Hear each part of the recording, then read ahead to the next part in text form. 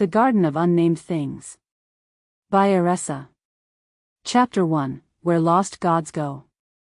The garden did not appear on any divine map. This was not an accident.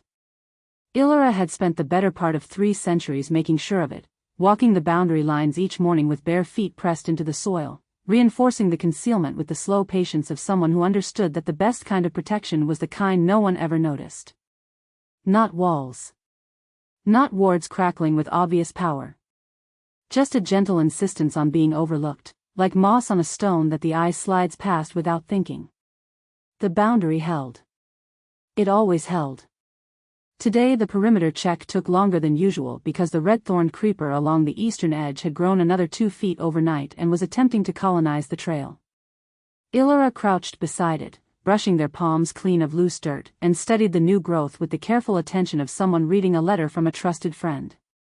"You're going to block the deer path," they said. The creeper did not respond.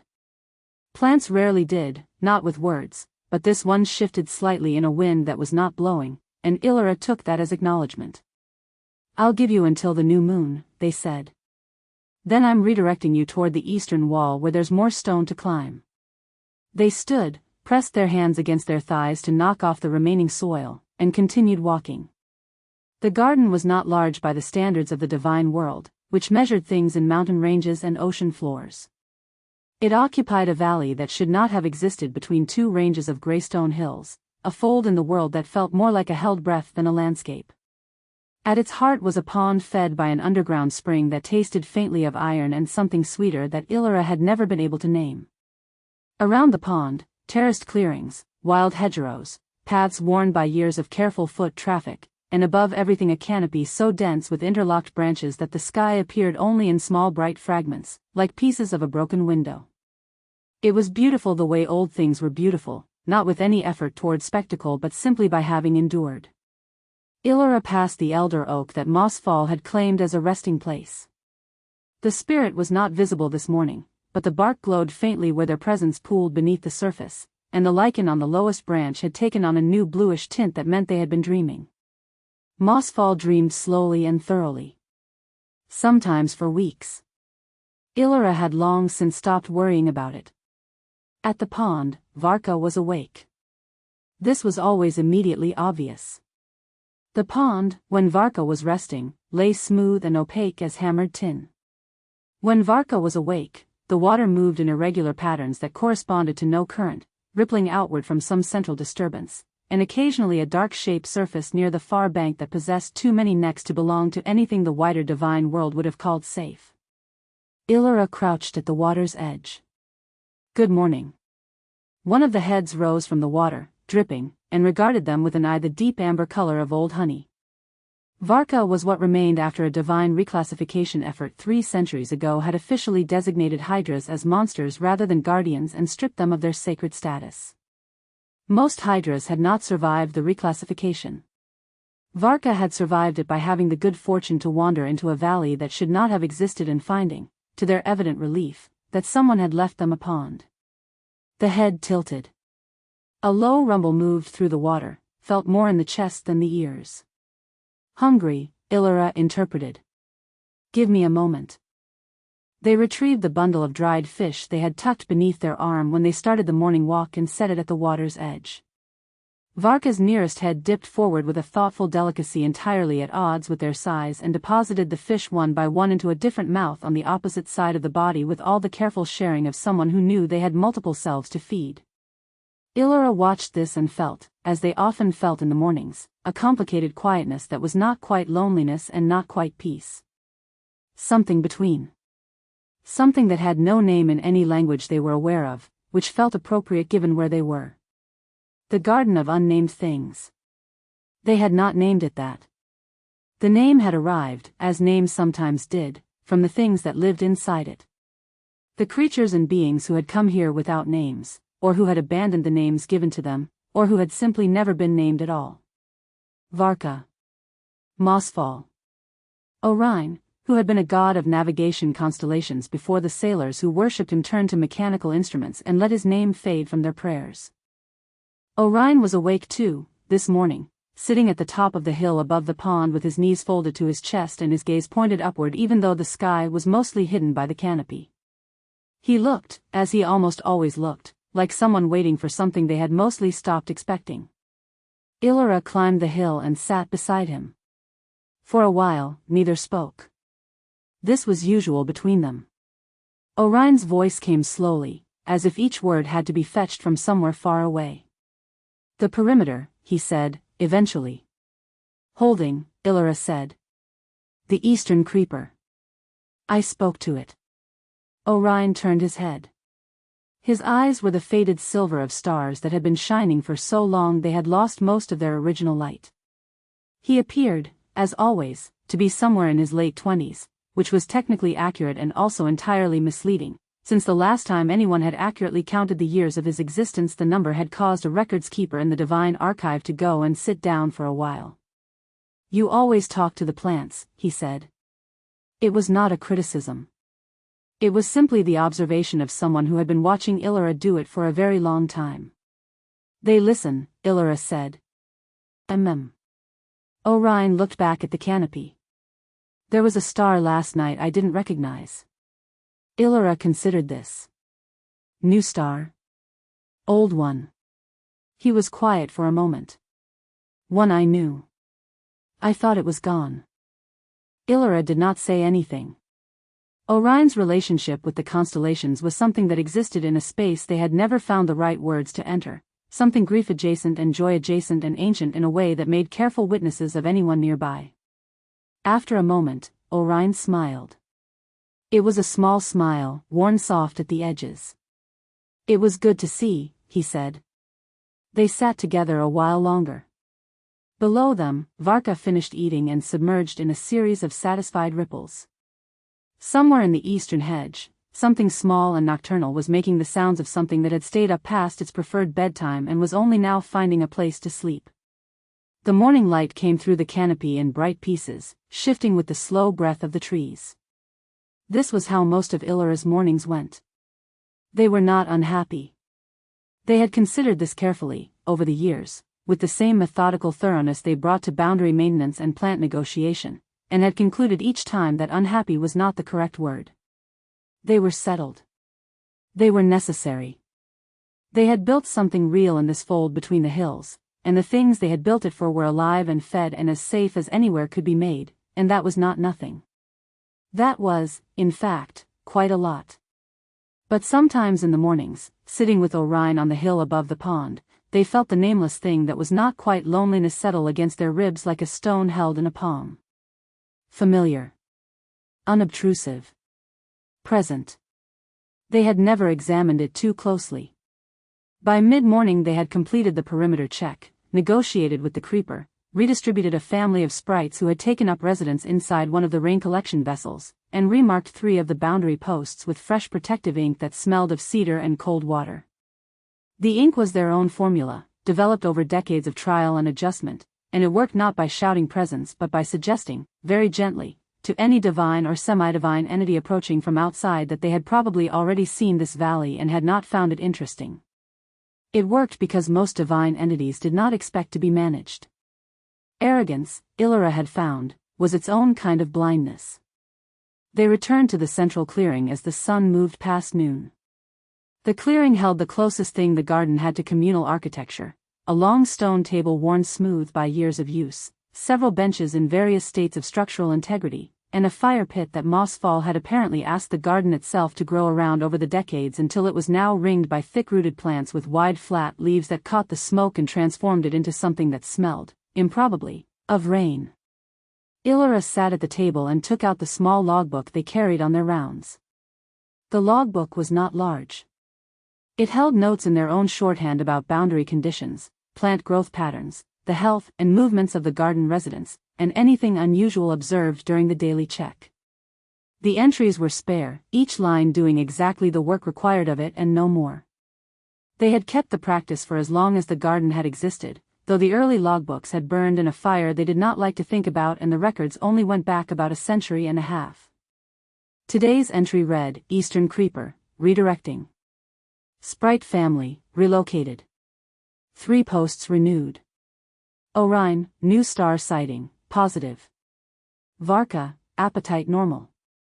Mossfall, dreaming. Perimeter, stable. No external activity detected. They closed the book and sat for a moment with their hands flat on the stone table, looking at nothing in particular. Stable. Normal. Quiet. These were good words. They had worked extremely hard to make these words accurate. The garden breathed around them, slow and patient. Somewhere in the trees, a bird that had never existed in any ornithological record sang 3 notes and then stopped, apparently satisfied. A small luminous creature that Ilyra classified in their logbook as the blue thing drifted past at approximately knee height, took no notice of them whatsoever, and continued on its way. Ilyra watched it go. The nameless thing pressed lightly against their ribs. They brushed a smear of fresh soil from the back of their hand, opened the logbook again, and began making notes on the creeper's new growth measurements. There was always more to tend to. That, at least, had never changed. Chapter 2, The Warrior Who Wouldn't Leave. The garden knew before Ilyra did. That was how it always went. The concealment worked by suggestion, by the gentle pressure of overlooked nests laid across the valley like a second skin, but it was not a wall. Walls kept things out. The garden's particular protection was more like misdirection. It encouraged things to feel they had already seen this valley and found it uninteresting, and so most divine entities simply turned their attention elsewhere without ever quite understanding why. But occasionally something arrived that was too distracted to be misdirected. The first sign was Varka. Ilyra was at the southern edge of the garden, resetting a boundary marker that had tilted overnight, when they felt the pond change. They did not hear it or see it. The pond was a 20-minute walk away through the terraced clearings, but the garden had a kind of peripheral awareness that Ilyra had long since learned to read like a second set of senses. Varka's particular signature was distinctive, a sudden, agitated churning in the water that corresponded to the creature rising from the depths with all heads up and alert, defensive posture, attention fixed on the northern tree line. Ilyra straightened up. They stood still for a moment, hands loose at their sides, and extended their awareness along the root network the garden had built under their feet over centuries of mutual habitation. Something was moving through the outer ring of trees. Something large.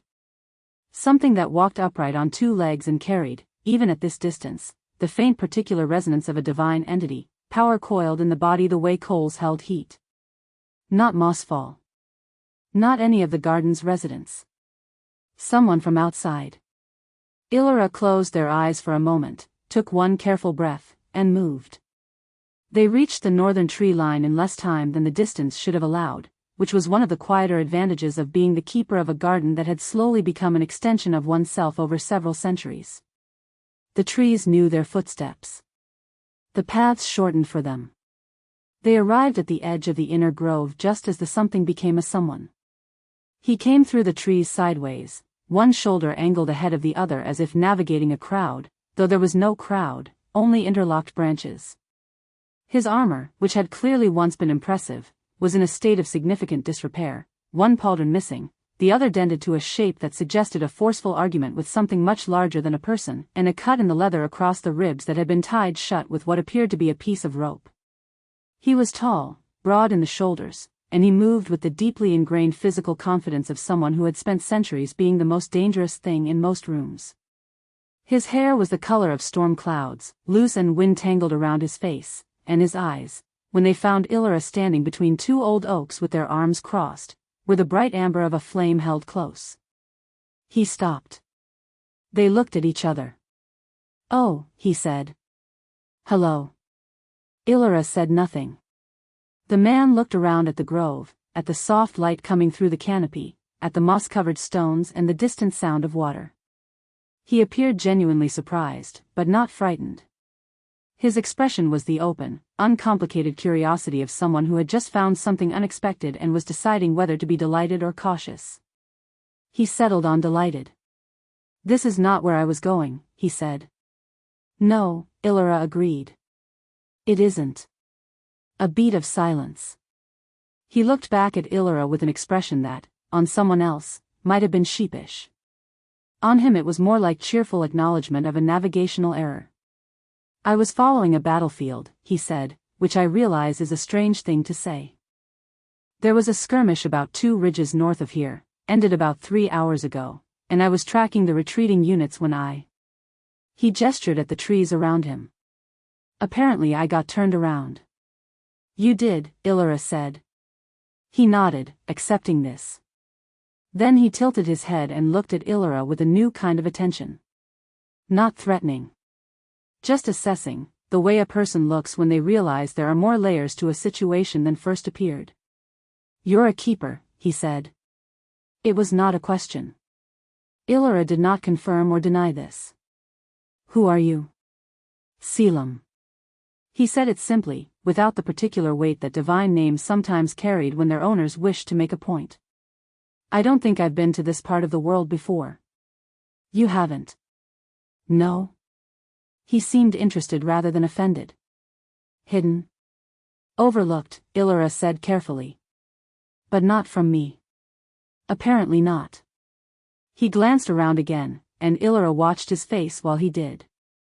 There was something different about the way he looked at the garden from the way Ilyra had imagined an outsider might look. They had, in the abstract, prepared for the possibility of discovery. They had imagined wariness, or ambition, or the particular expression of someone calculating what power a hidden sanctuary might represent. What they had not imagined was this: a person standing in their grove looking around with the uncomplicated expression of someone who had walked into something genuinely beautiful and was simply letting themselves feel that. It's very quiet, Selim said. He said it like a compliment. It is. And the concealment, it's not a ward? It's a suggestion. He looked at them again. And I didn't take the suggestion. You didn't. A pause. He reached up and rubbed the back of his neck, which dislodged a small leaf from his hair, and Ilyra noticed for the first time that the cut in his armor across the ribs had bled through the rope tie, not heavily, but enough to leave a dark stain at the edge. You're injured, Ilyra said. Selim looked down. Oh. That. He seemed to think about it. A bit. It needs cleaning. It's fine. I've had worse. That is not the same thing as fine, Ilyra said. He blinked at them, apparently recalibrating. Ilyra turned away. Come, they said, in the tone they had developed over centuries for use with beings who were too stubborn to acknowledge practical necessities unprompted. There's a clearing. I have a kit. There was a brief pause behind them. Then the sound of footsteps following, heavier than Ilyra's own, the particular cadence of someone used to ground that pushed back. Ilyra led him through the grove and into the outer terraced clearing without speaking.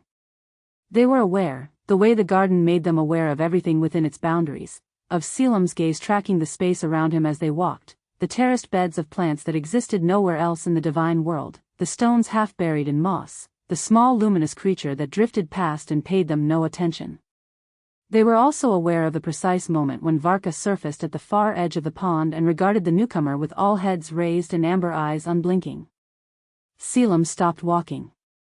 That, he said, is a hydra. Yes. They're supposed to be extinct. Varka is not extinct, Ilyra said, mildly. Varka was reclassified. A pause. What's the difference? The difference, Ilyra said, setting the small kit down on the stone table and opening it, is that extinct means gone. Reclassified means the divine order decided something didn't belong in the category where they had been putting it, and needed somewhere else to be. Sit down. Selim sat. He had not taken his eyes off Varka, but his expression had shifted from startled to something softer. One of Varka's heads tilted, and he tilted his head in response, which seemed to surprise him, and Ilyra thought, there it is. The thing that sometimes happened with the garden's residents when they met the right kind of stranger. A recognition. They began cleaning the wound at his ribs.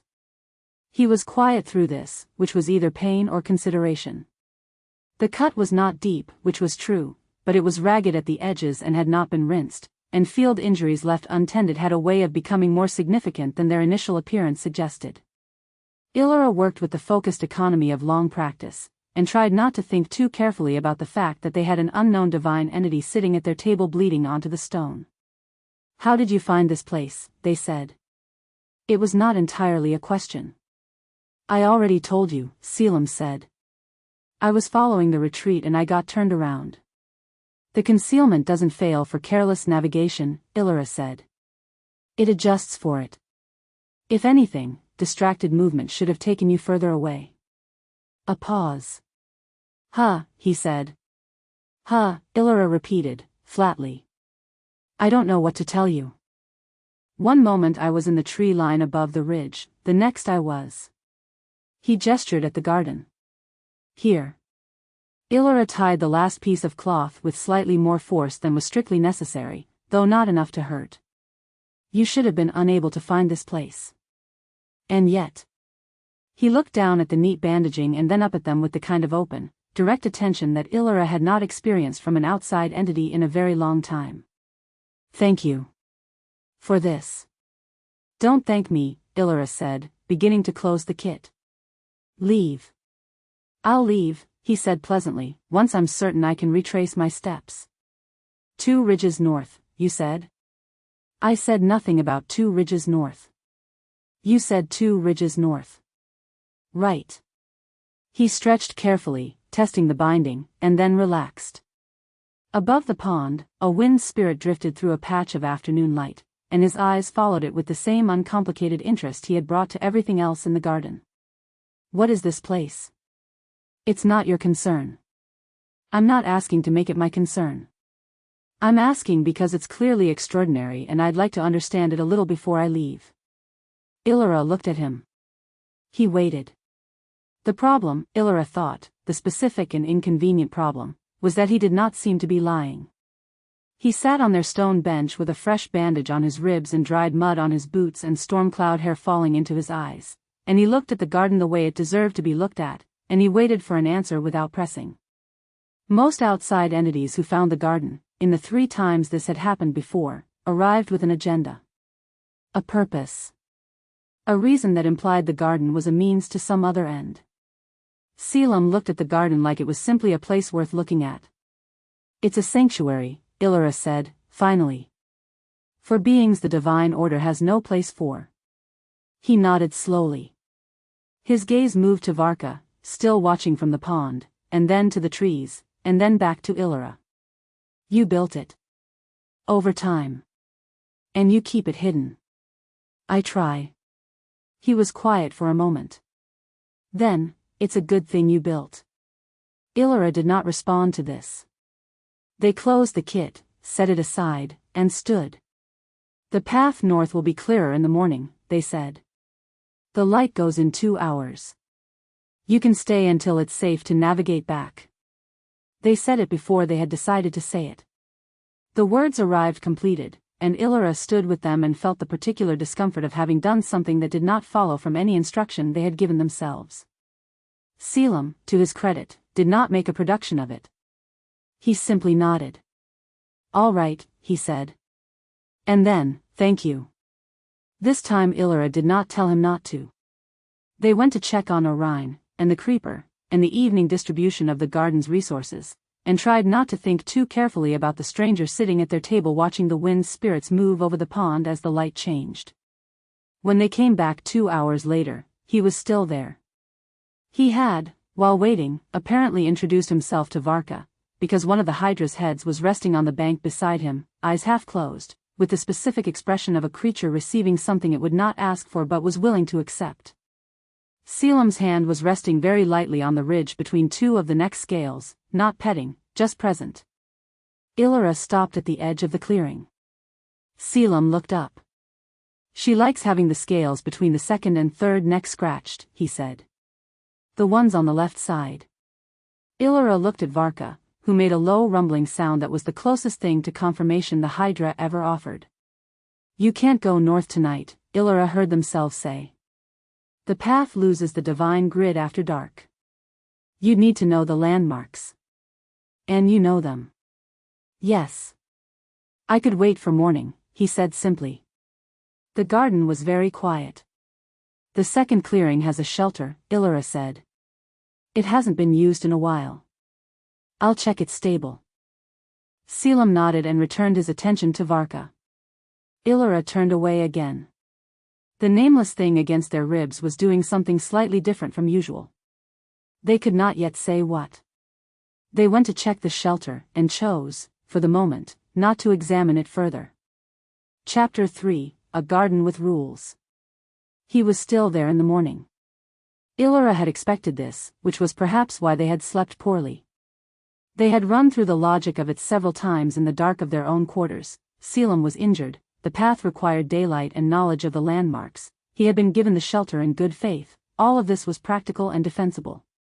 The fact that he was still there in the morning was simply the natural result of circumstances they had themselves arranged.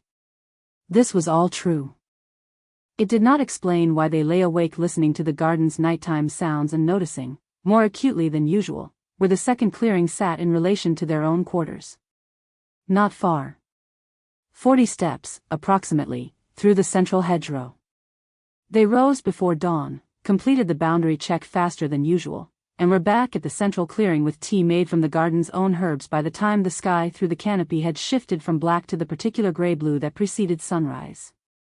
Selim emerged from the second clearing at approximately the same time, which was a coincidence Ilyra declined to assign meaning to. He looked, inexplicably, like someone who had slept well. His hair was still untamable, but he had resecured one of the damaged pauldrons, and he moved without the slight favoring of the right side that had marked his walk the previous evening, which meant the binding was holding. He saw them, and his face did the thing Ilyra had already begun to recognize, the immediate, uncomplicated openness of someone who was simply glad to see the person in front of them. "Good morning," he said. "Morning," Ilyra said. A pause. Ilyra handed him one of the cups. He accepted it without making anything of the gesture, which was the correct response, and they stood together at the stone table in the pre-dawn gray and drank in silence. It was, Ilyra noted, not an uncomfortable silence. This concerned them slightly. "You should be able to navigate north once there's enough light," they said. "I'll walk you to the outer boundary." "I appreciate that," Selim said. He was looking at the garden again, at the way the low morning mist moved through the terraced clearings. "What time does the light come through fully?" "About an hour from now." He nodded. "Then, do you have residents who leave the garden during the day?" Ilyra looked at him. "Why?" "I'm just thinking about the concealment. If beings come and go, there's a trail. Even with a good suggestion ward, repeated movement along the same path creates a groove in the landscape. Something to find, if you were looking." Ilyra set down their cup. They had, in fact, thought about this. It was a real and ongoing consideration. Lethri came and went regularly, and Ilyra had developed a specific set of protocols to vary the messenger spirit's approach routes precisely to avoid the kind of worn path effect Selim was describing.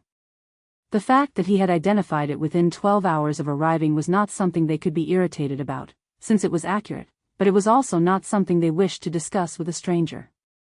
"You've thought about it," Selim said, reading their silence correctly. "Of course I've thought about it." "Good." He drank his tea. "I'm not trying to tell you how to manage your sanctuary. I just notice things from habit. Battle strategy, mostly. The principle is the same." "I'm aware of the principle," Ilyra said. "I know you are." He looked at them over the rim of the cup, and there was nothing challenging in the look. "Just attention." "Sorry. I have a habit of saying things out loud that I think of. It's apparently annoying." Ilyra did not say it wasn't. He smiled at this, as if their silence was itself a kind of answer they had given him, and returned to looking at the garden. Orion appeared at the top of the hill above the pond, sat down in his usual spot, and looked at the sky as if he and the stranger at the table were both simply furniture in the same room. Which was, Ilyra reflected, very characteristic of Orion. Selim noticed him. "Is that?" He paused. "He's faded." "Yes." "Constellation god?" "Former." Selim was quiet for a moment. "Then, there was a god of the riven stars, one of the navigational constellations. Sailors called him by a different name in every port, but the oldest name was Orion. I learned it during a campaign about." He calculated. 400 years ago. Maybe more. Ilyra said nothing. They watched Selim's face while he looked at Orion, and saw the particular expression that sometimes appeared on the faces of visitors who understood, for the first time, what kind of place this was. Not curiosity, exactly. Something older. Something like grief, or its close neighbor. He ended up here, Selim said quietly. This is where ended up tends to lead, Ilyra said. A long silence stretched. A bird began singing somewhere in the eastern hedge, 3 notes, pause, 3 notes. Can I ask you something? Selim said. You can ask. What do you do when someone finds this place who shouldn't? Ilyra looked at him directly. This hasn't happened many times. But it has happened. 3 times before you. They let that number sit in the air. Twice, the entity in question was disoriented enough that they left without being certain of what they had found. Once, it was someone who needed refuge themselves. And they stayed. They stayed. Selim nodded slowly. Then, and what about someone who found it, didn't need refuge, and wasn't disoriented? That, Ilyra said, hasn't happened before. They looked at each other. The morning light was beginning to come through the canopy now, in the first pale pieces, and it caught in his amber eyes and made them warmer than they already were. Ilyra noticed this and then redirected their attention to the middle distance. I need to tell you what this place is, Ilyra said. Before you leave. So that you understand what you're carrying. All right, he said, without hesitation. He set down his cup and gave them his full attention. Ilyra stood. They were better at this standing. The Garden of Unnamed Things is a sanctuary for beings the divine order has cast out, reclassified, or erased. The creatures here exist in violation of the current divine registry. Some of them were stripped of their status. Some were never given it. Some fled before their status was taken. They kept their voice level and precise. The divine order does not know this place exists. That is not an accident. That is the entire point. Selim listened without interrupting. If the order found this garden, Ilyra continued, the beings who live here would be subject to their authority again. Some would be recaptured. Some would be forcibly reassigned.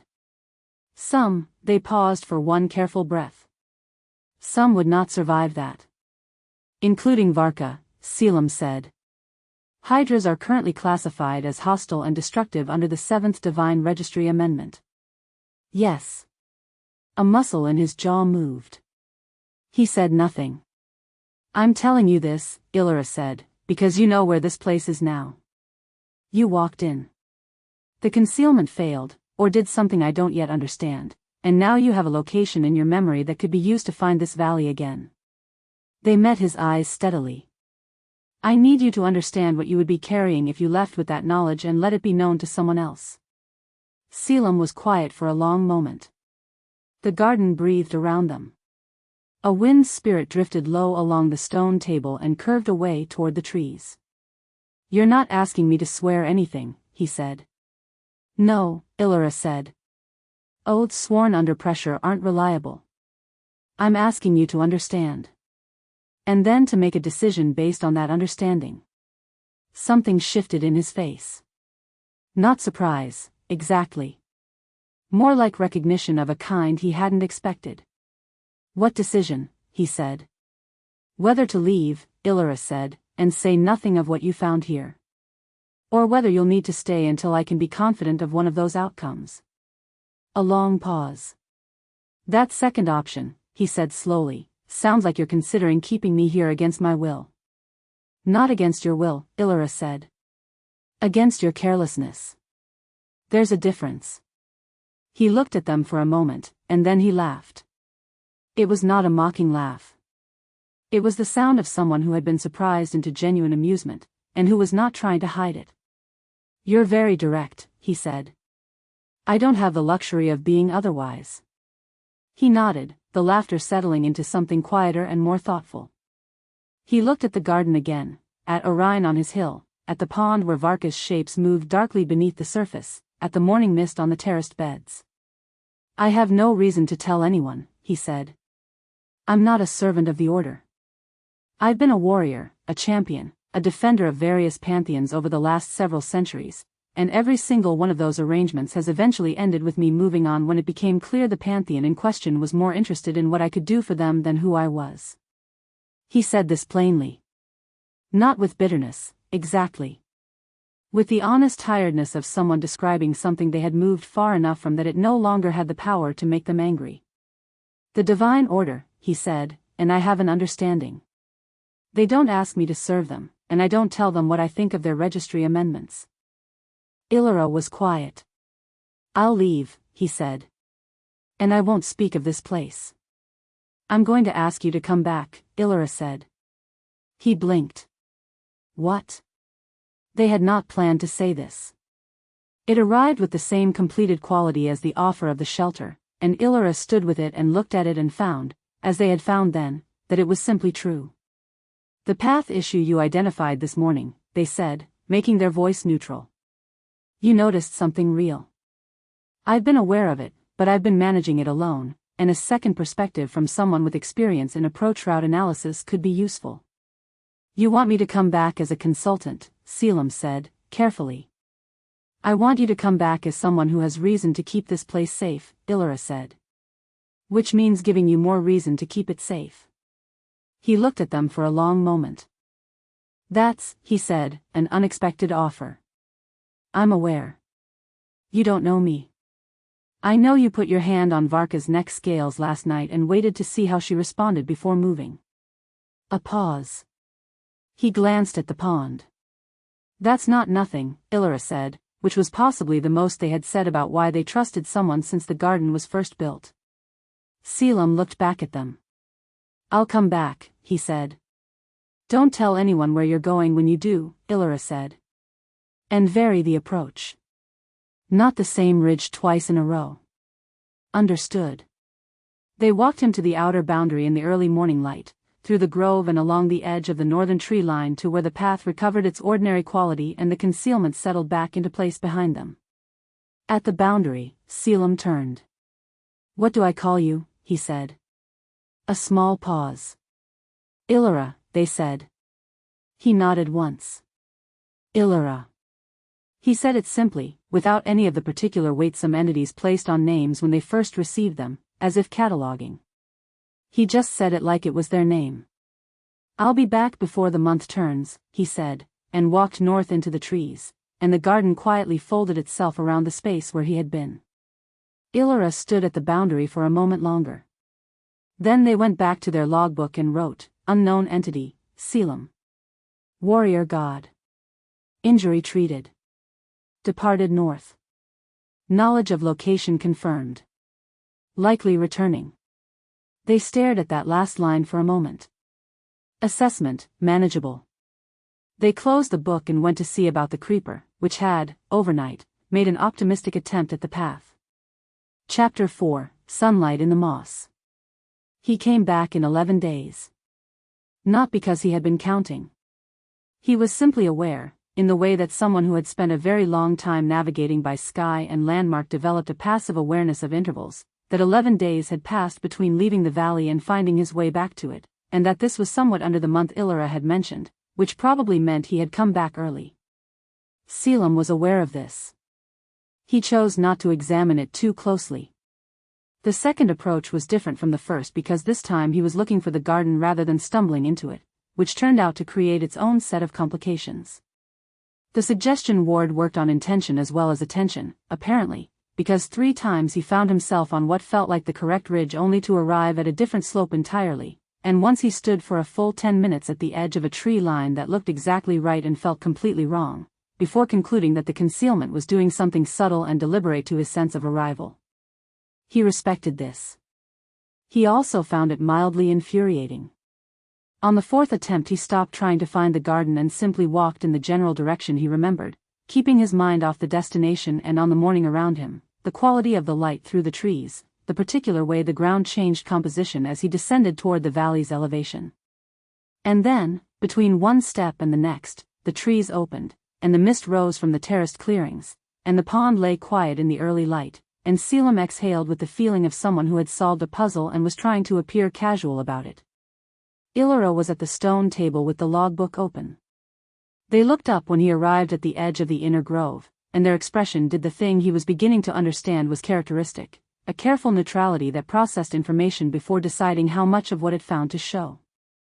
11 days, they said. Is that early? I said before the month turns. The month has 19 days, he said.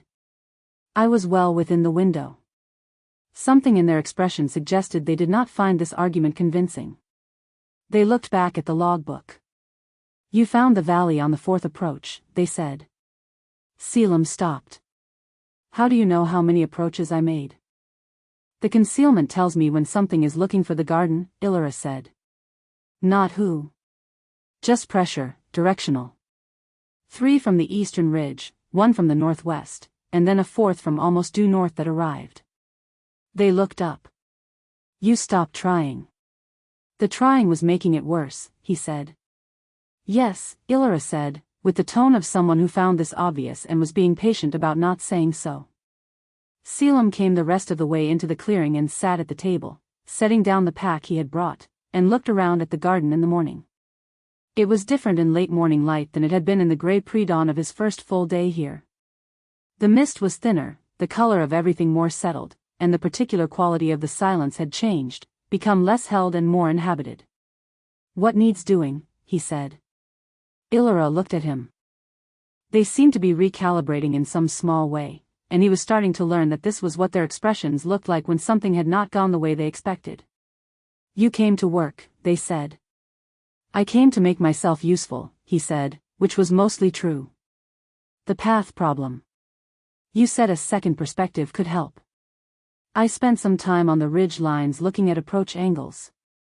He had, in fact, spent a significant portion of the 11 days doing exactly this, mapping the terrain around the valley from the outside in, noting where the concealment's effect faded and where it intensified, thinking about how a divine entity with specific knowledge and the right kind of attention might navigate past it. He had made notes in the small book he carried for tactical observations and had felt, somewhat to his own bemusement, genuinely invested in the problem. He pulled out the notes and set them on the table. Ilyra looked at them. Then at him. You spent 11 days on this, they said. Predominantly. A pause. They reached out and turned the book so they could read it right side up, and Selim watched their face while they read.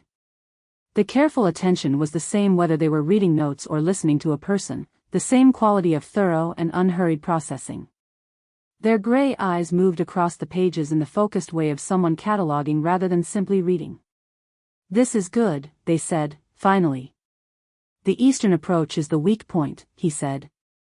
If someone comes from that direction with directional intention and experience reading ward suppression, the suggestion softens. There's a natural gap in the root network there, I could feel it from above. About 30 feet wide. I know about the gap, Ilyra said. I've been reinforcing it every season for 40 years.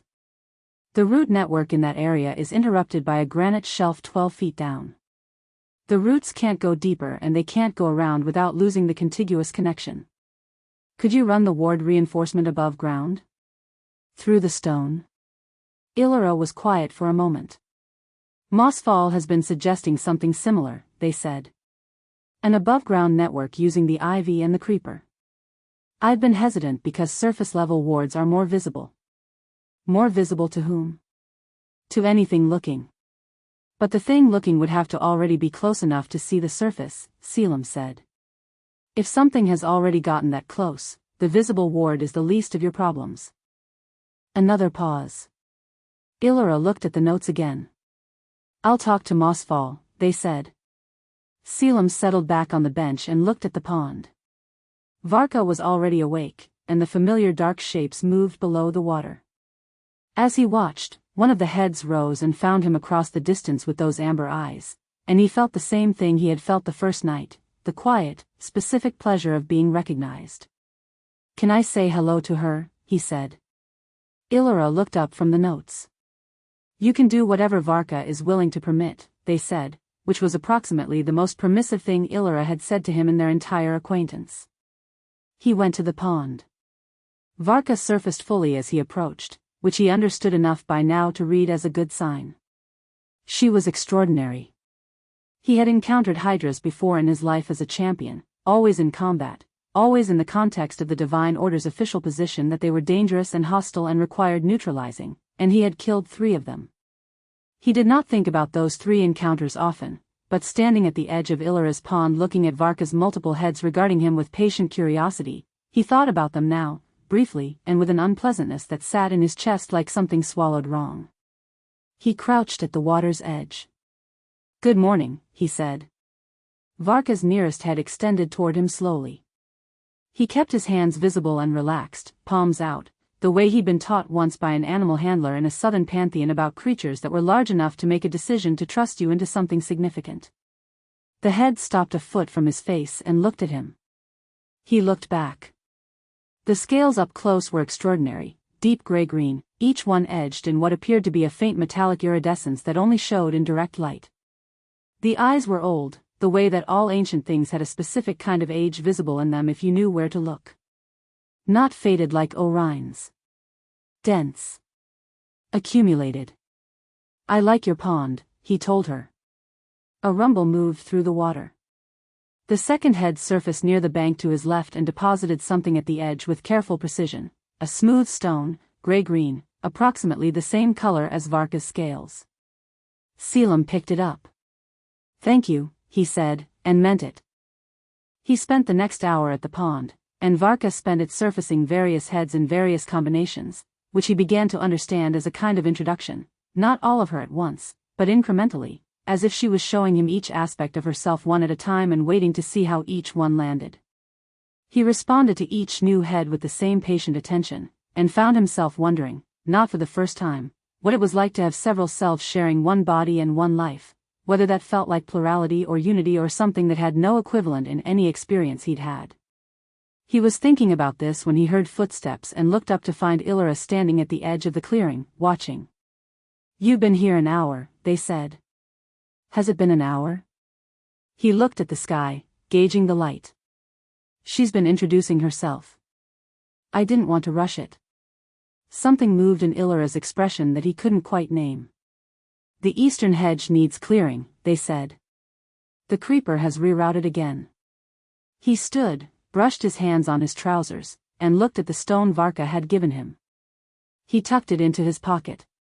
They worked through the morning on the eastern hedge and the creeper situation, which turned out to involve a negotiation Ilyra conducted entirely in the second-person singular address to a plant, with full seriousness and the kind of unhurried patience that suggested this was simply a normal conversation. Selim cleared the overgrown path sections while Ilyra negotiated, and did not comment on any of it, because it was clearly working. "You really do talk to them," he said, during a pause. "I already told you," Ilyra said. "They listen." "What does the creeper say?" "Nothing verbal.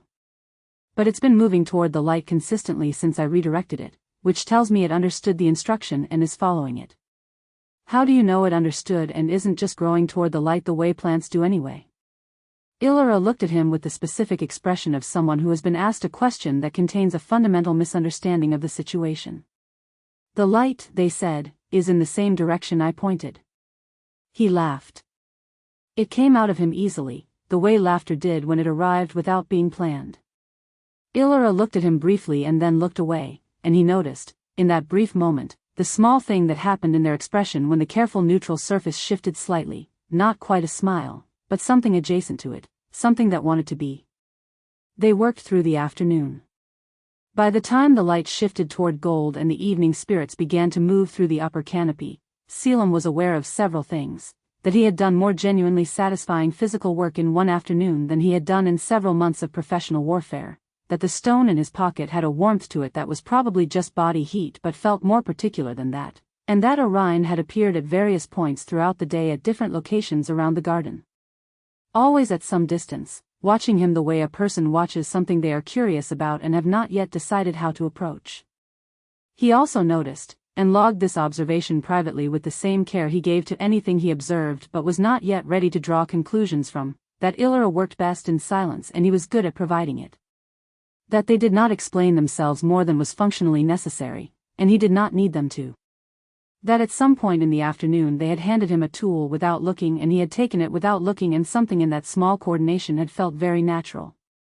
At the end of the day, standing at the stone table while Ilyra made notes, he said, "Can I come back again?" Ilyra did not look up from the logbook. "You came back before the month turned last time," they said. "Is that a yes?" A pause that was nearly a beat too long. "The eastern gap still needs work," Ilyra said. Selim smiled. "I'll vary the approach," he said, picking up his pack. "Northeast next time." Ilyra made a small sound that was not quite agreement and not quite correction and somehow communicated both. He walked back through the inner grove toward the northern tree line, and the garden settled quiet behind him, and he found himself already thinking about the return approach. He would try northwest. The northeast felt too obvious. He kept the stone in his pocket all the way home. Chapter 5, Things That Should Not Feel. 3 months into the visits, Ilyra noticed the problem. They noticed it on a morning that was not unusual in any identifiable way. Selim had arrived the previous afternoon via the western approach, which was his current preference after concluding through some process of experimentation that the concealment was more permeable from the west when the light was low, and this had been noted in the logbook. He had eaten dinner at the stone table with Ilyra and Orion, and had asked Orion 3 questions about the riven stars that Orion had answered slowly and with visible pleasure, and had then gone to the second clearing to sleep. All of this was normal. It had become normal over 3 months, which was itself something Ilyra had noticed but set aside in the category of things to be examined at a more convenient time. The problem Ilyra noticed was this. They woke before dawn, as usual, and lay in the dark listening to the garden's nighttime sounds, and found that their first conscious thought was not about the boundary, or the eastern gap, or the season change adjustments to the ward protocol. Their first conscious thought was, he would still be asleep in the second clearing. They lay with this thought for a moment. It was not alarming in itself. It was simple spatial awareness, information about where a resident of the garden was located. The fact that the resident in question was temporary and did not, technically, live in the garden was a distinction that should have made the thought less automatic, not more. The fact that the thought had arrived first, before boundary and gap and protocol, was the problem. Ilyra got up, completed the boundary check with careful thoroughness, and returned to the central clearing as the sky began to lighten. Selim was already at the table. This was recent behavior. In the first month of visits he had risen with the light.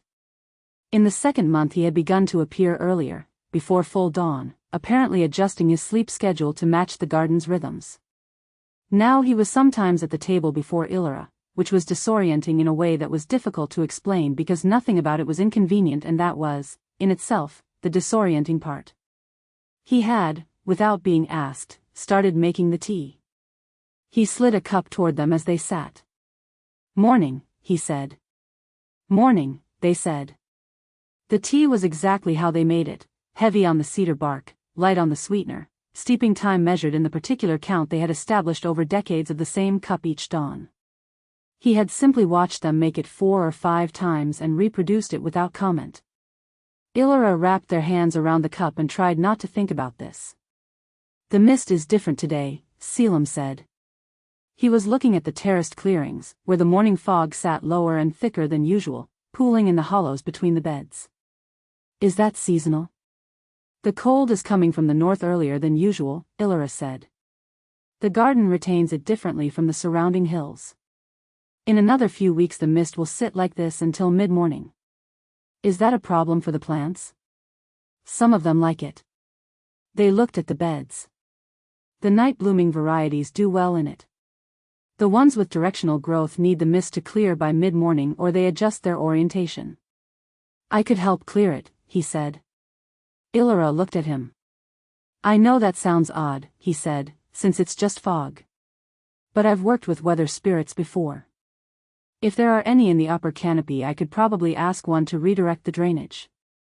"There are 3 wind spirits in the upper canopy," Ilyra said. "They have an arrangement with the garden about not disturbing the mist patterns. I negotiated it about 70 years ago." 70 years. They're slow negotiations. He smiled at this. The smile was quick and uncomplicated, the kind that arrived because something amused him and he saw no reason not to show it, and it did the thing that Ilyra had begun, with increasing frequency, to be aware of. It changed the temperature of the space in some way that had nothing to do with weather. This was the specific texture of the problem. It was not that Ilyra had never been aware of another person's attractiveness before. They were not naive, and they had lived long enough to recognize the cognitive and physiological components of attraction in others and in abstract. But awareness of the concept was entirely different from the thing that was currently happening, which was a warm light through fog, Selim's hands around a cup, the specific angle of his attention on the mist, and Ilyra's complete inability to process the morning in its normal sequential order. They pressed their palms flat on the stone table. The beds in the western terrace need turning before the cold sets in, they said. If you want something to do. Sure, he said. They worked. The physical motion helped, the rhythm of turning soil, the specific resistance of the earth in late season, the smell of it. Ilyra worked a row ahead of Selim and tried, with the same methodical attention they brought to boundary maintenance, to examine the thing that was happening. It was inconvenient. That was the first and clearest observation. The garden had a particular ecology of emotional safety that Ilyra had built alongside its physical one, and the central feature of that ecology was predictability. They knew what to expect from each resident, from Orion's slow-arriving words, from Varka's deliberate introductions of herself, from Mossfall's dreaming. None of them created unexpected variables. Selim created unexpected variables constantly. Not through carelessness, which would have been manageable, but through the specific variety of attention he brought to things, unhurried, genuine, and never demanding anything back. That was the second observation. He did not require things from them. He arrived, offered whatever was useful, and asked for nothing beyond presence and task. This should have been simple. This should have been easier than any of the other relationships Ilyra maintained, which all involved complicated histories and the weight of what the garden had given each resident. It was not simpler. You're quiet, Selim said, from behind them in the row. I'm usually quiet, Ilyra said. Differently quiet today. Ilyra set down the turning fork and pressed their hands against their thighs. There was fresh soil on both palms, the familiar grounding texture, and they looked at it. I've been thinking about the mist, they said, which was not entirely a lie. He said, in the tone that told them he had accepted the deflection and was choosing not to press it. This was the third observation, and possibly the most destabilizing. He had learned how to read their silences. Not perfectly, and not intrusively, but enough to know when they were present and when they were inside their own head and to adjust accordingly. No one had ever learned this before. The garden's residents had patterns of interaction with Ilyra that were long established and largely comfortable, but they had not adapted to Ilyra's rhythm so much as Ilyra had adapted to theirs. Selim had done both. The northern boundary marker near the granite shelf, he said, changing the subject with his usual easy adaptability. I was thinking about whether we could sink a post directly into the shelf rather than the soil beside it. It would give the ward reinforcement a fixed point that doesn't shift with seasonal ground movement. The shelf is 12 feet down, Ilyra said. I have a direct affinity for stone, he said. Battle applications, mostly. But the principle should transfer. Ilyra looked at him. You have a lithic affinity? Is that the right word for it? It's what the order calls it. Stone manipulation. Technically I can influence the crystalline structure of any silicate-based mineral under sufficient divine pressure, he said. Which in practice means that in a fight I can usually convince a granite outcrop to do something inconvenient to my opponent. I've never tried it for construction purposes. Ilyra thought about this. Then they thought about the Eastern Gap, which they had been managing for 40 years by seasonal reinforcement, and which Selim had identified on his first morning as a structural vulnerability. It might work, they said. He nodded. We could try it after this. They went back to the turning. The fog was beginning to clear in the upper terraces, dissolving in the strengthening morning light, and the smell of the turned earth mixed with the cold air in the specific way that Ilyra had always found clarifying. It was not clarifying today. The problem, as they turned soil and thought about it with the same careful thoroughness they applied to everything, was that they had no reliable framework for managing this. The standard approach to things they did not understand was research and time and the patient accumulation of understanding. They had applied this approach to every complex system the garden had presented them with over centuries: plant biology, ward theory, the ecology of divine residency, the particular needs of beings who had been erased by the systems that had made them. The standard approach did not seem to apply here. At mid-morning, when they stopped to drink water at the edge of the terraced beds, Selim sat on a low stone wall and tipped his head back to look at the canopy. The light came through in fragments and fell across his face in the shifting, impermanent way of something not quite steady, and he closed his eyes for a moment against it with the look of someone simply letting themselves be somewhere. The nameless thing against Ilyra's ribs did something new. It was not the familiar pressing. It was more like a turning, the way a plant turns toward light, involuntary and directional and entirely outside the gardener's instruction. Ilyra looked away. They would not examine this. Not now, not here, not in the middle of the day with 3 beds still unturned and the eastern gap waiting and every good reason to keep the interior of the garden's ecology uncomplicated. Ready, they said. Selim opened his eyes, looked at them. Ready, he said. They went back to work. But the turning had happened, and turning, Ilyra knew perhaps better than anyone, was not something you could undo by deciding not to look at it. That evening, in the logbook, they wrote, beds, 3 terraces turned. Eastern gap, potential method identified, testing pending. Western mist, seasonal onset, monitoring. They stared at the page for a long moment. Then, very slowly, they wrote one more line, Selim, still here. They looked at those words for a while. Then they closed the book, set it on the table, and went to help Orion identify the star he thought he had seen rising in the northwest, because there was always something that needed their attention, and that was the safest thing about the garden: it never ran out of things to tend. Chapter 6: The Messenger Arrives. Lethri never announced herself. This was either a character trait or a philosophical position. After decades of acquaintance, Ilyra had never determined which. The messenger spirit simply appeared in places she had not been a moment before, usually at the precise moment when her arrival would create maximum inconvenience, and regarded the disruption she caused with the cheerful unconcern of someone for whom the concept of timing was a suggestion rather than a rule. Today she materialized on the stone table. Not beside it. On it. Sitting cross-legged in the middle of the surface Ilyra had been using to spread the autumn ward charts, scattering 3 months of careful notation to the ground with the casual completeness of someone who had sat on a table 10,000 times and never once considered what might be underneath them. Lethri, Ilyra said. Ilyra. She looked around with the rapid, comprehensive scan of someone cataloging a space for changes. You've added something to the eastern hedge. New growth from the creeper. Redirected. Looks thicker. Her eyes landed on Selim, who was on the far side of the clearing mending the south bench with a mallet and a persuasive argument with the wood grain, and she went very still in the particular way of someone who had found something more interesting than what they had come to say. Who is that? A visitor, Ilyra said, beginning to collect the ward charts from the ground. A visitor.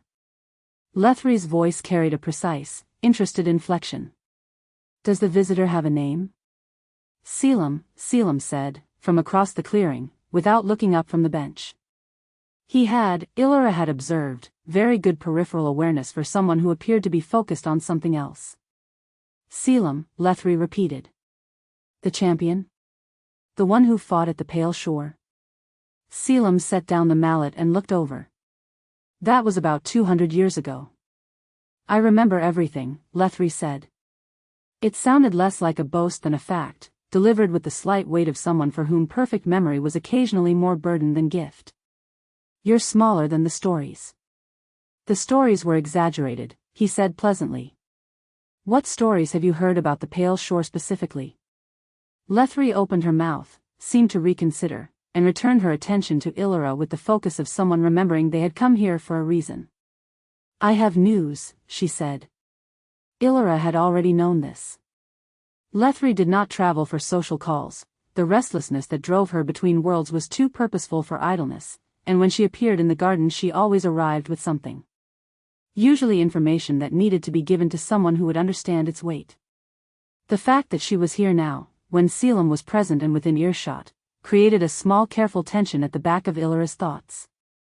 "Go ahead," they said. Lethri glanced at Selim. "He knows what this place is," Ilyra said, quietly. "He knows the importance of what is said here." Another glance at Selim, who had set the mallet down fully and was paying attention now with the particular stillness of someone who understood that their attentiveness was being tested. Lethri turned back to Ilyra. "Seraphel is moving," she said. The ward charts in Ilyra's hands became very still. Lethri continued, in the quick, efficient way she delivered information, each word placed like a tool on a surface. "There have been inquiries through 3 separate divine administrative channels in the last 30 days. Formal requests for records access, specifically records pertaining to decommissioned sanctuaries, abandoned divine properties, and unregistered spiritual territories in the outer ranges." "What ranges?" Ilyra said. "The northern Greystone valleys." Lethri held Ilyra's gaze without blinking. "Among other regions." The clearing was very quiet. Somewhere above them, one of the wind spirits moved through the canopy, and the sound of it was the only sound for a moment, leaves shifting against each other with the small papery whisper of things that did not know to be alarmed. "How specific are the inquiries?" Ilyra asked. "Broad, for now. More like a search pattern than a targeted request. But they're systematic." Lethri reached into the worn satchel she carried across one shoulder and produced a folded square of something that was not quite paper and not quite bark, covered in small precise marks. "I copied the administrative language from the Central Archive's external access log. The requesting party is listed as an authorized agent of the Upper Covenant, which is the administrative division Seraphel has been sitting on for the last century." Ilyra took the copied record. They read it once. Then again. The language was familiar, the kind of formal archival terminology that the Divine Order used when it wanted to make something bureaucratic sound like routine. But the pattern underneath it was not routine. 3 separate channels, all within the same 30-day window, all converging on the same geographic category. Someone was building a picture. Someone was being systematic about it. Seraphel had always been systematic. "Does the inquiry name anything specifically?" Ilyra said. "Not yet." Lethri's voice was careful. "But the trajectory is north. And the records request includes a category I want you to note." She leaned forward slightly and tapped one of the marks on the copied record. "Beings formerly associated with dissolved divine roles. That category includes former keepers of decommissioned sanctuaries." The words sat in the air like something placed there deliberately. Ilyra folded the record with precise movements and held it in both hands. "Thank you," they said. Their voice was steady. They had practiced being steady for centuries and it served them now with the reliability of long habit. "There's more," Lethri said, in the tone of someone who wished there wasn't. The inquiry came with a secondary request. Cross-referenced against it. "A personal record search." She paused. "The name on the secondary request has been obscured. Whatever name was searched, it's been flagged as restricted access in the archive. Someone with Upper Covenant authority redacted it." "Before or after the inquiry was filed?" Ilyra said. "After." Lethri met their eyes. The redaction was applied 3 days after the initial inquiry. Someone realized it was too visible and cleaned it. The clearing remained quiet. Selim had not moved from his position near the bench. He was listening with the quality of attention that Ilyra had come to recognize as his version of stillness, not the absence of reaction but the deliberate containment of it, present and processing and choosing not to put pressure on the moment with a response. Ilyra looked down at the folded record in their hands. They had known, in some abstract and distant way, that the garden's concealment was not permanent. Everything that was hidden could be found, given enough time and the right kind of looking. They had built the best protection they could with what they had, and they had maintained it with the same careful daily labor they brought to everything else, and they had told themselves that this was enough because the alternative, the knowledge that it might not be enough, was not something that had been useful to carry. It was useful now. "How long do you think before the search narrows?" they asked. Lethri considered this with the genuine thoughtfulness she gave to anything she was asked to calculate. If they're being systematic and they have full archive access? 3 months to 6. Depending on how much of the Northern record was lost in the dissolution fires and how quickly Seraphel's agents can cross-reference physical terrain. The dissolution fires took most of the 3rd century records, Ilyra said. Yes, Lethri said. Which buys you time. But not indefinitely. A pause. Ilyra. Lethri's voice had changed quality slightly. Not softer, exactly. More deliberate. You should know that the secondary record search, the redacted one, I ran a comparison against the archive's query structure before they cleaned it. I couldn't recover the name. But I recovered the category. Ilyra's hands tightened on the folded record. Personal divine identity records, Lethri said.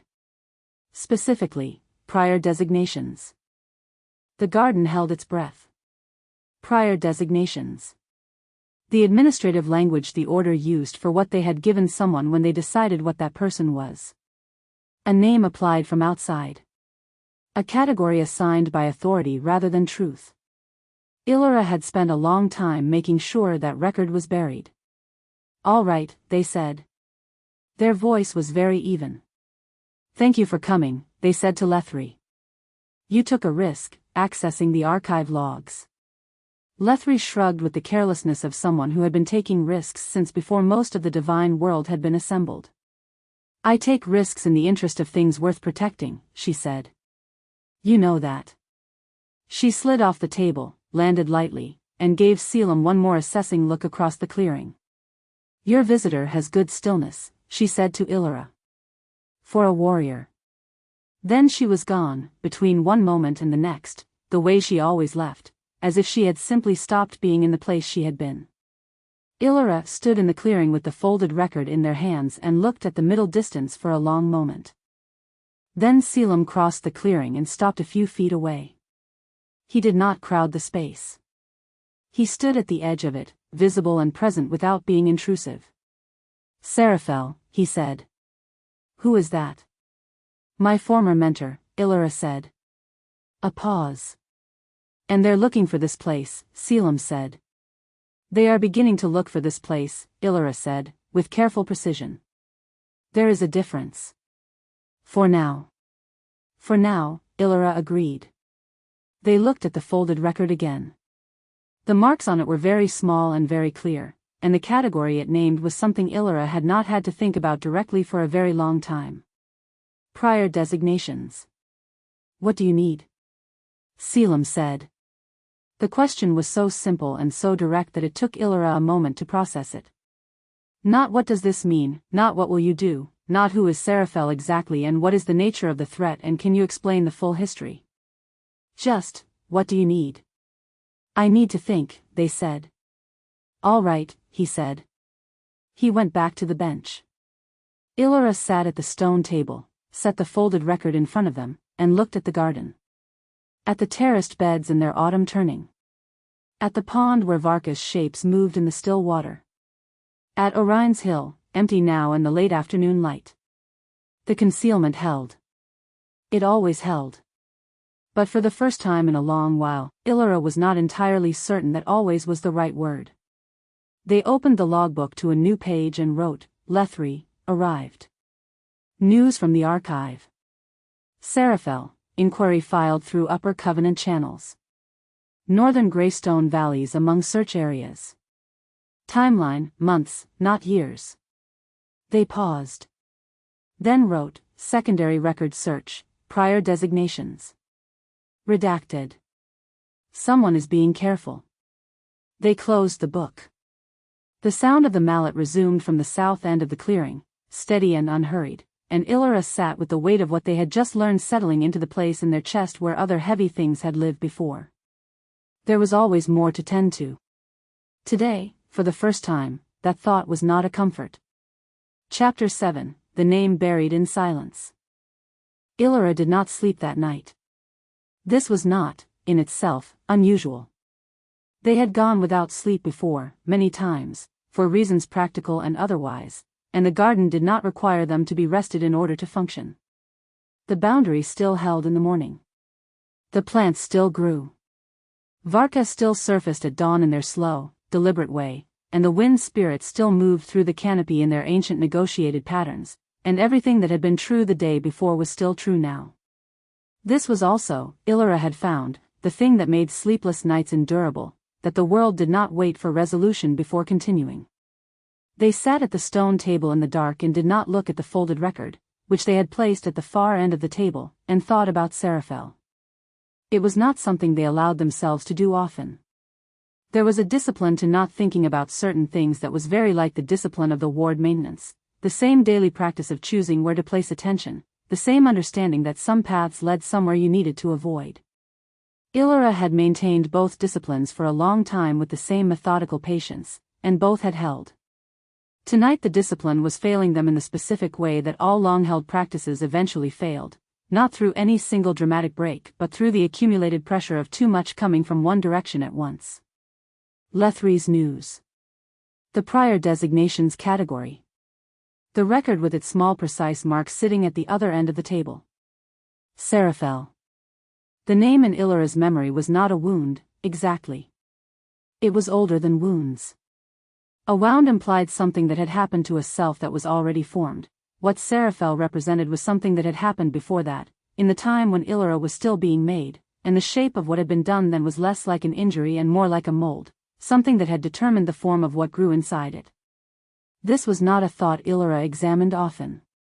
They were examining it now, carefully, because what Lethri had said about prior designations meant that the record search was not simply about the garden. It was about them specifically. About the name that had been given to them in another life by someone who had decided they had the authority to give it.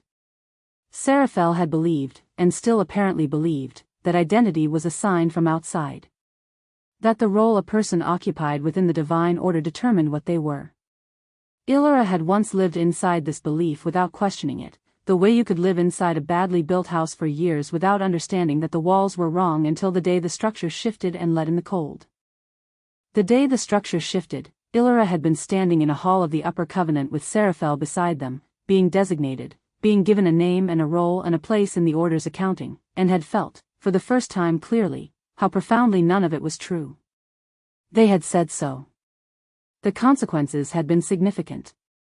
Ilyra pressed their palms flat on the stone table and looked at the dark shapes of the garden around them. The fire pit's embers were still faintly orange. An occasional small sound from the eastern hedge, the sprites who had taken up residence there again after their third relocation, because sprites and relocations had a relationship that did not acknowledge permanence. "You're awake," said a voice from the second clearing. Another pause. Somewhere in the eastern hedge the sprites shifted, a small rustling sound. "When I told Seraphel that the name wasn't true," Ilyra said, "the word they used was ungrateful. The name had been given with care and ceremony and authority, and my rejection of it was, in Seraphel's framework, a rejection of all those things. Of the care. Of the authority." They looked at the record at the end of the table. "I think that is, at its core, why they're still looking." "Not because of the garden," Selim said. "The garden is secondary. The garden is a resource they would like to control. But the original injury," Ilyra stopped. Chose a different word. The original event, in Seraphel's accounting, was a refusal. A refusal of what they had given. People with Seraphel's relationship to authority do not forgive refusals. Selim was quiet for a moment. Then, what was the role? The one they assigned. Ilyra looked at him. He met the look without flinching. Not pressing. Just present with the question, willing to receive whatever answer arrived or none. "A herald," Ilyra said. "A divine messenger." The role carried a specific set of attributes: commanding presence, a voice made to be heard, the capacity to represent the order's authority in any territory. They looked at the fire. "Everything I was given was designed to be visible. To be loud. To occupy space in a particular way." The silence was very clear. "I am not those things," Ilyra said, quietly. "No," Selim agreed, without any qualification or softening. Just acknowledgement. Ilyra felt something ease in their chest. "Not much." but a small, specific easing, the way a bandage loosens when it has been tied too tight and someone makes a small adjustment without asking.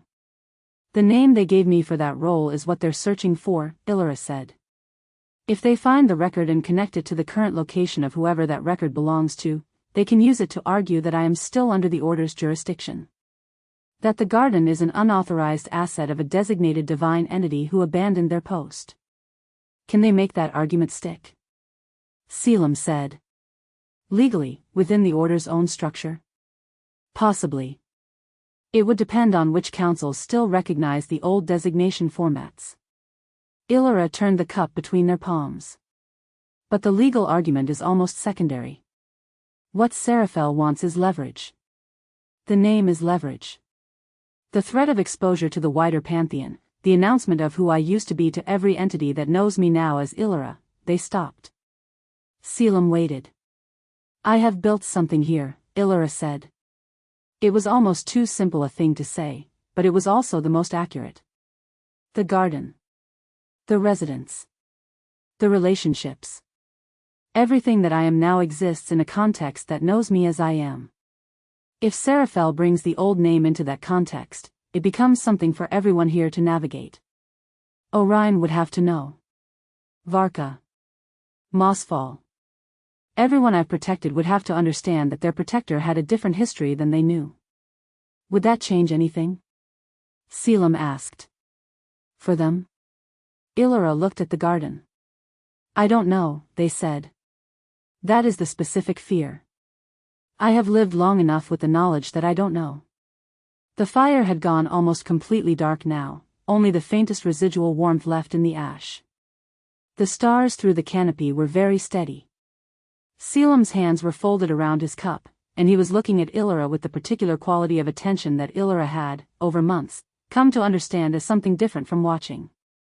Something more like witnessing. I don't know either, he said. What it would change.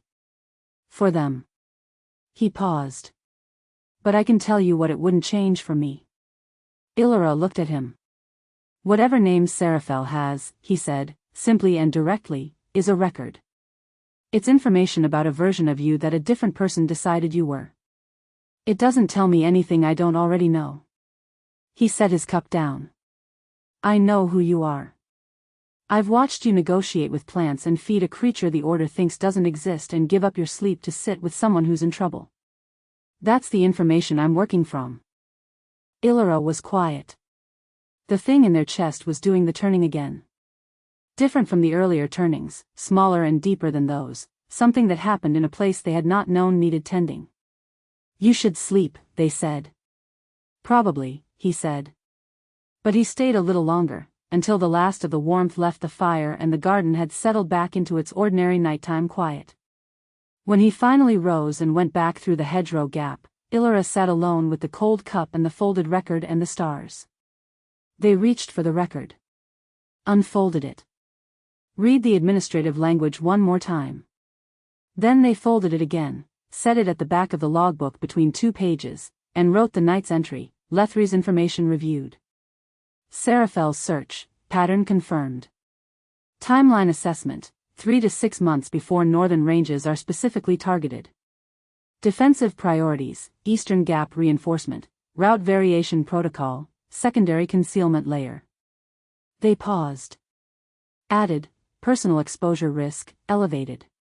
Then closed the book. Outside, the garden breathed in the dark. Slow and patient and present, the way it always was, holding everything inside it gently without being asked. Ilyra sat with that for a while. Then they straightened, brushed the phantom soil from their palms out of habit, and began planning. Chapter 8, The Warrior's Doubt. The autumn deepened into the kind of cold that had weight to it, a pressing, settled cold that lived in the stones and the soil and rose into the legs when you stood still too long. Selim had always liked this kind of cold. It was honest. It did not pretend to be anything other than what it was, and it required the same honesty in return. You dressed for it or you felt it, and there was a clean simplicity to that exchange that he had always found preferable to the complicated weather of Pantheon courts and politics, where the temperature was always ambiguous and the wind came from directions you could not see. He was thinking about this, standing at the edge of the upper terrace watching the mist settle into the lower beds in its new seasonal pattern, when he realized he had been in the garden for 11 days on this visit. Which was, by some margin, the longest continuous stay he had made. He had not planned for it to be this long. He had arrived with the intention of testing the stone anchor method on the Eastern Gap's granite shelf, which had taken 2 days and had worked, and then there had been the south path drainage problem, which Ilyra had been managing with a temporary channel but which had an underlying cause in the slope composition that Selim's lithic affinity had been able to address more permanently.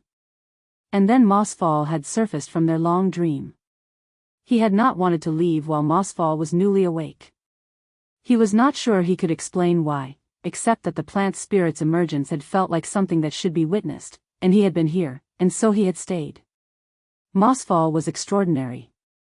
Not in a spectacular way, nothing about the garden was spectacular in the way that divine things usually were spectacular, not with trumpets and radiance and the overwhelming force of power announcing itself.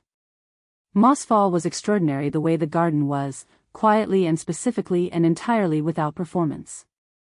They spoke slowly, as Ilyra had told him, each word arriving as if it had been grown from a seed and was only now ready to be offered.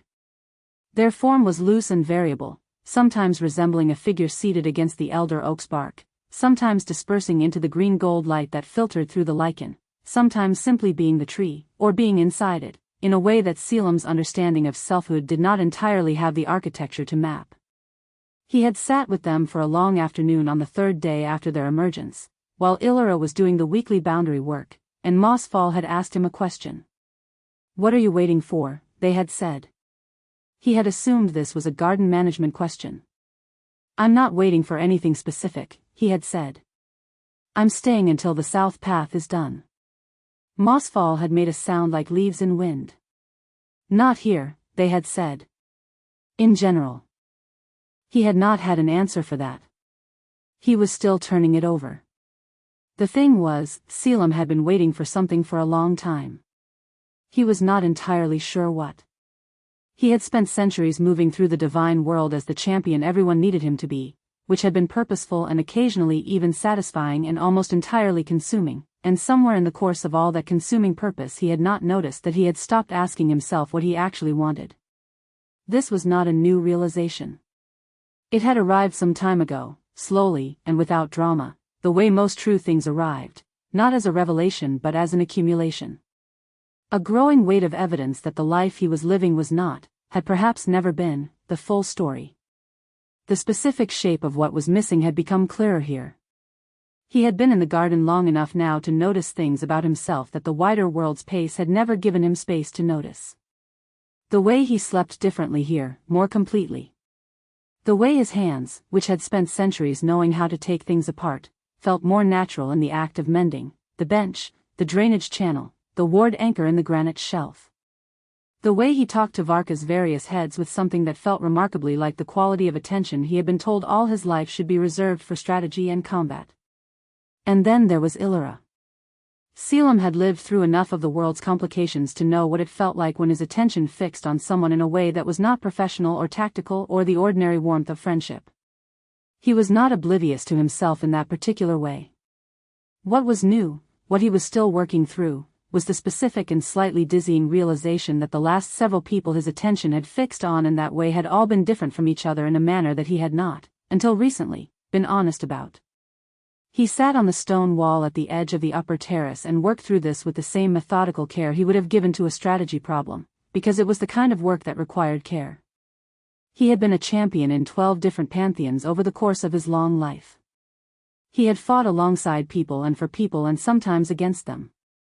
He had formed the kind of close bonds that warfare and shared purpose created, bonds that he had always understood as comradeship, as the particular love that proximity and trust and shared survival generated between people. He had not, until some months ago, been willing to look directly at the fact that several of those bonds had been something else. Something that he had felt and then filed under the category that made the most sense at the time, which had been wrong, which had been the category he had been given and had simply never thought to question. The questioning had started, of all places, in a conversation with a minor river deity in a city he had been passing through on his way north after the last campaign ended. The deity had been, with complete casualness, telling him about their own life, and had said something so unremarkable and ordinary about their various past relationships that it had lodged in Selim's mind like a small, significant stone, the matter-of-fact ease with which they described the range of people they had loved, not as something complicated or requiring explanation, just as part of the ordinary landscape of a life. He had thought about it for weeks. He was still thinking about it. What he understood now, sitting on a stone wall in a hidden garden in the autumn cold, was that his own landscape had always included that range, and he had never had the language for it, and the absence of language had functioned as a kind of invisibility that he had mistaken for the truth. Ilyra came up the terrace path with 2 cups of tea. They moved through the garden the way they always moved, with the economy of someone who knew every inch of a space and had no need to perform attention because the attention was simply there, native and constant. They sat beside him on the wall and handed him one of the cups without looking, and he took it without looking, and they both looked at the mist instead. Mossfall is talking to the creeper, Ilyra said. What are they saying? I couldn't hear it. The conversation was below my range. They drank their tea. When mossfall talks to the older plants, it's at a frequency that takes roots to receive. I can usually sense the general emotional register but not the content. What was the register? Negotiating, Ilyra said. With a current of something that might have been amusement. Selim smiled. The creeper has opinions. The creeper has always had opinions.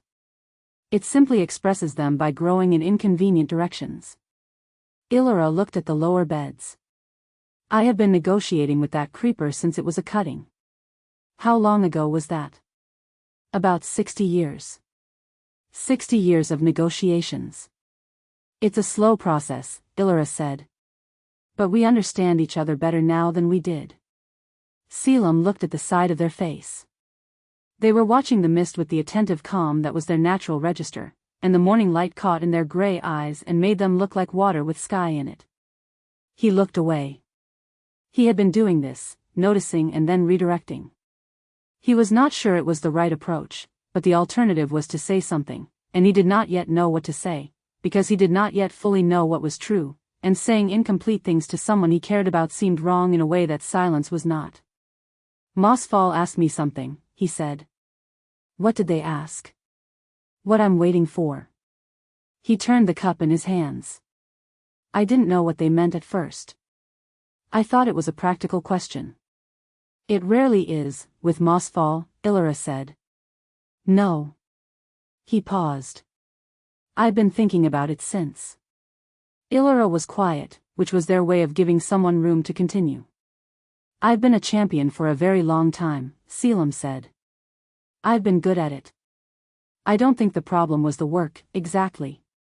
The problem was that I stopped knowing where the work ended and I started. Everything I did was in service of a role, and the role was everything, and somewhere in there he stopped. Stopped asking. Asking what? Who I was when there was no one to champion. A long pause. The mist shifted in the lower beds, following a slight morning breeze. That's a hard thing to lose track of, Ilyra said. Yes. He looked at them. I think you know about that.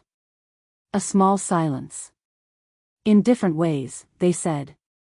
Different ways, he agreed. They sat together for a while. Below them the garden went about its morning in the ordinary way. The blue thing drifted past at knee height, Varka stirred the pond surface, the wind spirits moved invisible through the canopy.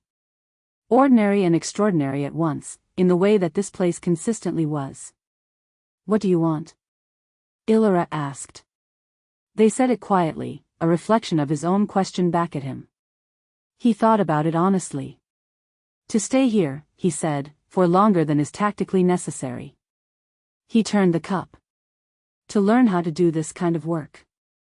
The mending kind. To talk to Mossfall more, and figure out what the blue thing is, and, he stopped. Added, to be useful in a way that leaves something standing when I'm done. Ilyra was very still. That's different from what you were doing before, they said. Yes, he said. It is. He did not say the rest of it. Not yet. The rest of it was still taking shape in him, the specific understanding of what it meant to want to stay somewhere, not because the work required it but because the place and the people in it were reasons in themselves. He did not yet have the right words for it. But he knew what it felt like. It felt like something finally facing the correct direction. He finished his tea and stood.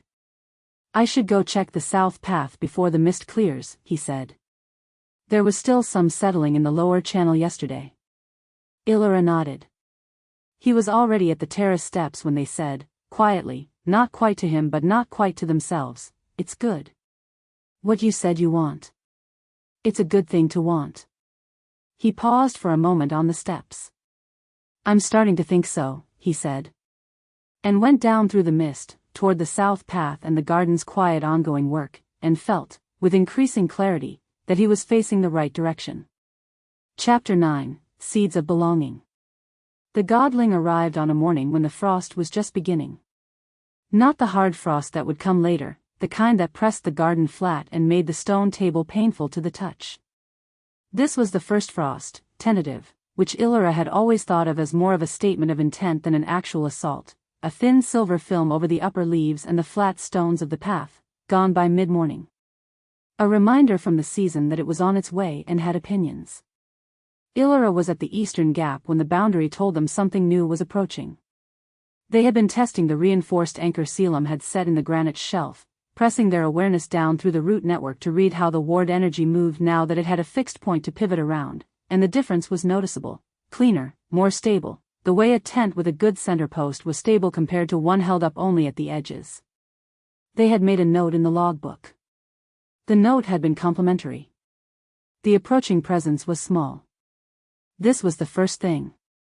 Large entities had a particular weight to them as they moved through the outer boundaries awareness, a density of accumulated divine energy that registered like a stone dropped in water. This was lighter than that. Not weak, exactly, but young. Unfinished. The way a sapling had a different quality from an ancient tree, not lesser but earlier, still becoming rather than already fully formed. It was also frightened. Ilyra could feel that too, through the root network, a quick shallow quality to the movement like something running. They moved to the northern tree line. The godling came through the outer grove at a stumbling pace that suggested they had been running for some time before arriving here, and that they had not been expecting the running to stop. They caught themselves on a tree trunk and stood there breathing with the quality of someone who had reached a place and did not yet know if it was safe. They appeared to be a young person in their late adolescence, which in divine terms was not particularly meaningful in terms of actual age but did describe something about their development. Dark hair cut roughly at the jaw. Brown skin marked with fading silver traces that looked like the residue of a divine confrontation, a combat marking or a ward burn, the kind that came from being struck by something specifically designed to diminish. Their eyes, when they found Ilyra standing at the tree line, were very wide and the color of amber glass. They were wearing one sandal. "You found the garden," Ilyra said, carefully. The godling stared at them. "You can breathe," Ilyra said. "Nothing here will hurt you." A long moment. Then the godling's grip on the tree trunk loosened, fractionally. "I was told," they said, in a voice that was trying very hard not to shake and mostly succeeding, that if you went north from the pale corridor and found the Greystone Hills, there was something in the valleys. A place. They swallowed. "I was told it was for people the order had no place for." "Who told you?" "A spirit. At a crossroads. I don't know their name, they were very fast and they didn't stay long, they just said, 'North, Greystone Hills, look for the valley that doesn't want to be found.'" Lethri, Ilyra thought. Of course it was Lethri. "Come," they said. "There's warmth at the center. You look cold." The godling's gaze dropped to their own feet, apparently noticing for the first time the situation with the sandal. "I lost the other one running," they said. There was something almost apologetic about it. "I have spares," Ilyra said. They brought the godling through the inner grove and into the central clearing, where the fire pit was already lit against the morning frost. The godling sat on the bench closest to the fire with the compressed, contained quality of someone who was not sure they were permitted to take up space and was making themselves as small as possible just in case. Ilyra went to find the spare sandals, which were in the storage room behind the main quarters, a narrow space with shelves of practical supplies that had accumulated over centuries of unexpected arrivals. They had learned, over time, to keep a range of sizes. They found a pair that looked approximately right, went back to the clearing, and set them on the bench beside the godling without comment. The godling looked at them. Then they put them on. "What happened to you?" Ilyra said, sitting across from them. Not accusatory. Just the direct, practical question. A pause. The silver traces on their skin had the irregular pattern of something applied from outside rather than grown from within, and now that they were in the firelight Ilyra could read them more clearly. Ward burns. Old registry marks. The Divine Order's administrative language written on a body as a record of ownership. "I was a godling of small harvests," the child said. Vegetables. Root vegetables specifically. There was a community in the Eastern Territories that had always made offerings to a harvest deity, and when the previous deity was elevated I was given the role. They looked at their hands. I was young. I didn't know what I was taking on. "What happened?" Ilyra said. "The community stopped farming," they said. They moved to a settlement that had different food sources. No root vegetables. So the offering stopped. A pause. When the offering stopped, I was supposed to either transfer to a different community or be reclassified. But there was no available community and the reclassification procedure, they stopped. Started again. They were going to archive me. That's what they called it. Archival. Like I was a record rather than a person. "Did you run before or after the procedure began?" Ilyra said. "After it began," they said. "There are marks from the initial stage." They touched one of the silver traces on their forearm. "I ran during the second stage. I don't think I was supposed to be able to." "You were frightened enough," Ilyra said. "I was terrified," the godling corrected, with a precision that Ilyra recognized, the insistence on accuracy even in extremity. "What's your name?" Ilyra said. The godling was quiet for a moment. "I don't know if I have one," they said. "I was given a designation when I took the harvest role. But that designation was part of the role. If the role is being archived," they looked at the fire. "I'm not sure the designation is still mine." Ilyra looked at them for a long moment. "You have a name," they said. "You simply may not know it yet. That's different from not having one." The godling looked up at them. "This place is called the Garden of Unnamed Things," Ilyra said. "Among other reasons, that is one of them.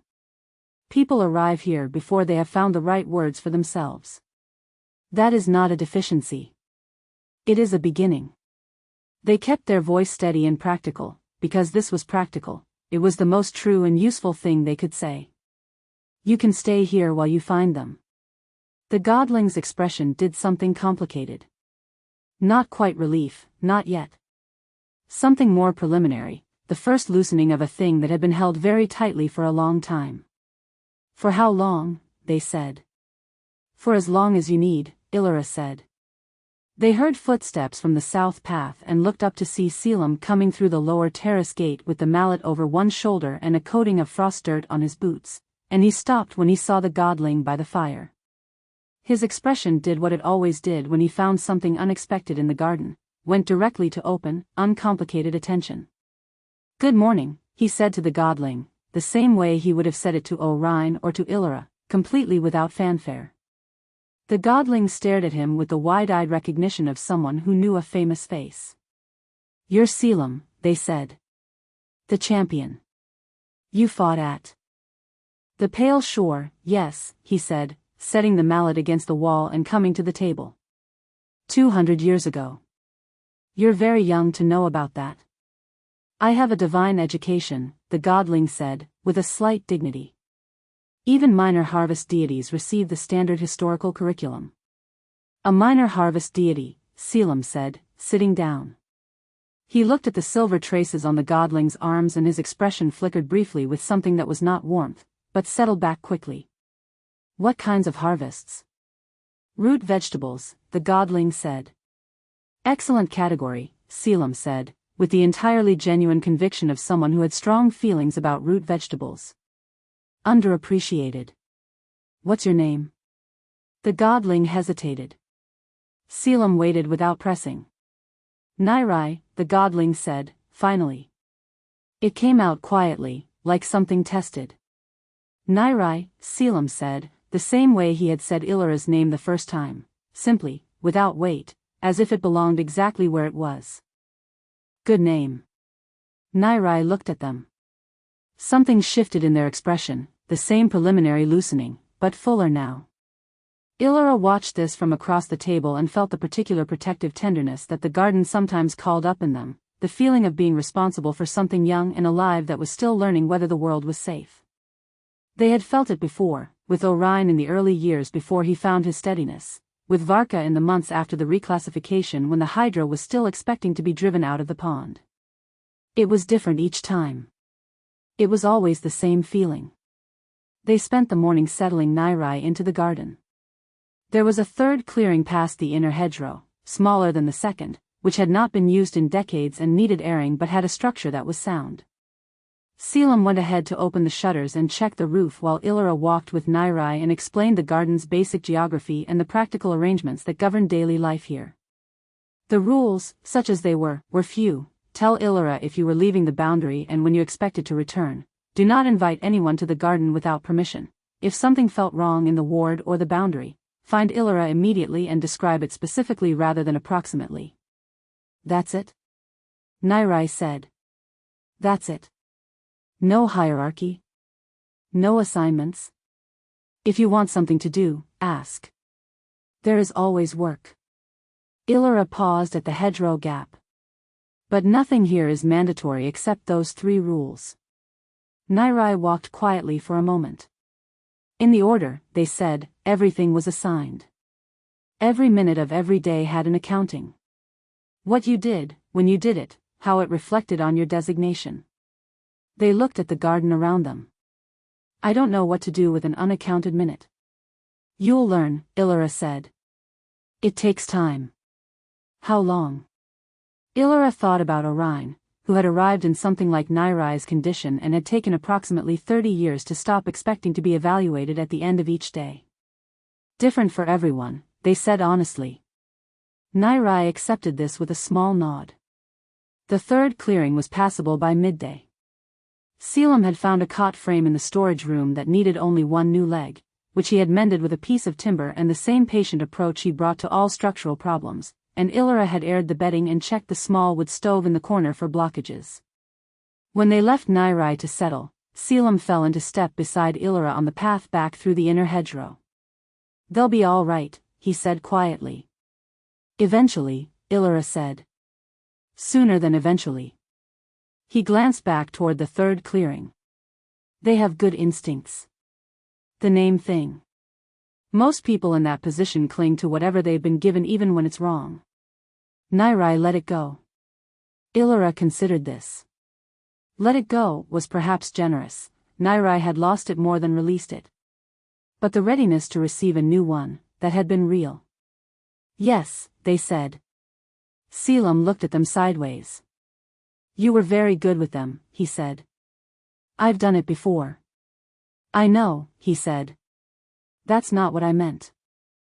Ilyra looked at the path ahead and did not ask what he meant, because they were becoming increasingly aware that the things he meant and the things he said were not always the same things, and that the gap between them was a space they were not yet ready to enter. That evening Ilyra wrote, New arrival, Nairai. Young godling, former harvest deity. Registry archival in process, fled before completion. Ward burns on forearms, healing. Settled in third clearing. Name, provisional but present. Assessment, resilient. They looked at the entry. Added, on a separate line, the garden is growing. This was true in the literal sense, the plants always grew, but they meant something else by it and they knew it, and they let the word stand because sometimes the most honest thing you could do was record what was true without requiring it to be simple. Chapter 10, The First Shadow. The first sign was the birds.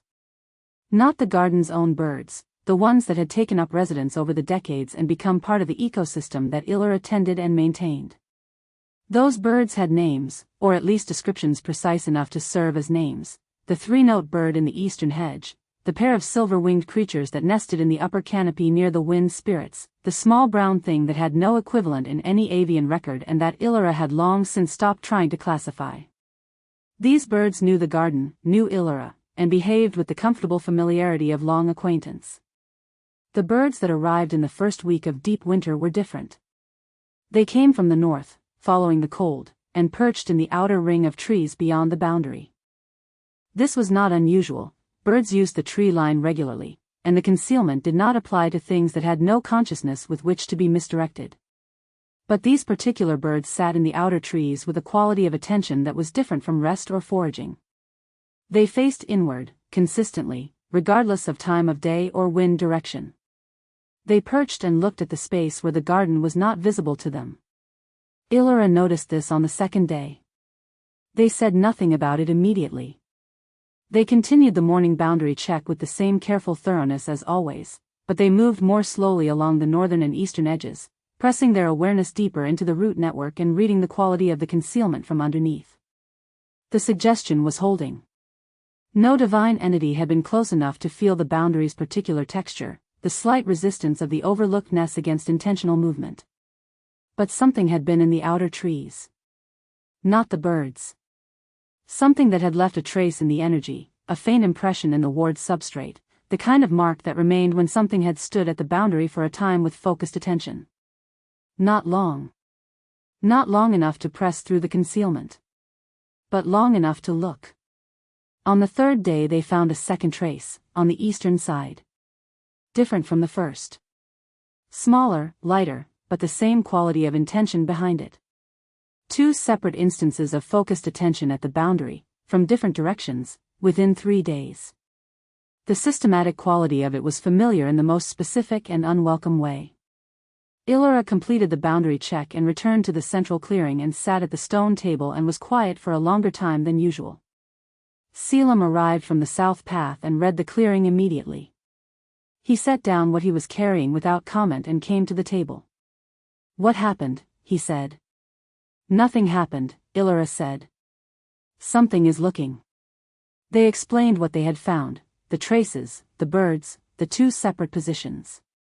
Selim listened without interrupting, and when they finished he sat for a moment with the focused inward quality that meant he was working through something tactically. "Two positions," he said. 3 days apart. "Yes. That's a reconnaissance pattern. 2 observers, overlapping fields of coverage, reporting back to a central source." He looked at the northern tree line. "They're mapping the terrain."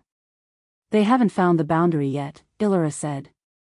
The traces were in the outer ring, still in the unprotected zone.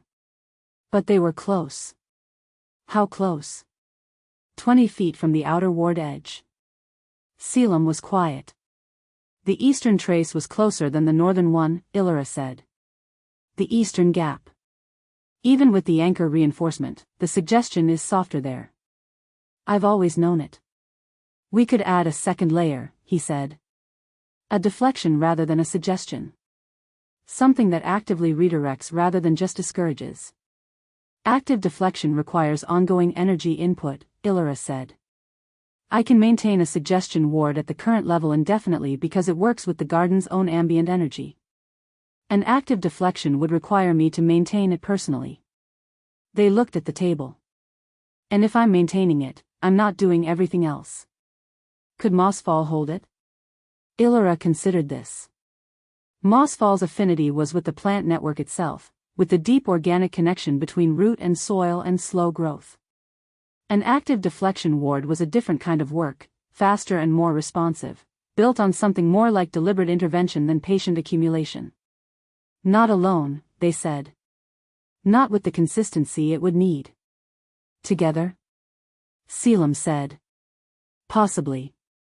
Ilyra rubbed their palms together, a displacement of the tension into motion. "I'll talk to Mossfall about it. But it's not an immediate solution." "Then what is the immediate solution?" "The immediate solution is information." Ilyra looked at the logbook. I need to know how close the search has come. I need to know if these traces are Seraphel's agent specifically or something else entirely. They paused. I need Lethri. Can you reach her? Not directly. She comes when she comes. They thought about this. But there are ways of leaving a message in the channels she uses. It will reach her if she passes through the relevant territories, which she usually does within a few weeks. Do that, Selim said. Ilyra looked at him.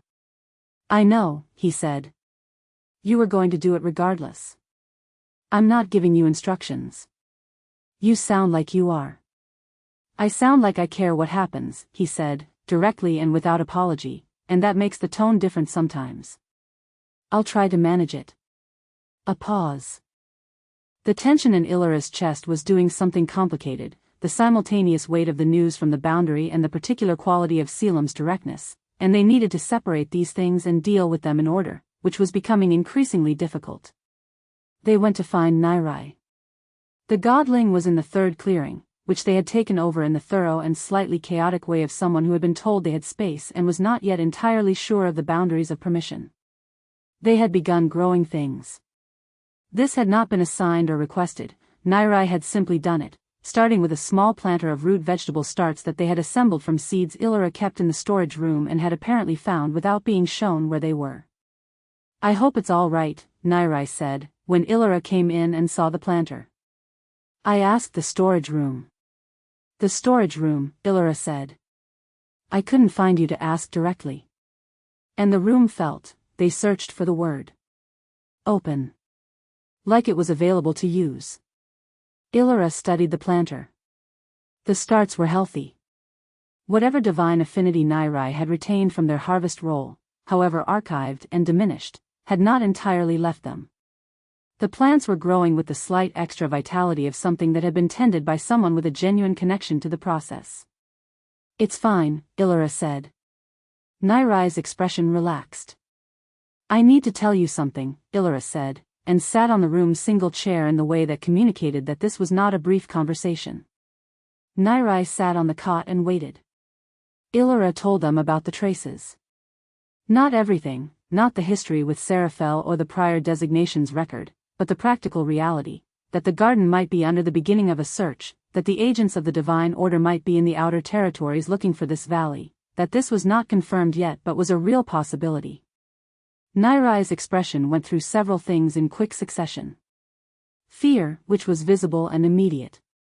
Then a tightening, a compression of the fear into something smaller and more controlled. Then something that Ilyra had not entirely expected, a quality of resolution. What can I do? Nairai said. At present, nothing beyond the 3 rules, Ilyra said. Tell me if you leave. Tell me if something feels wrong. Be exact rather than approximate if you have to describe something you've noticed. They paused. And don't panic. Panic creates the kind of ambient energy that is detectable to entities who know what to look for. How do I not panic? Nairai asked, with the genuine earnestness of someone asking a technical question. The same way you do anything difficult, Ilyra said. You find the smallest useful action and you take it. Then you take the next one. Nairai looked at the planter. Keep tending those, Ilyra said. Nairai nodded. That evening, Ilyra gathered the garden's residents at the stone table. All of them, Orion from his hill, Varka surfaced to the bank to be close to the conversation, mossfall dispersed through the elder oak's bark above them, present and listening. Nairai sat at the table's end with their hands folded and their expression carefully steady. Selim sat across from Ilyra. Ilyra told them what they had found. Clearly, without minimizing, without the careful redirection they sometimes used when the information was heavy. These people lived here. They deserved to know what was gathering at the boundary. The silence after was long. Orion spoke first. Have there been others, he said. His voice was slower than usual, the words taking longer to arrive. Before. Signs like this. No, Ilyra said. Not in the garden's history.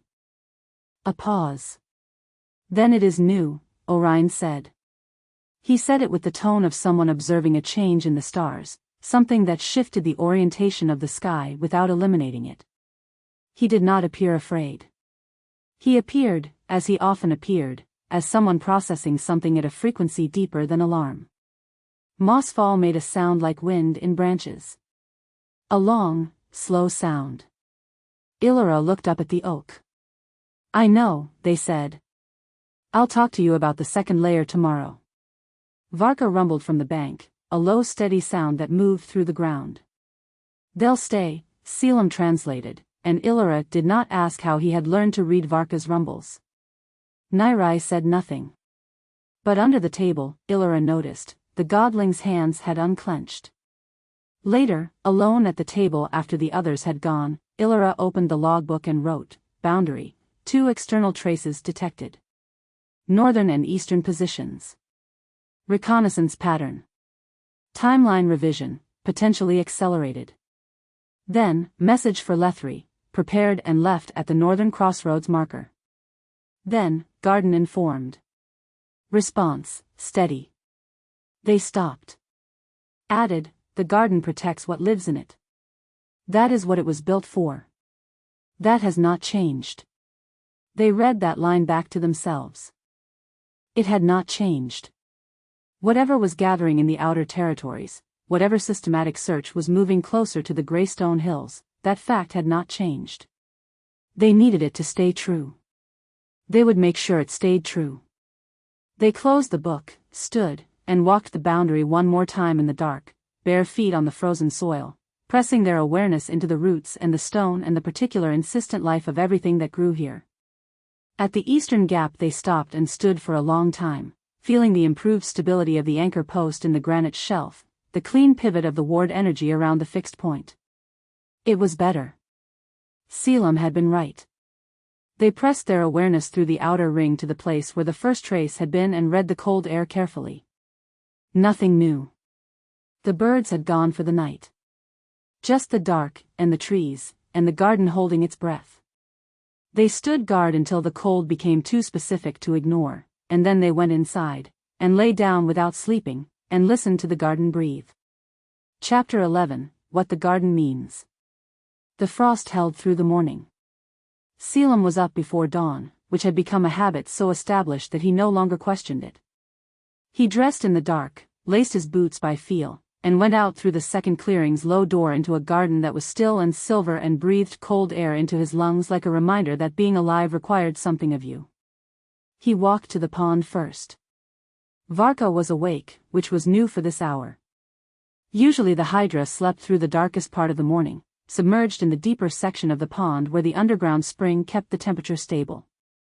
But today she was surfaced, all heads up, each one oriented outward in a different direction, reading the outer boundary the way Selim had come to understand she read it, not with ears or eyes but with the old sense that ancient things developed when they had been watching long enough. He crouched at the bank. "Something bothering you?" he said. Varka's nearest head turned toward him. The amber eyes were alert, the pupils slightly contracted despite the low light. "I know," he said. "I've been thinking about it too." He sat on the frost-rimed grass beside the bank and looked at the dark shapes of the garden around him. The stone table. The central hedgerow. The low shapes of the terraced beds with their winter-brown stalks. The elder oak, enormous and dark, where Mossfall had returned after a long conversation with Ilyra the day before about the secondary ward layer. He had been in the garden for 14 days now. The south path drainage was long since finished. There was, technically, no structural justification for his continued presence. He had not left. He turned this fact over in his mind with the same methodical honesty he had been bringing to everything lately. Not avoidance. Examination. The truth was simple when he looked at it directly: he did not want to leave. Not because the work demanded it, not because the threat at the boundary made his tactical skills necessary, not because of any practical reason he could put into a report and hand to someone who needed to understand. He wanted to stay because the garden was, quietly and without ceremony, the first place in several centuries that felt like somewhere he had chosen rather than somewhere that had required his presence. And because of Ilyra. He could be honest about that too, now, though it had taken him longer. There was a version of the feeling he had been carrying where he understood it as ordinary care, the straightforward warmth of someone who admired a person doing difficult and meaningful work. He had felt that warmth about many people. It was not small or dishonest. But there was something else underneath it that was not ordinary warmth, and he had spent enough weeks looking at the thing from different angles to know what it was. He had also spent enough weeks watching Ilyra to understand that this was not simple. Ilyra's relationship to attraction was something he had only glimpsed in the way he glimpsed most things about them, indirectly, at angles, through what they did not say and the moments when their careful neutrality shifted before they caught it. He did not know what they felt. He was not going to pretend he did. But he knew what he felt. And he knew that acting on it without understanding where they stood was not something he was willing to do. He stayed at the bank until the sky began to differentiate dark from darker, and then he went to the stone table and made the tea. Ilyra appeared while it was still steeping.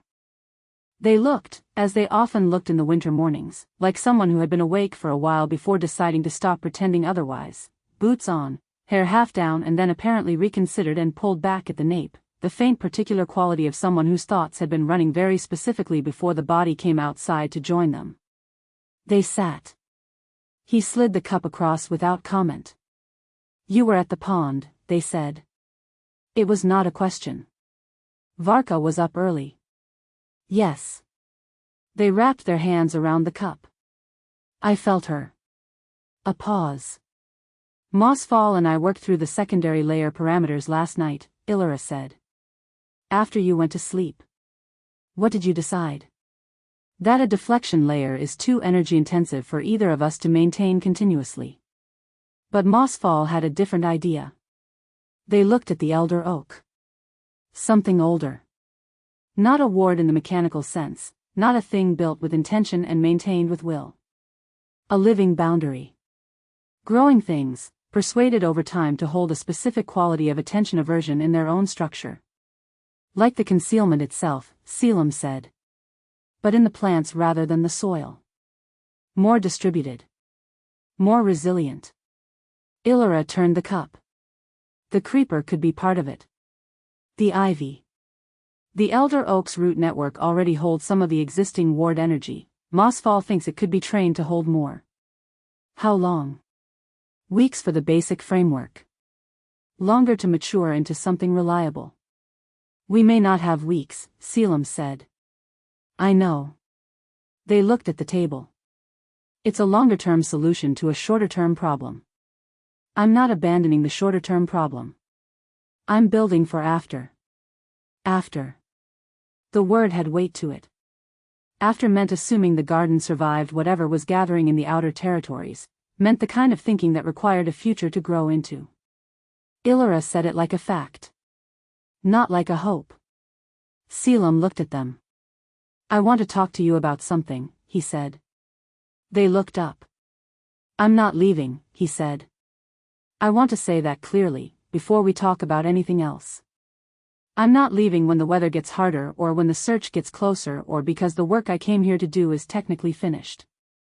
I'm staying because I want to stay, and because this place and the people in it are worth staying for, and I didn't want there to be any ambiguity about that while everything else is uncertain.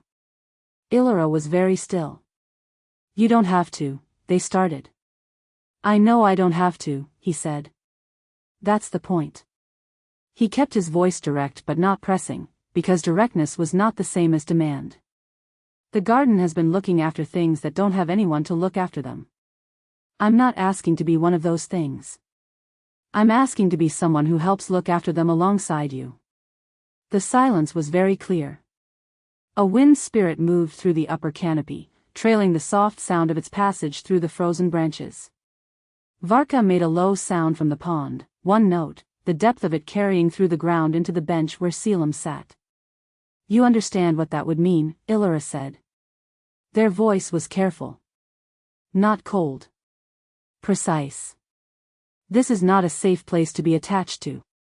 Seraphel is coming and I don't know what the outcome of that will be and I cannot promise. I'm not asking for promises, Selim said. I'm not here because it's safe. I've been in safe places. They weren't good for me. He looked at them steadily. I'm here because it's true. And I'd rather be somewhere true and difficult than somewhere easy and hollow. Ilyra looked at him for a long moment. There was something happening in their expression, one of those shifts beneath the careful surface that he had learned to read over months of watching, something that wanted to be a different shape than the one they had constructed for their face. All right, they said, finally. All right as in you've heard me, he said. Or all right as in. As in. They looked at the table. As in I've heard you, and it's not unwelcome, and I would like some time to exist with what you've said before I respond to it more fully. That's completely reasonable, he said. They drank their tea. The garden breathed cold morning air around them, and the frost on the stone table caught the first pale suggestion of the rising sun and held it in small bright points, and Selim felt, with a clarity that surprised him by how uncomplicated it was, that he was exactly where he should be. Later that morning he found Ilyra in the third clearing talking to their planter of root vegetable starts with the same second-person directness that Ilyra used on the creeper. He stood in the doorway for a moment and listened, not eavesdropping, just taking in the sight of the godling crouched over their plants with the unself-conscious focus of someone doing something that felt native to them. You're talking to them, he said. Ilyra looked up without embarrassment. Ilyra does it. Ilyra does it with extraordinary success, he agreed, leaning in the doorframe. What are you telling them? That they should grow despite the frost. Ilyra looked at the starts. That the ground inside is warmer than outside and they don't have to slow down for the season. Is it working? Ilyra considered this with genuine seriousness. I think they're listening. The leaves look less tentative than they did yesterday. Selim looked at the plants.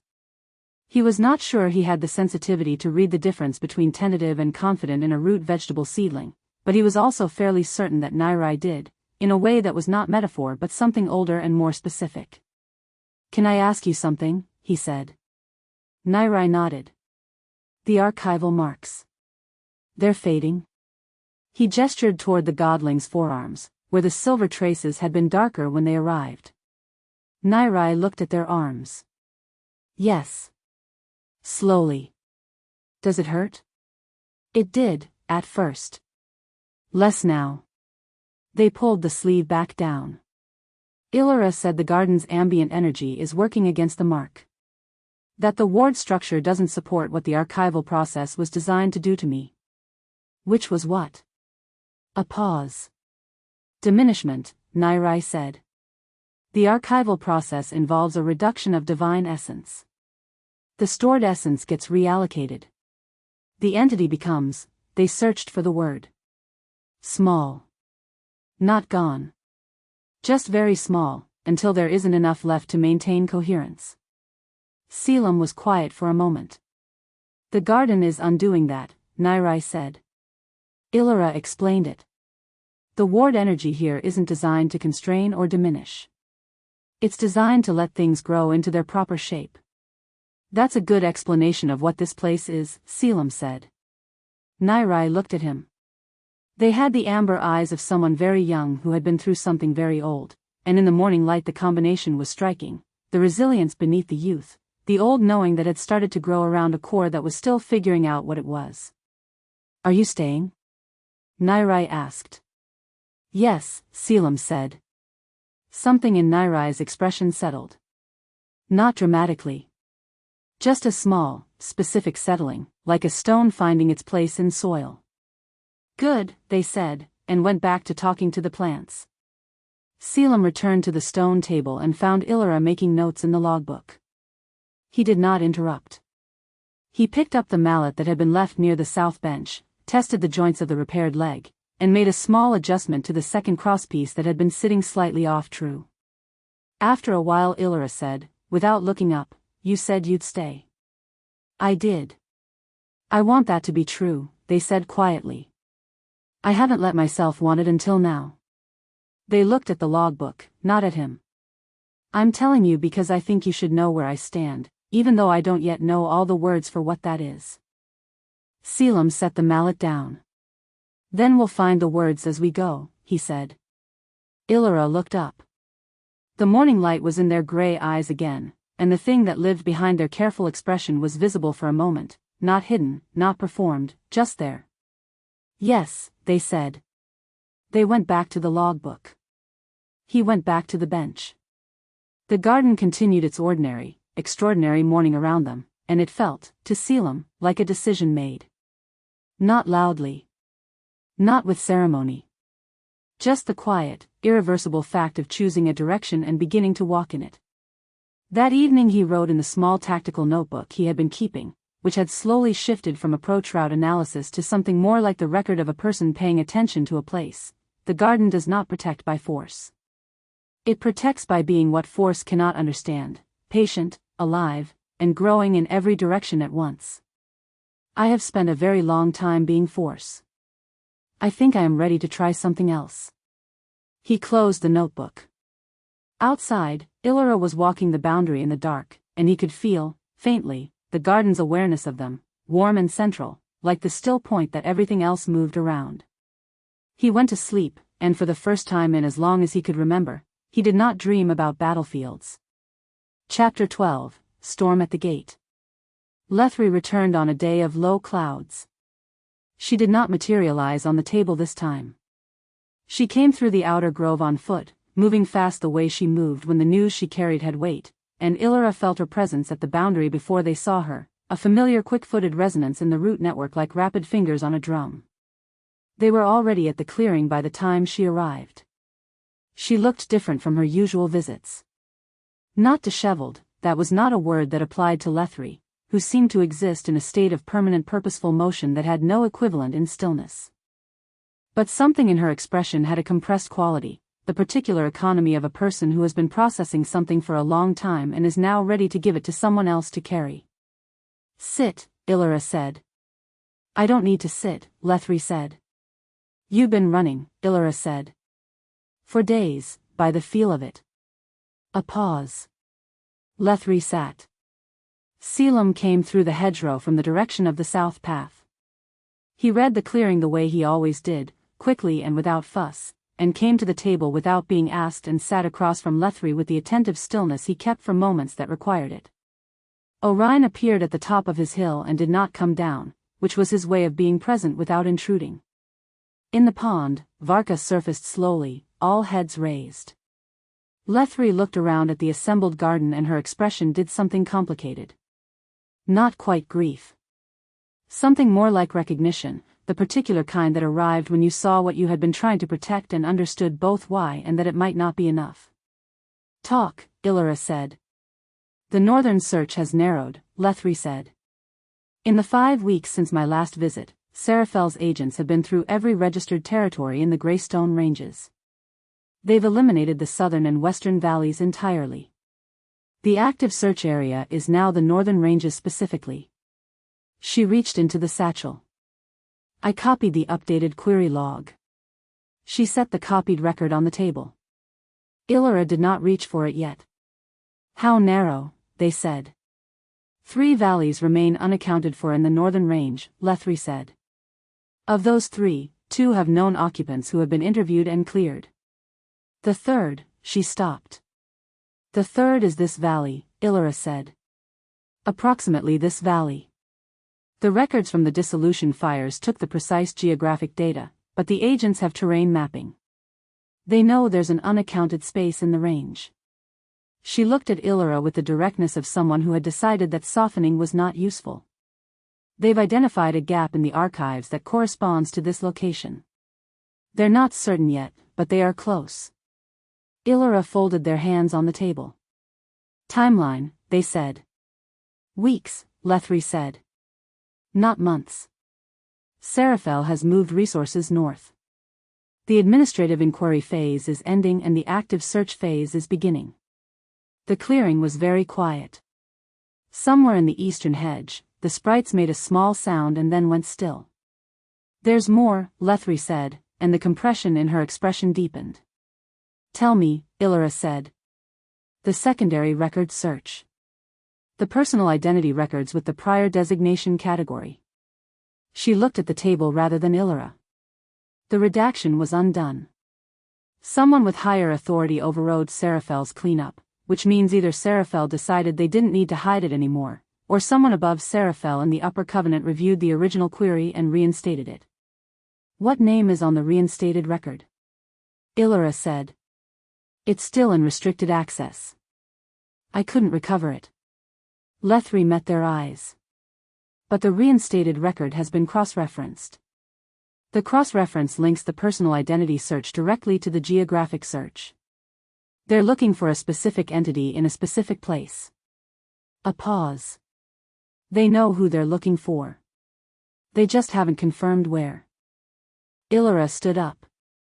They walked to the edge of the clearing, not the pond side, the eastern side, where the reinforced anchor sat below the granite shelf and the secondary ward layer was 3 weeks into its slow organic growth. They pressed their bare feet into the frost-hardened soil and sent their awareness down through the root network and felt the boundary from the inside out. It was holding. Of course it was holding. It always held. But the quality of the holding had changed slightly in their perception, from the steady unconcerned solidity of something that had held for a very long time to the particular quality of something that was holding under attention. The way a breath held deliberately was different from one drawn naturally. They came back to the table. How long have Seraphel's agents been in the outer ring? They said. Lethri's expression shifted. I don't know exactly. The traces you described finding suggest they've been surveilling for at least several weeks before my first news. They may have been closer for longer than either of us realized. Selim made a small sound. Not quite a word. The sound of someone registering something and deciding not to amplify it. What do you need? He said, after a moment. The same question he had asked the night of Lethri's first visit. It had the same quality now, direct, practical, and entirely undemanding. I need to know what is in the garden that I cannot replace, Ilyra said. And to make sure that whatever is coming cannot take it. A silence. Varka cannot go north, Ilyra continued, quietly. She has nowhere to go that would hold her. Orion has been fading for 2 centuries and the garden's ambient energy is the only thing slowing it. Mossfall is older than the divine order itself and the order would not know what to do with them except catalog them. They looked at the table. And Nairai is still carrying archival marks. They are technically still inside the procedure. If Seraphel's agents find them here, they could resume it. The weight of this settled into the clearing with the specific gravity of a thing that had been partly known and was now fully said. Then we make sure they're found last, Selim said. Ilyra looked at him. You protect what you can't afford to lose first, he said. That's basic positioning. Varka stays in the deep part of the pond, she's harder to detect there. Nairai's clearing is the furthest from the northern approach and the most shielded by the secondary ward growth. Orion, he considered. Orion stays on his hill. He's the most stable of all of us and he knows this garden better than he lets on. He's fading, Ilyra said. He's also been fading for 200 years and he's still here, Selim said, not dismissively but with a matter-of-fact recognition of Orion's particular resilience. He can hold himself for whatever comes. Ilyra looked at the copied record on the table. The geometric precision of the administrative language looked back at them. Prior designations. Cross-referenced and reinstated. A name that had been buried in the Divine Order's archive for a very long time, and someone was now actively using it to triangulate a location. Seraphel will come themselves, Ilyra said. Not only agents. Whatever the agents find, Seraphel will want to see it confirmed personally. They said it with the certainty of someone who knew the person they were describing from the inside. They have always preferred direct confrontation over delegation for anything they consider a personal matter. And this is personal, Lethri said. Everything about this is personal, Ilyra said. The clearing received this quietly. A cloud moved across the sun and the light shifted from pale gold to flat gray, and the garden in the gray light looked different, the way familiar things look different under different light, the same but asking different questions of the person looking. Lethri stayed for the afternoon, which was unusual. She helped Ilyra go through the logbook records and identify anything that needed moving or concealing, and sat with Nairai for an hour in the third clearing in a conversation Ilyra was not close enough to hear, but that ended with Nairai's expression carrying something that was not quite calm but was the shape of calm, the deliberate construction of it around a core that was still afraid and was learning to function anyway. At dusk, Lethri stood at the boundary to leave. "I'll come back when I have more," she said. "If you can," Ilyra said. "I'll come back," Lethri said, with the firmness of someone for whom this was not a conditional. Then, more quietly, "Be careful with yourself. Not just the garden." She was gone before Ilyra could respond. The evening settled into the garden like something laid down gently. Selim was at the stone table with the small tactical notebook open when Ilyra returned to the clearing, but he was not writing in it. He was looking at the garden with the quality of attention that Ilyra had come to understand as his thinking face, not distant, not removed, but turned inward in the way that meant he was holding something and turning it over. He looked up when they came to the table. "Can I see the copied record?" he said. They slid it across. He read it with the focused speed of someone who had been reading tactical intelligence for centuries, and Ilyra watched his face while he read. The slight tightening at the corners of his eyes that meant the information had confirmed something he had suspected.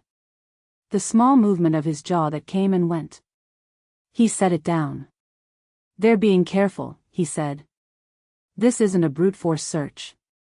Whoever is directing the agents knows how to look for things that don't want to be found." Seraphel trained under a concealment archivist before they rose to the upper covenant, Ilyra said. "They understand misdirection and the ways around it. Then they'll find the eastern gap," he said. "Eventually," Ilyra said. "Yes. How long does the secondary ward layer need to mature?"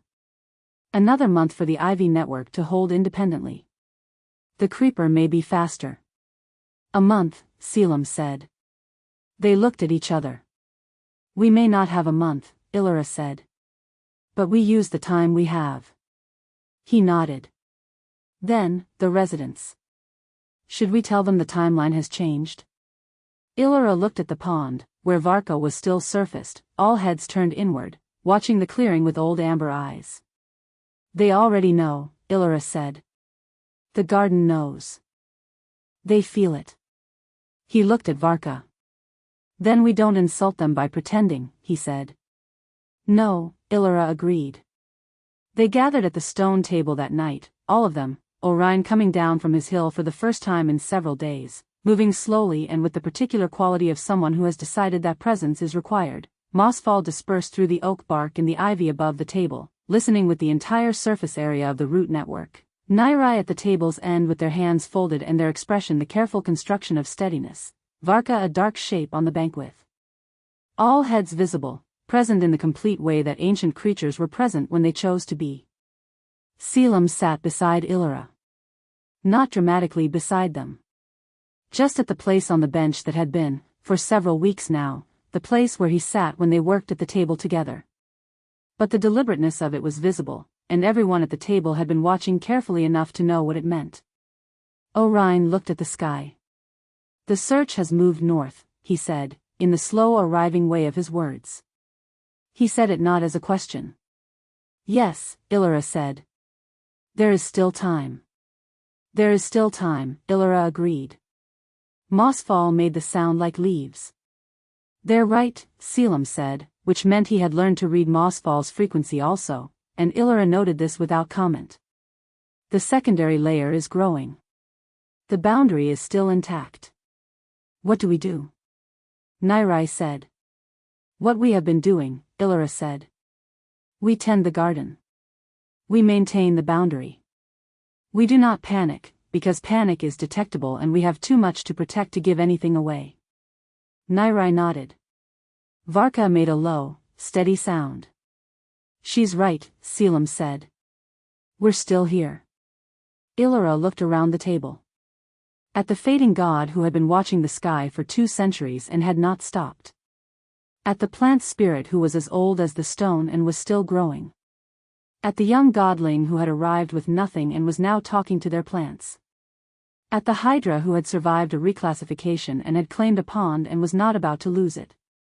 At Selim, who had walked in on a wrong turn and had stayed for everything that mattered. "Yes," Ilyra said, We are still here.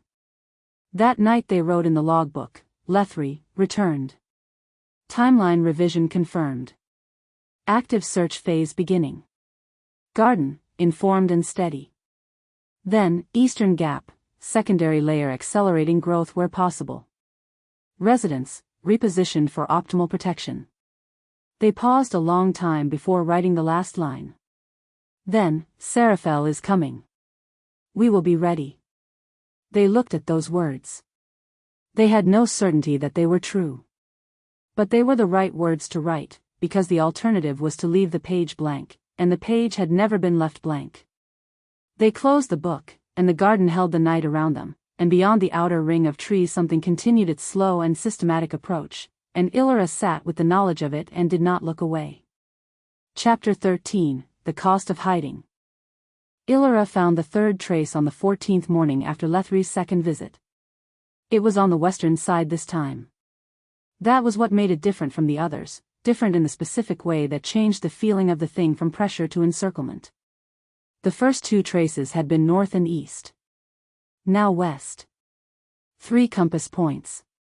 Systematic triangulation worked with the patient precision of someone who understood that the concealment would not break under direct approach but might give itself away by its own shape, the space where the misdirection was strongest defined, by contrast, the space where something was. Ilyra stood at the western boundary and felt the cold of the morning through their bare feet and said nothing. The trace was fresh. Hours old, not days. Something had been here last night. They completed the full boundary circuit before returning to the clearing, pressing their awareness into every inch of the root network with the thoroughness of a final examination, cataloging every point of weakness and every place where the secondary ward layer had taken hold. The ivy on the northern facing had grown 2 feet in the last week, accelerated by Mossfall's persuasion. The creeper along the eastern edge was threading its new growth through the stone gap over the granite shelf, slower but denser. The southern ward, which had always been the strongest, held with the undisturbed solidity of something that had never been tested. The western side was the oldest ward section. The root network there ran through clay-heavy soil that held moisture differently from the other sides, which affected how the suggestion energy moved through it. Not weak. But the oldest, and old things accumulated the kind of incremental tiredness that was invisible until examined closely. Ilyra had been examining it closely for years. They returned to the clearing. The stone table was empty, the early hour meant Selim was not yet up, and the garden's residents were in their individual rhythms. For a moment Ilyra stood alone at the table and let themselves feel the weight of what they had found. Then they sat, opened the logbook, and wrote, Western trace detected. Fresh, overnight. Triangulation pattern confirmed. 3 points of observation, north, east, west. They stared at the next blank line for a long time. Then they wrote, the garden is surrounded. They closed the book. There was a practical question they had been setting aside for weeks, the kind of question that lived in the space between what you wanted to be true and what was. They had been setting it aside because the setting aside was itself a kind of function. It allowed them to continue building the secondary ward layer and repositioning the residents and maintaining the daily work of the garden without the weight of the answer slowing everything down. But the third trace had arrived, and the setting aside was over. The practical question was this: if Seraphel arrived before the secondary layer was fully mature, before any additional preparation could be made, with enough authority and knowledge to press through the concealment and make the order's claim on the garden explicit, what would happen to the people inside it? Ilyra was not a combat deity. They had no particular offensive capability, nothing that would match the Upper Covenant's enforcement authority in a direct confrontation. The garden itself had defenses, but they were slow and rooted and designed for concealment rather than conflict. Selim had centuries of combat experience and a lithic affinity that was genuinely formidable, but one warrior god against the institutional authority of the Upper Covenant was not a tactical equation with a clear favorable outcome. The garden would be seized. The residents would be subject to the order's jurisdiction. Varka, classified as hostile and destructive, would be removed. What happened to hydras removed from their claimed territories was not something the order's official records addressed, which was itself an answer. Nairai, still carrying archival marks, would be considered mid-procedure. The archival process would resume. Orion would be catalogued as a fading divine asset and placed in the Order's care, which was the euphemism the Order used for the process of letting something fade completely under controlled conditions. Mossfall was old enough and strange enough that the Order might simply not know what to do, and entities the Order did not know what to do with received the kind of handling that resulted from institutional uncertainty, which was rarely good. Ilyra pressed their palms flat on the stone table. There was a version of this where none of that happened. One version. It required Ilyra to hand the garden over before Seraphel arrived and claimed it by force, to negotiate rather than resist, to give the Order what it wanted in exchange for the safety of the people who lived here. They had been trying not to think about this version. They were thinking about it now. The negotiation would require acknowledging the prior designation. It would require standing in front of Seraphel, in front of whatever upper covenant authority accompanied them, and allowing the dead name to function as a legal identifier. It would mean that everything Ilyra had built, the garden, the name, the life that was finally and fully theirs, would be subordinated to the name that had been forced on them, at least in the Order's accounting. And the residents might still be subject to jurisdiction. A negotiated surrender did not guarantee their protection. Seraphel wanted the garden as a strategic asset, not as a continuing sanctuary. The nature of an asset was that it served the one who held it, and the Order's use of a sanctuary for discarded divinity would not be the same as Ilyra's. Selim came through the hedgerow gap. He read the clearing immediately, as he always did, but this morning what he read made him come to the table without going to make the tea first, which was how Ilyra knew he understood that the quality of the morning was different. "What happened?" he said. "Western Trace," Ilyra said. A pause. "The third point," he said. "Yes."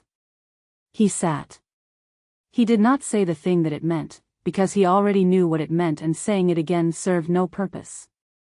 He was quiet for a moment, and the quality of the quiet was the kind that meant he was working, not checked out, turning something over with his hands even though his hands were still. "Tell me what you're thinking," he said. Ilyra looked at the logbook. "I'm thinking about the residents," they said. "About what happens to them if Seraphel arrives before we're ready." "We'll be ready," he said. "Selim." They met his eyes. "I need to think about the possibility that we won't be. I need to think about what happens to Varka and Nairai and Orion if the Order moves on this garden in force. I need to think about it honestly, not only hopefully." He was quiet. "If we lose this confrontation," Ilyra said, "and the Order takes the garden, the residents lose everything they came here to find. Varka will be removed from her pond. Nairai's archival marks will be reactivated. Orion," they stopped. "I built this place so that the things the Order discards have somewhere to exist. If the Order takes it, it ceases to be that place." "Yes," Selim said. "There is a version," Ilyra said carefully, "where I negotiate. Where I approach Seraphel before they arrive and offer terms. Surrender the garden voluntarily in exchange for specific protections for the current residents." Selim was very still.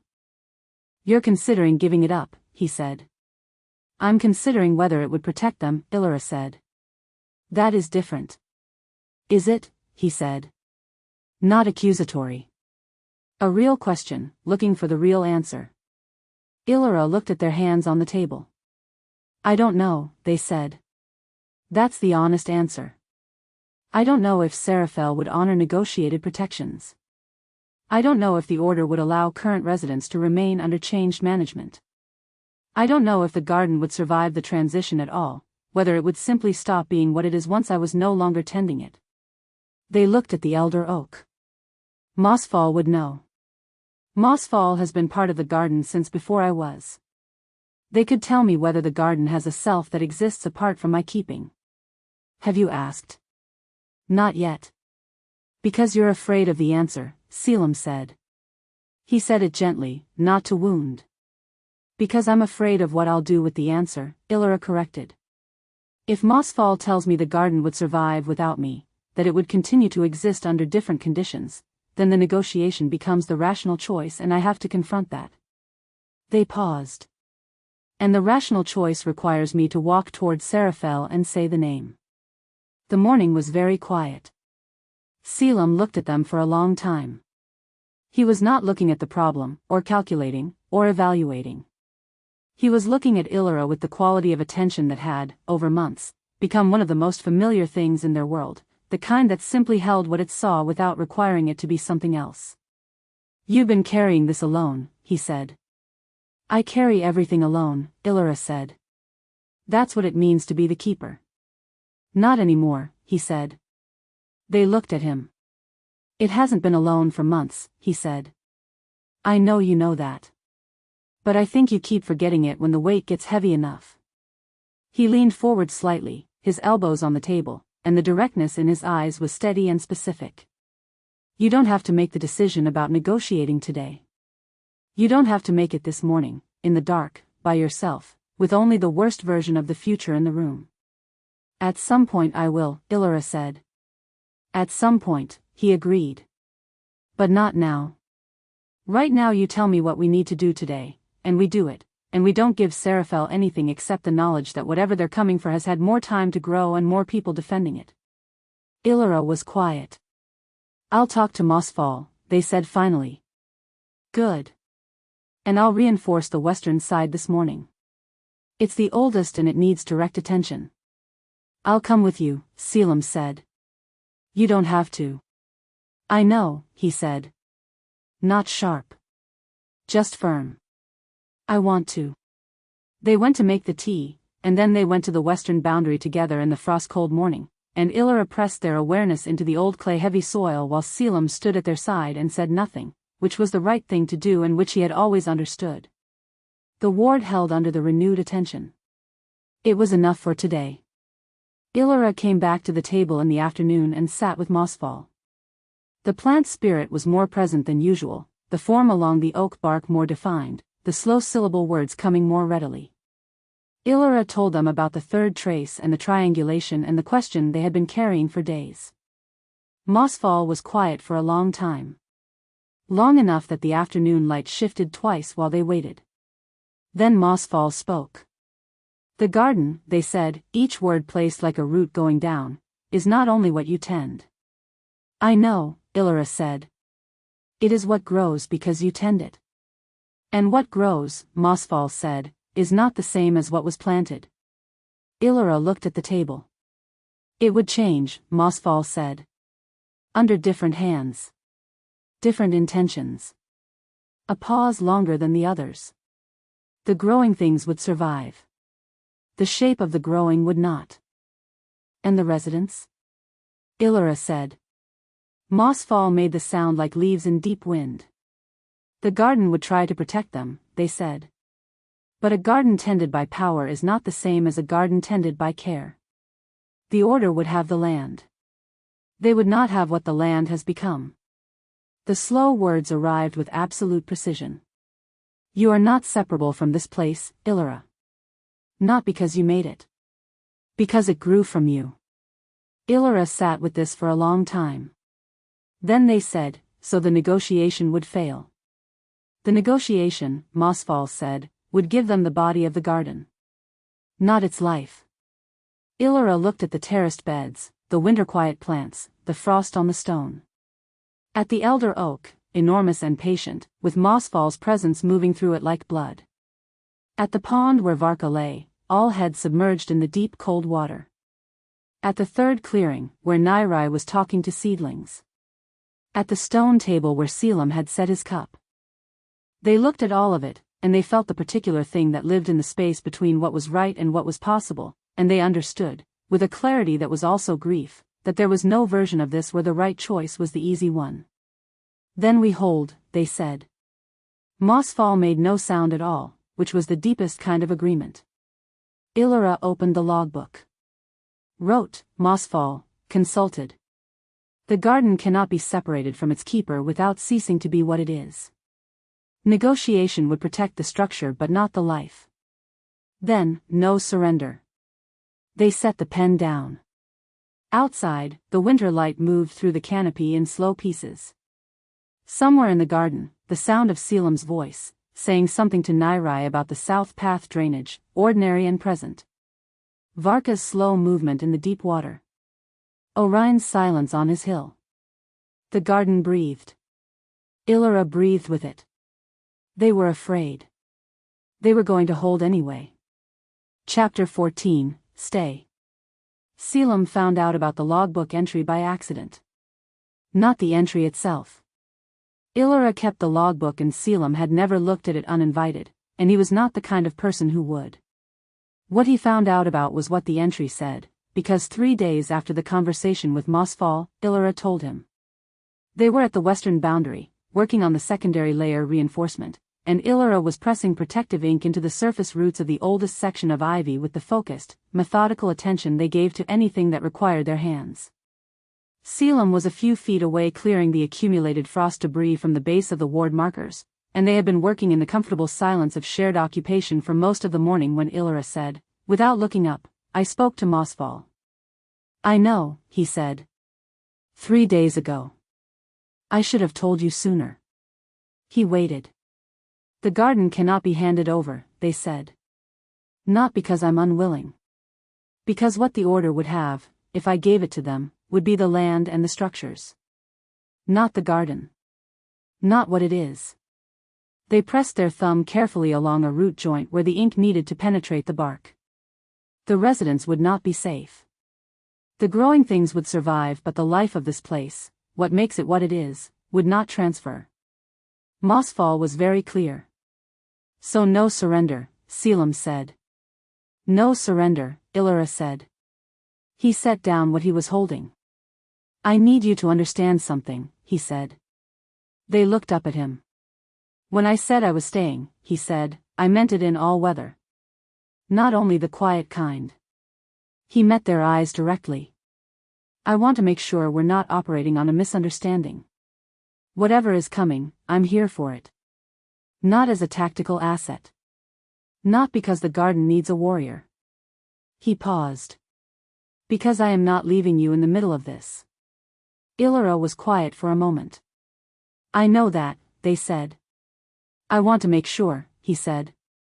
They looked at each other across 2 feet of frostbitten ground and ivy, and the morning was cold and still around them, and Selim felt the specific clarity that sometimes arrived in moments that required it, a sharpness of perception in which everything became the correct size. You're going to tell me, Ilyra said, that you want to be involved in whatever confrontation comes. That you don't want to be stood aside. I'm not going to tell you anything, he said. I'm going to stand beside you, and you can tell me what role is most useful, and I'll fill it. But I am not going to be 20 feet away in a different clearing when Seraphel arrives. A pause. That would be counterproductive, Ilyra said, which was, from them, agreement. Yes, he said. They went back to work. He thought about it while he worked, because it was the kind of thing that required thinking while the hands were occupied. He had been in confrontations before. Many of them. He knew what it felt like when something was coming that required preparation, the particular texture of the days before, how time moved differently when it was counting towards something. He had prepared for battles in 100 different ways across a very long career, and none of that preparation had ever felt like this one did. Because the preparation for every previous battle had been external, armor, strategy, positioning, the movement of bodies in relation to each other and to an objective. The preparation for this one was internal. He was preparing himself, specifically, for the moment when something he cared about was in danger and he would have to choose how to be there for it. That was different. He had cared about things before. He was not an unfeeling entity. He had friends and allies and the complex warmth that long shared experience built between people. But he had always, in the crucial moment, stood at a slight remove from his own care, let the training take over, let the role of the champion determine his actions in the space where he might otherwise have been governed by feeling. He was not going to be the champion in this confrontation. He was going to be himself, which was not a thing he had a very long practice of. That evening he went to find Orion.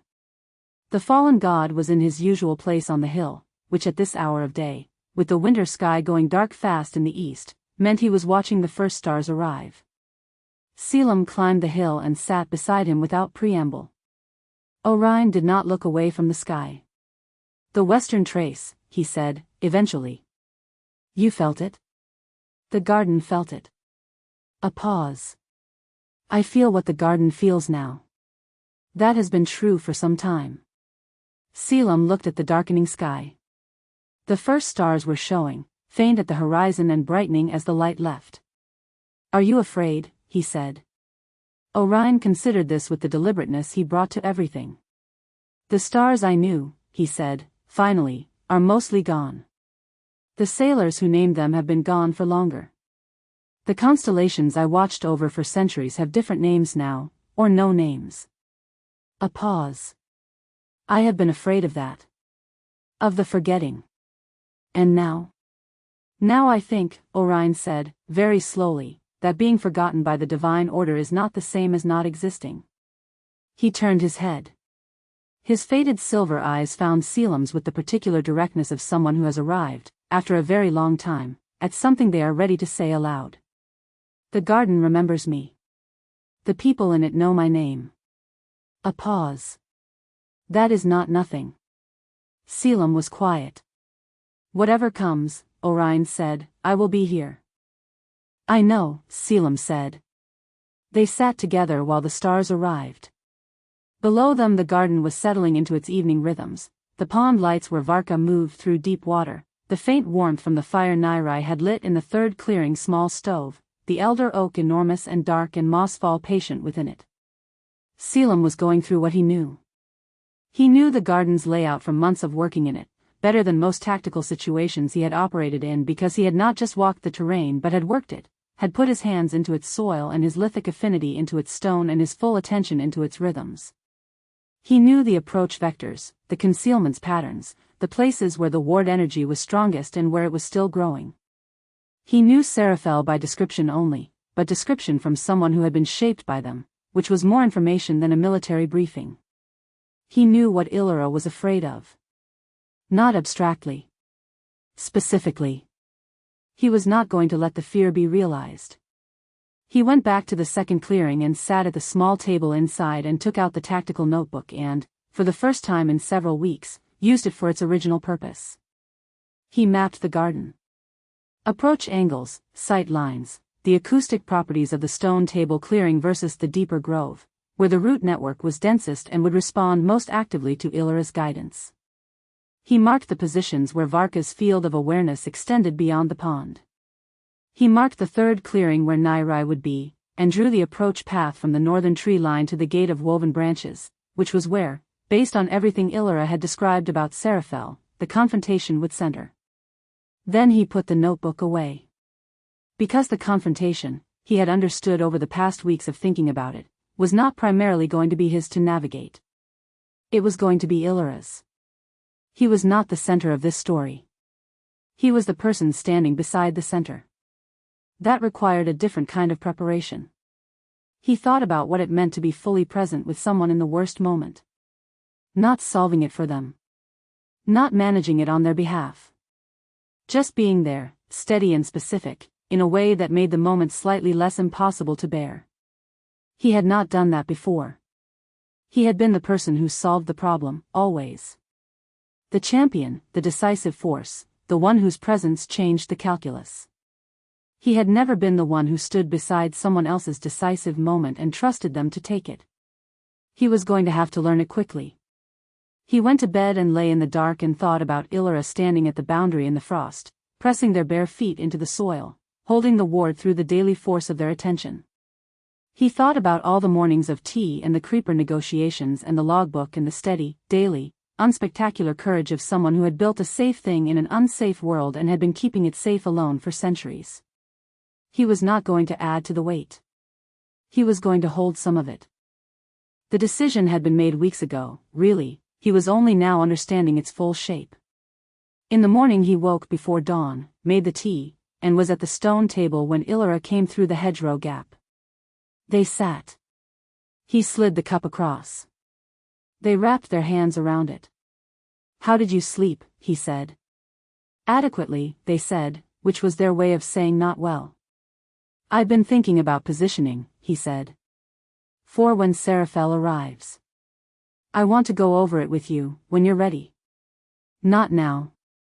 They looked at him over the cup. Not the confrontation itself, he said. Just where I should be standing. Where do you think you should be standing? they said. Beside you, he said. Unless you tell me differently. Ilyra was quiet for a moment. Beside me, they said. Yes. They drank their tea. Then that's where you'll be, they said. And that was the whole of it, and it was enough. He stayed for the rest of the morning. He stayed through the afternoon ward work and the evening meal and the quiet hour at the stone table when Ilyra made logbook entries, and he read his way through a collection of old texts about plant ward theory that he had found on a shelf in the storage room and had been working through for a week, not because he needed the information but because it was something to occupy his hands while he was present. He stayed. He was going to keep staying. The garden knew it, in the way the garden knew most things, not with certainty or record but with the deep patient acknowledgement of something that had grown long enough to recognize the difference between what passed through and what put down roots. Ilyra knew it too. And that, Selim had decided, was enough to build anything on. Chapter 15, The Mentor Returns. The garden knew before anyone else. This was how it had always gone when something significant approached the boundary, not a sound or a visible sign but a change in the quality of the air, the particular holding still that the garden performed when it recognized something that required a different kind of attention than the ordinary day. Ilyra felt it through their bare feet at the western boundary. They had been reinforcing the ivy network, their fourth morning of the same work, and they had their awareness deep in the root system when the change came, a sudden drawing inward, like a collective breath. The creeper stopped its slow outward reaching. The ivy tightened against the stone. The wind spirits went silent in the upper canopy with the completeness of things that no silence is required. And then, faint but unmistakable, the particular resonance of a divine entity moving through the outer territories with focused, directed intention. Not the shallow attentional presence of a scout. Something more central. More authoritative. Seraphel. Ilyra took one careful breath. They stood at the western boundary and did not move for 30 seconds. Pressing their awareness into the root network and reading the quality of the approach. Still in the outer ring. Still in the unprotected zone beyond the ward boundary. But moving with the confidence of someone who knew where they were going. Not wandering. Not searching anymore. Coming. They walked back to the garden at a measured pace, which required effort, because something in them wanted to run and they refused to give it permission. The garden needed its keeper calm. Calm was the ward's foundation. Calm was the boundary's strength. They were calm. They arrived at the stone table and found Selim already there, standing rather than sitting, with the notebook closed in one hand and the particular posture of someone who had felt the change through the garden and was waiting for the report. Seraphel, Ilyra said. He nodded. In the outer ring. Still outside the ward. Moving with intention. Ilyra looked at the northern tree line. Coming from the north. Which means the approach trace they've been mapping has converged on the northern valley gap. Timeline? Hours, Ilyra said. Not days. A silence. All right, Selim said. He said it the way he said things when he had already done the preparation and was now simply acknowledging that the preparation was needed. Not afraid. Not performing courage. Just oriented. I need to tell the residents, Ilyra said. They went to the third clearing first. Nairai was at their planter, which had become the center of their mornings with the same reliability that Ilyra's logbook was the center of theirs. The root vegetable starts had become actual small plants, fragile and specific and vivid green against the winter's gray. They looked up when Ilyra appeared in the doorway, and they read Ilyra's expression the way the garden's residents had learned to read it. Not through any single element but through the combination of them, the quality of the stillness, the set of the shoulders. It's today, Nairai said. Possibly today, Ilyra said. Possibly before the end of the day. I want you to stay in this clearing. The secondary ward layer is densest here and the approach from the north cannot see this clearing without moving fully through the inner grove first. I want to help, Nairai said. You are helping, Ilyra said. By being here and being safe, you are giving me one less thing to protect in the wrong place. That is help. Nairai looked at the planter. The plants, they said. The plants will be fine, Ilyra said. Whatever happens today, the plants will be fine. Something about this, the precision of it, the absolute confidence, settled Ilyra in a way that assurances about everything being fine had not. Ilyra noticed this and filed it away. Specificity was more comforting than scope. "I'll stay," Ilyra said. "Good." They went to the pond. Varka was already in the deep section, all heads submerged, which was the maximum concealment she could achieve without entirely removing herself from the garden's awareness. One head was still at the surface when Ilyra crouched at the bank, just barely, the eyes a dark amber glow just above the waterline. "I know," Ilyra said softly. "Stay deep. Don't surface unless I call you." The eyes blinked once, slowly. Then Varka sank. The pond went flat and opaque. Orion was on his hill. He was facing south instead of up, which was unusual, and he did not appear to be looking at the sky. He appeared to be looking at the garden itself, at the terraced beds and the paths and the central clearing, with the expression of someone committing something to memory. Ilyra climbed the hill and sat beside him. "You should go to the inner grove," they said. "The northern canopy there is densest. Harder to see through." "I will," Orion said. He did not move yet. One moment. They sat together for that moment, which stretched in the way of moments that knew they might not come again in the same form. "I remember," Orion said, "the first time I came to this place." His voice was slower than usual, the words arriving from very far away. "I was afraid the garden would be another kind of order. Another place that assigned things and expected them to stay assigned." Ilyra said nothing. "It wasn't," Orion said. He turned to look at them, the faded silver eyes finding Ilyra's with the full weight of someone who has been thinking about how to say something for a very long time. "You built something that lets things be what they are. Not what they were. Not what someone decided they should be." A pause. "Whatever happens today, that is true. You built that. No one can unbuild it." Ilyra felt something move in their chest. Not overwhelming. Just present. The specific warmth of being seen by someone you have known long enough that their seeing means something particular. "Go to the inner grove," they said, quietly. Orion nodded. He rose and moved down the hill with his usual careful slowness, and Ilyra watched him go and then looked at the sky from his usual vantage point, just for a moment, the fragment bright glimpses of it through the canopy. Then they went to find Mossfall. The plant spirit was present throughout the elder oak and the surrounding root network, dispersed more fully than usual, as if they had chosen to be everywhere at once today rather than centered in one place. "I know," Mossfall said, before Ilyra spoke. "The secondary layer," Ilyra said. "I have it," Mossfall said. "All of it that has grown. Every inch." A long pause. "We will hold what we can hold." "I know," Ilyra said.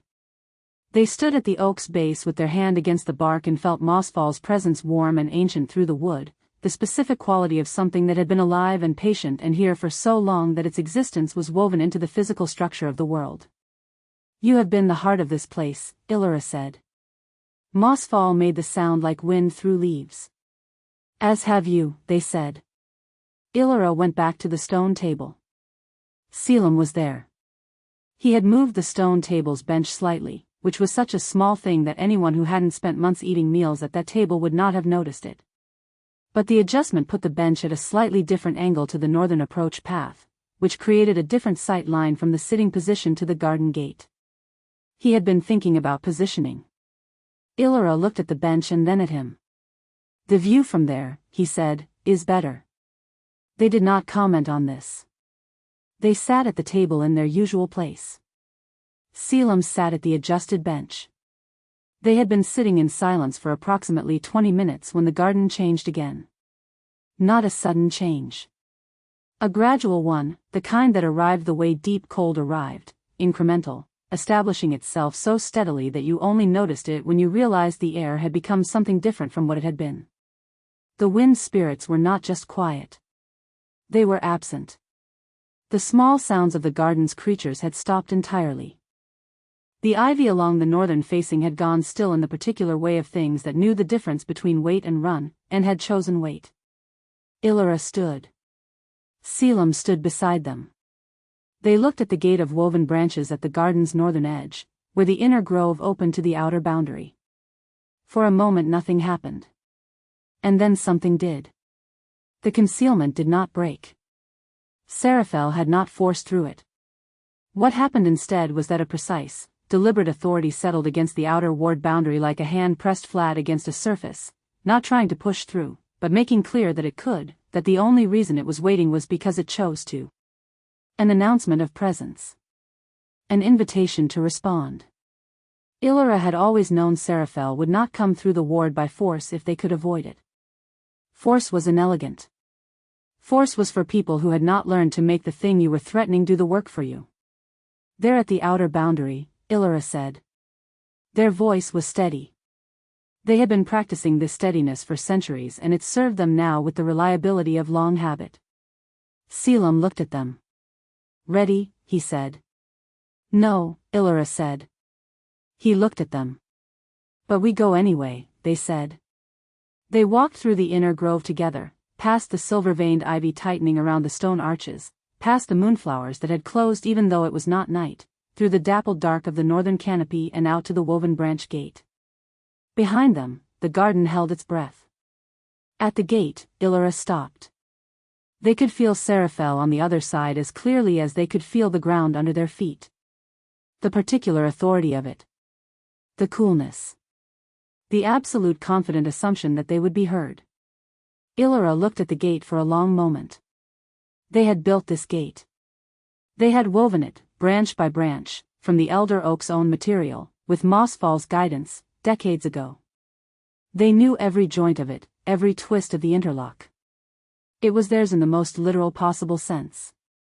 They were not going to let it be a wall between them and what was coming. They reached forward and opened it. The dusk air outside was cold and sharp. And Seraphel was there.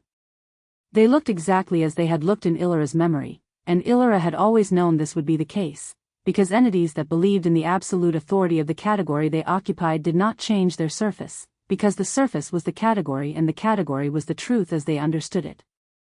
Robes of star thread. Eyes sharp as glass. Power clinging to them the way cold clung to stone, not threatening but simply the nature of the substance. Their gaze moved past Ilyra and swept the visible garden with the comprehensive assessing look of someone who had been sent to find a resource and had found it and was now calculating its value. Still collecting broken things, Seraphel said. Behind Ilyra, the garden received this without sound. Selim stepped forward, one step, which put him at Ilyra's shoulder. Seraphel's gaze moved to him. Something crossed their face, the particular expression of someone who has done thorough research and is confirming the accuracy of their preparation. Ah, Seraphel said. The warrior god. Their eyes narrowed with an interest that had no warmth in it. I wondered how long it would take before you found yourself somewhere improper. Selim looked at them. Leave, he said. Not I'm warning you. Not you have no authority here. Just the word itself, flat and complete. Seraphel ignored him. Their attention moved back to Ilyra with the specific, waiting quality of someone who had rehearsed this moment. You know why I've come, they said.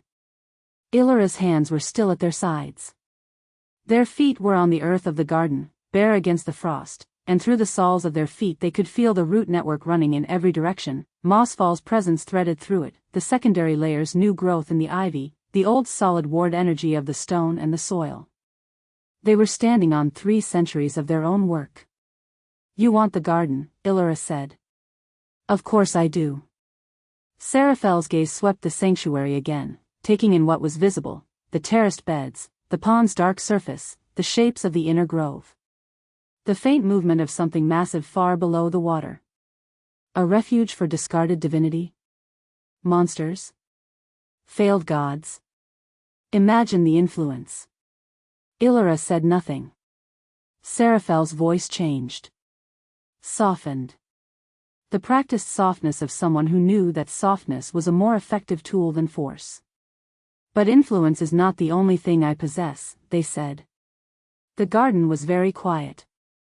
Ilyra stood in the quiet and felt the old familiar weight beginning to rise, the weight of the past and the years of hiding and the name that had been waiting in the dark of a restricted archive for exactly this moment.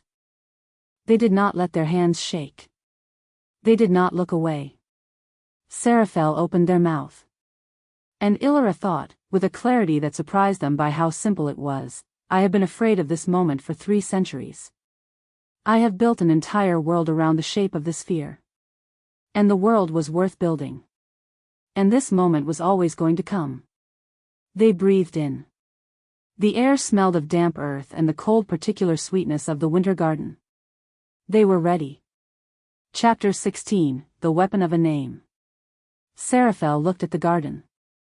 Their expression had the quality of someone who has found what they came for and is now in no hurry, because the finding itself has shifted the balance of power and they know it. The garden is exactly as the records described, they said. Before the dissolution fires took the geographic data. They tilted their head. I suspected the fires weren't entirely accidental. Ilyra said nothing. You were always thorough, Seraphel said, and the word thorough carried the specific weight of a compliment that had been turned into a diagnosis.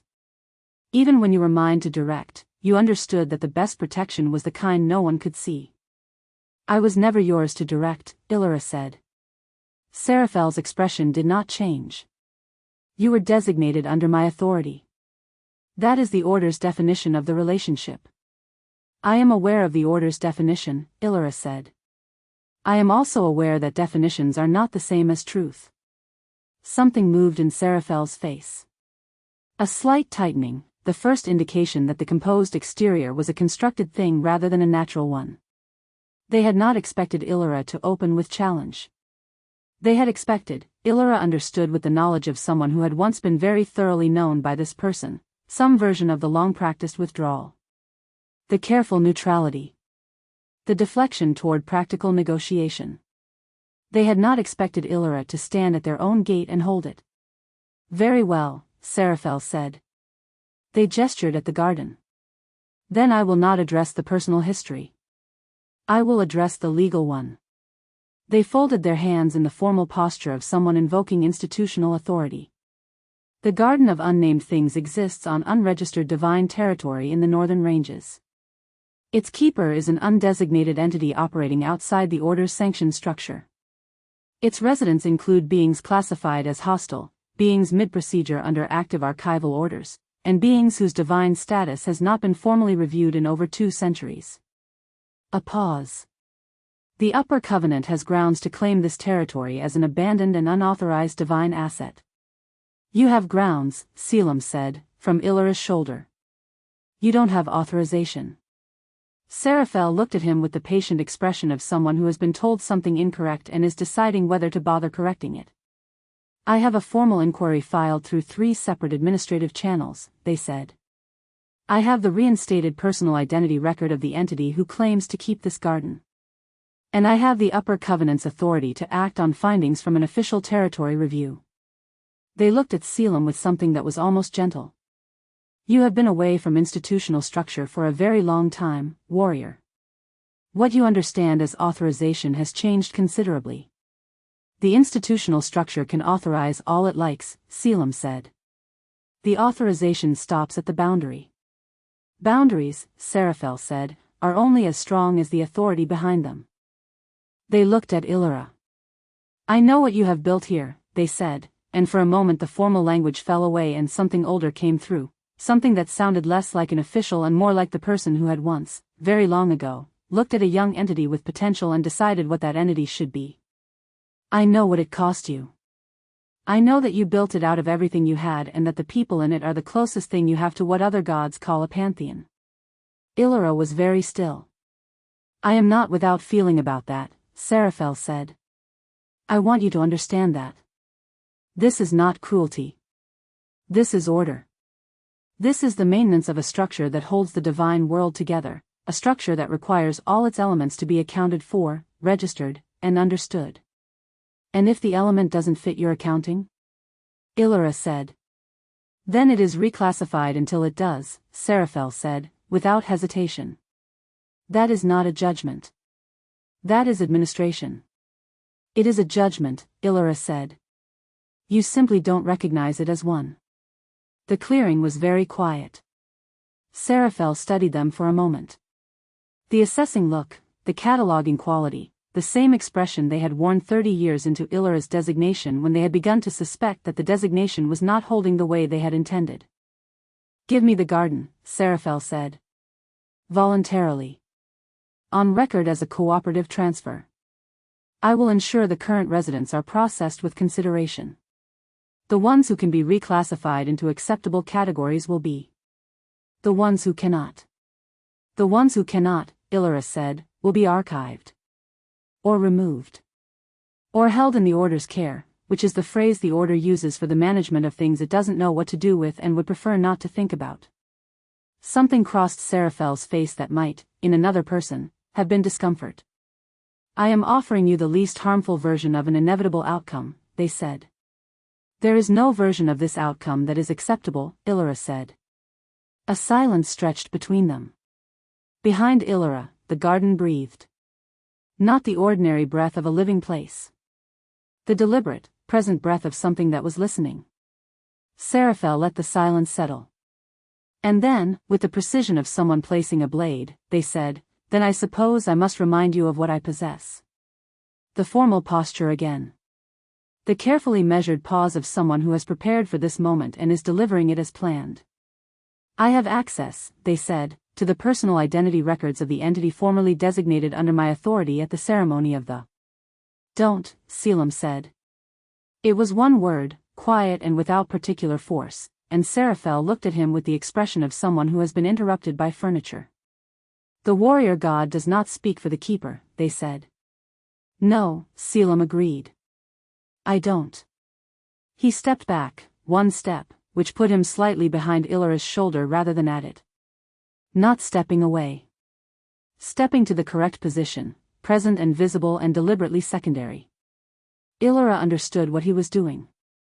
They felt something settle in their chest that had nothing to do with the confrontation and everything to do with the person behind them choosing, with full knowledge of what the choice meant, to take the step back. Seraphel returned their attention to Ilyra. The entity formerly designated under my authority, they said, bears a prior designation in the divine records. A name given with ceremony and authority in the full investiture of the upper covenant. They paused.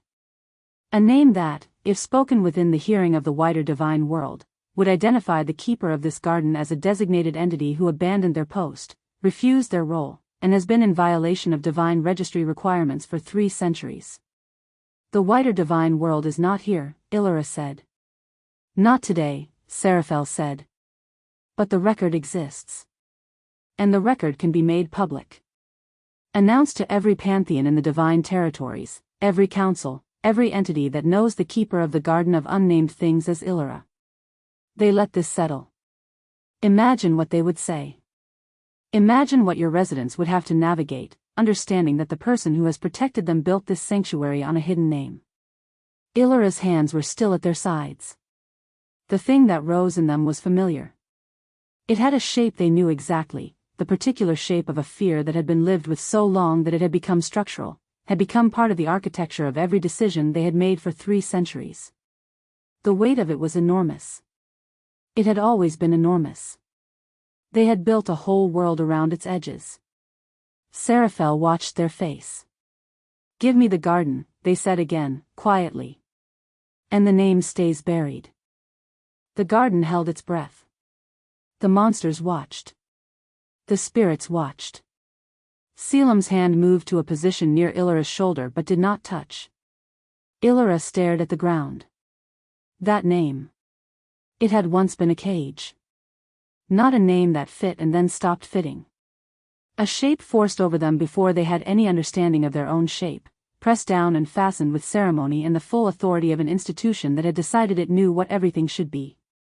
And the terror of it was not the name itself. The name was sounds.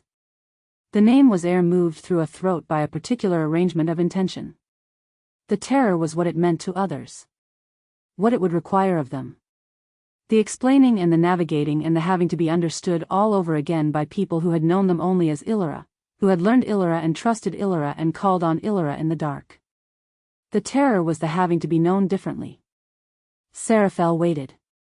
"Give me the garden," they said softly. "And it stays buried." Ilyra breathed in. The air smelled of damp earth and the cold particular sweetness of the garden in winter, and underneath it the deep old scent of the underground spring and the faint iron of the pond water and the cedar of the ward ink drying on the boundary roots and the particular warmth of something living and patient and growing in every direction at once. They breathed in all of it. They lifted their head. Seraphel's eyes were sharp and certain and waiting for the shape of a person who would fold. Ilyra looked at them and felt, moving through the fear and underneath it and past it into something that had been growing in them since the night Selim had sat beside a dying fire and said, "I know who you are," the very specific and quiet recognition of what they were actually being asked to give up. Not the garden. Not just the garden. Themselves. The surrender Seraphel was offering was not the surrender of a territory. It was the surrender of Ilyra. And Ilyra had spent 3 centuries building a place where nothing that lived and breathed and chose their own shape had to surrender that. They were not going to be the exception. "You think that name belongs to you," Ilyra said. Seraphel's eyes shifted. The faint uncertainty of someone who had expected a different line. "It does," they said. Ilyra shook their head slowly. "No," they said. And they breathed in, and the garden breathed with them, and they opened their mouth, and they spoke. Chapter 17, The Name Spoken. They said the dead name aloud. The sound hung in the twilight. Not a weapon. Not a curse. Just a word, given its correct weight and no more, set down in the cold dusk air of the garden gate the way you set down a stone you have been carrying long enough that your hand has begun to forget it was holding something. Seraphel froze. The expression on their face was one that Ilyra had not seen before, not in all the years of the mentorship and the designation ceremony and the long aftermath of refusal. It was not anger. It was not the careful composed authority.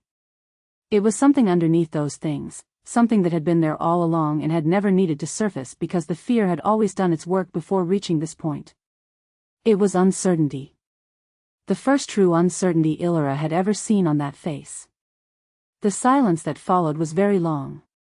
Selim, behind Ilyra's shoulder, was perfectly still. The garden was perfectly still. The 3-horned deer at the pond's edge had not moved. Ilyra let the silence settle.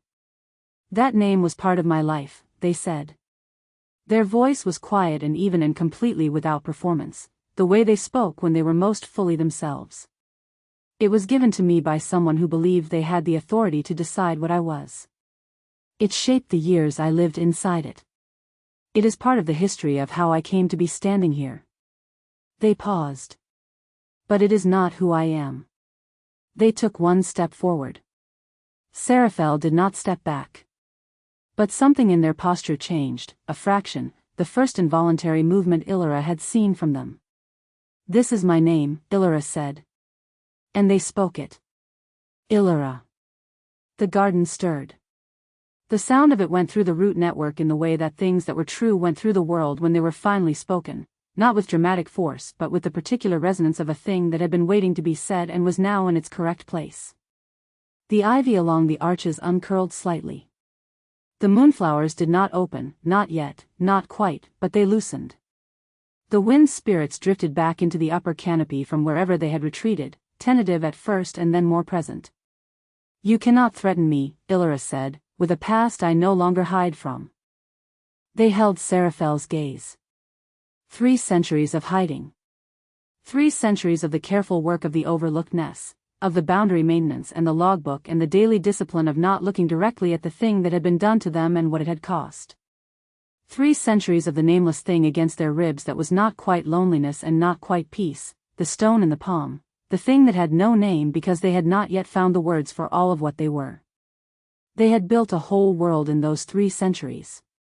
And this was the first moment they had stood in it and been entirely themselves. Seraphel's composure cracked.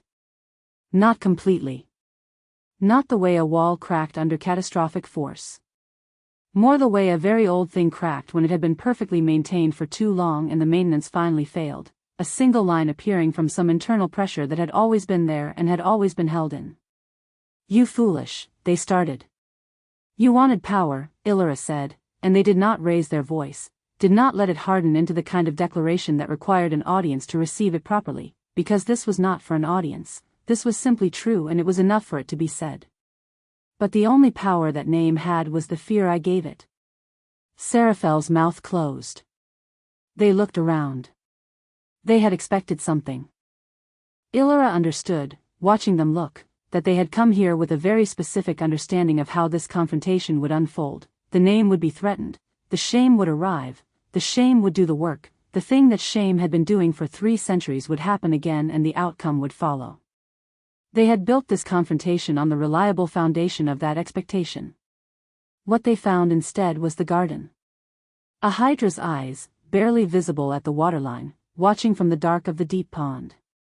A 3-horned deer at the bank, head lowered again to drink, undisturbed. The wind spirits moving through the high canopy, small and luminous and paying no particular attention to the entity at the gate. The garden going about itself. No one here cared about the dead name. Not because they did not know. Not because it had not been spoken in their hearing. But because it was simply not the information that mattered. It was not the thing that told them who was standing at their gate. It was not the story that explained the hands that had fed them and tended them and sat with them in the dark. Seraphel looked at all of this and for the first time in the confrontation they appeared to be calculating something that had not been in their original accounting.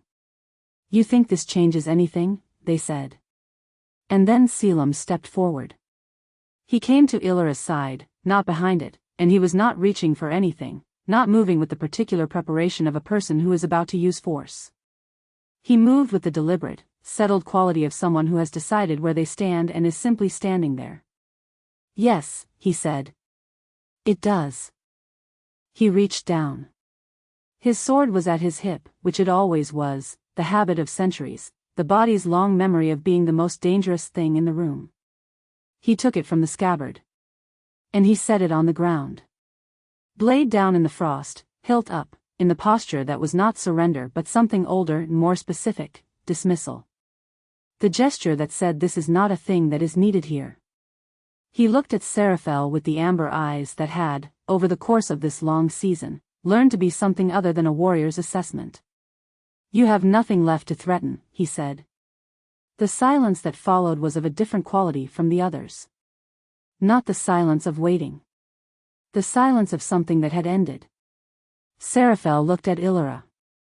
The sharp glass eyes moved over Ilyra's face with an expression that had finally given up the performed certainty and was showing the thing underneath. Not a monster, not a tyrant, but something more ordinary and in some ways harder to look at directly. A person who had built their entire understanding of the world on a structure that had just been shown a door it could not walk through, and did not yet know what to do with that. Ilyra felt, very distantly and with something adjacent to grief, something adjacent to pity. Not forgiveness. Not yet, possibly not ever, that was a longer and more private conversation between themselves and their own history. But pity, the specific kind that arrived when you saw the smallness of the thing that had frightened you for so long. "You may leave," Ilyra said. The words were soft. The garden echoed them. Not loudly. Not dramatically. The vines near the gate moved slightly, settling into positions that did not obstruct but that defined the space with quiet clarity. Here is the boundary. Here is the gate. Here is the world outside it, which you came from and to which you are being returned. Seraphel stared at Ilyra for a long moment. Their face went through several things. Ilyra watched each one and recognized them the way you recognize things in someone you had once known very well, the sequence of a person who does not know how to lose gracefully because they had never expected to have to learn. Then Seraphel turned. And walked. Back through the gate, back into the outer trees, their robes of star thread moving in the winter dark, the power that had clung to them like frost still present but changed, somehow, in quality. As if the cold had shifted from the inside and had become simply the temperature of the evening rather than something deliberate. The branches closed behind them. The gate settled back into its natural position. And the silence that followed was not a held breath. It was the garden exhaling. Ilyra stood at the gate for a long moment. They were shaking. This was the first they noticed it, that their hands, which had been completely still through the entire confrontation, were trembling now that the confrontation was over, in the particular way of a body that had been held under control for too long and was now releasing the holding. The trembling was not fear. It was aftermath. The body's honest accounting of what had been asked of it. Selim was there. He had come to stand beside them again, the step back undone, and he was looking at them with an expression that had nothing composed about it. Nothing performed. It was entirely and only what it was, relief, and warmth, and the specific quality of a person who has watched someone they care about do something very difficult and is still processing the sight of it. "Hey," he said gently. "That was terrifying," Ilyra said. Selim smiled, and the smile was the real one, not the easy social smile he wore in casual moments but the one that came from somewhere deeper, the one that changed the whole quality of his face. "You were incredible," he said. Ilyra laughed. It came out of them unexpectedly, a small, slightly ragged sound, and it felt remarkably like something loosening that had been bound for a very long time. "I felt like I was about to collapse," they said. "You didn't," Selim said. They looked at him. He was at exactly the right distance, close enough to be clearly present and far enough to leave the space for what it needed to be. He was still himself, wind-tangled hair, amber eyes, the easy posture of someone whose body had learned, over months in this garden, to be different from the shape it had carried for centuries. "Can I?" he said. Ilyra nodded. Selim took their hand. The contact was warm. Steady. The particular warmth of something that was not grand or overwhelming but was simply, specifically, real. Ilyra's hand stopped trembling. Not immediately. Not all at once. But gradually, over the space of several breaths, the aftermath shaking quieted, and what replaced it was the awareness of the hand in theirs and the garden around them and the night coming down through the canopy in small bright dark pieces. They stood at the gate for a while longer. Neither spoke. The garden had begun to settle back into its evening sounds, the movement of the wind spirits in the upper branches, the low rumble from the pond that meant Varka was surfacing, the faint sound from the third clearing that was probably Nairai opening the door to see what had happened and deciding it was safe to come out. "Do you think they'll come back?" Ilyra said. Selim considered this honestly, because he did not give comfort by subtraction. "Maybe," he said. He looked at the place where the outer trees had closed behind Seraphel, and his expression was the thoughtful one, the inward-turned evaluation. "But they'll have to get through both of us," he said. Ilyra looked at him. The bright traveler who had walked into the garden on a wrong turn, who had stayed when every practical justification for staying had been exhausted, who had set his sword in the frost and stood beside them at the gate with no weapon except his presence and who had been, in that moment, more than enough. "You don't have to protect me," Ilyra said. The old phrase. The one they had said to themselves in different forms for 3 centuries. Selim tilted his head. "I know," he said. A pause, warm and unhurried. "I want to." Ilyra felt something bloom in their chest. Not the old nameless pressing thing, not the stone in the palm. Something new. Something that had been growing so slowly they had not named it yet and now did not need to, because the feeling itself was the name. They leaned slightly closer. Just slightly. Just enough. "Then stay," they said. Selim smiled. "I was planning on it," he said. Around them, the garden breathed again. Somewhere in the dark, new flowers were opening. And Ilyra stood at the gate of the thing they had built, with their hand in the hand of someone who had chosen to be there, and they felt, for the first time in 3 centuries, neither the weight of the name they had buried nor the need to keep it buried. They simply felt like themselves. Whole and present and named. Ilyra. Chapter 18, After the Silence. The night after was very quiet. Not the quiet of something held. The quiet of something set down. Ilyra did not sleep, which was not unusual, but this time the sleeplessness did not carry the familiar texture of vigilance, the listening for, the awareness pressed outward into the root network, checking and rechecking the boundary for signs of approach. The boundary was intact. Seraphel had gone and had not returned, and the outer trees were empty, and the birds that had been watching inward for weeks were gone, their perches in the outer ring vacant in the morning light. Whatever had been gathering was gone. Ilyra sat at the stone table in the dark and felt the shape of the space where the fear had been. It was still there, in the way that the outline of something removed was still there for a while after the removal. The habit of it. The muscle memory of a 300-year practice of carrying a specific kind of vigilance. It would not disappear overnight. It was not the kind of thing that disappeared, it was the kind of thing that gradually, over time, ceased to determine the shape of every other thing around it. But the fear itself was changed. The name was spoken. Spoken in their own voice, in the garden that was theirs, in front of the person who had held it over them as a weapon and had found that it no longer functioned as one. The name existed in the open air of the world now.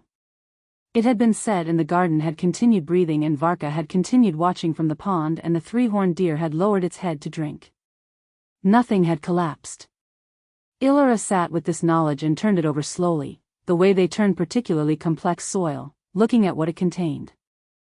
Selim came through the hedgerow gap at approximately the same time he always came, which meant he had woken early and had known that Ilyra would be up and had decided that the morning should be met together. He sat at his usual place and looked at them with the quiet attention that asked nothing and offered everything. "How are you?" he said. This was a question Ilyra had been asked many times over the course of their long life, in many forms and by many people, and had almost always deflected.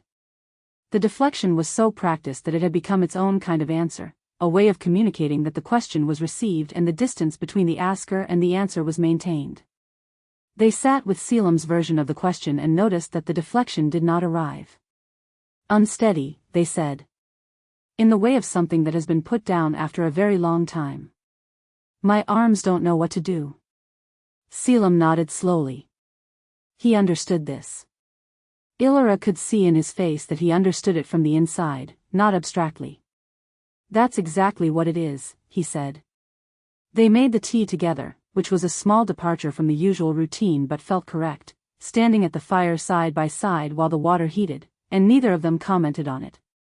The departure was its own kind of statement, the kind that did not require words because the action was the word. By mid-morning the residents had gathered at the stone table. Not summoned. Not organized. Simply present, each arriving in their own time and their own way, because the garden's mood had communicated something and they had responded to it with the particular attentiveness of people who had learned to read the place they lived in. Nairai came first, which was itself something new, the godling arriving before being called, with the straight-backed quality of someone who had spent a very frightening night in a small clearing and was now finished waiting to find out what had happened. They looked at Ilyra with the wide amber eyes. "You're all right," they said. It was half question and half the desperate working through of an observation. "Yes," Ilyra said. "And Seraphel is gone." "Seraphel is gone."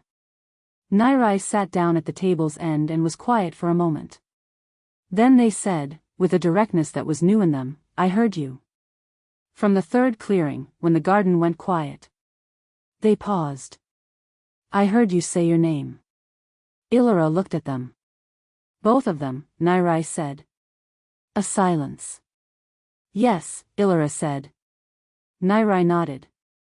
They did not say anything further, but something in their expression settled into a quality that Ilyra recognized from the early days of their own reconstruction after the designation refusal, the sight of someone else doing the thing you had not yet been able to do, showing you that it could be done. That the world did not end. That the doing of it changed the shape of something that had seemed unchangeable. Orion came down from his hill.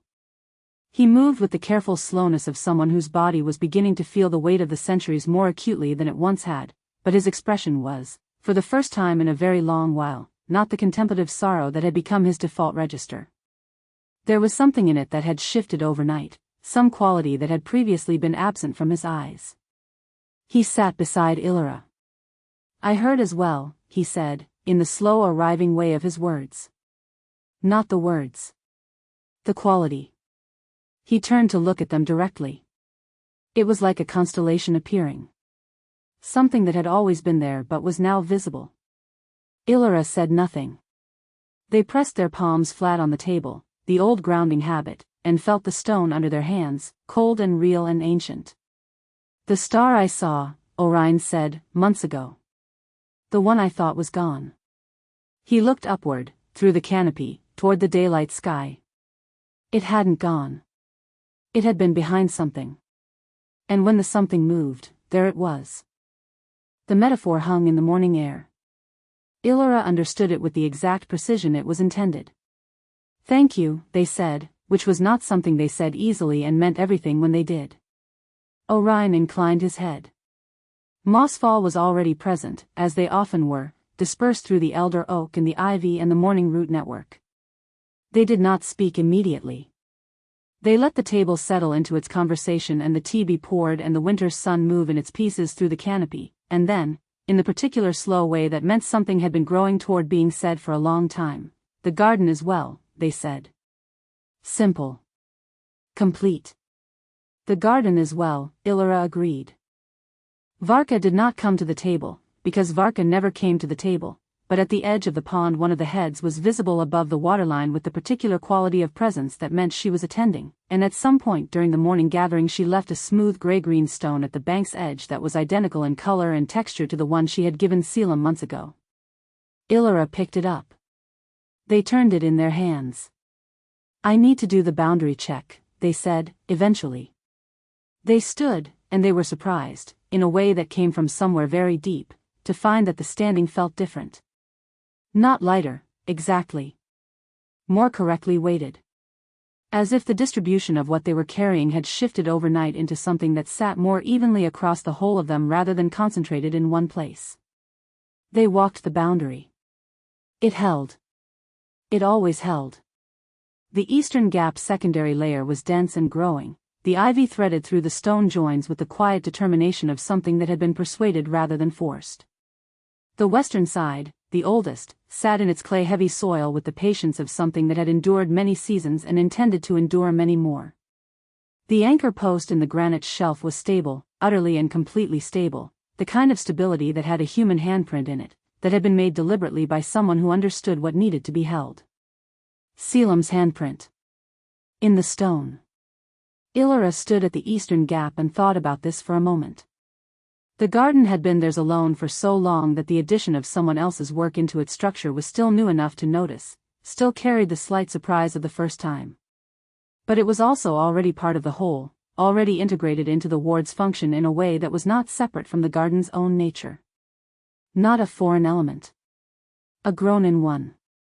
They pressed their palm to the granite shelf surface and felt the clean pivot of the ward energy around the fixed point.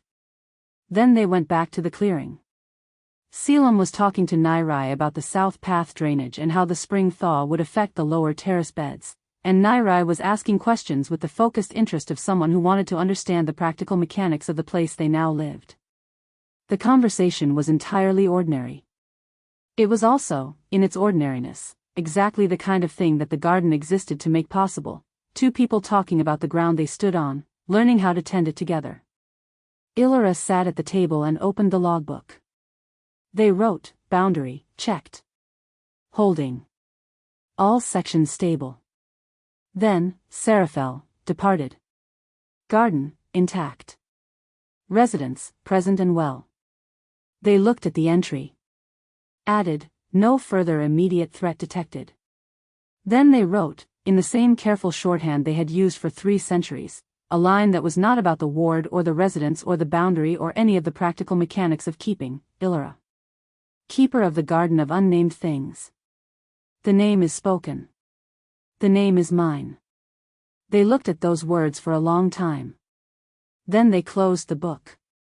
Outside, the winter's sun was moving in its slow arc through the canopy, and the garden was making its ordinary sounds, and somewhere in the eastern hedge the 3-note bird began to sing. 3 notes. A pause. 3 notes again. And then, this time, something new. It did not stop. Chapter 19, What We Choose. 3 weeks after Seraphel's departure, Selim left the garden. He was gone for 4 days. He told Ilyra before he left, there are things I should settle. The campaign I walked away from. My gear, which is stored with a battalion commander 2 ridges east and should probably be formally returned rather than simply abandoned. And Thalen.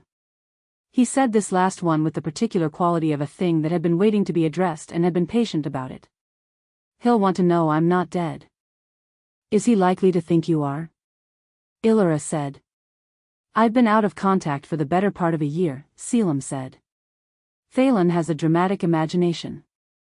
Go, Ilyra said. He went. He varied the approach as always, took the northwest departure route, and disappeared into the outer trees with the easy long stride of someone who had spent centuries navigating terrain and who knew, Ilyra was certain, exactly the route that would bring them back. The 4 days were not what Ilyra had expected. They had expected the familiar shape of being alone, the settled comfortable routine of the garden's rhythms without the variable of another person's presence. The morning tea made in exact measure. The logbook entries without commentary from across the table. The work proceeding at the pace that a single person set. What they found instead was that alone felt different now. Not worse.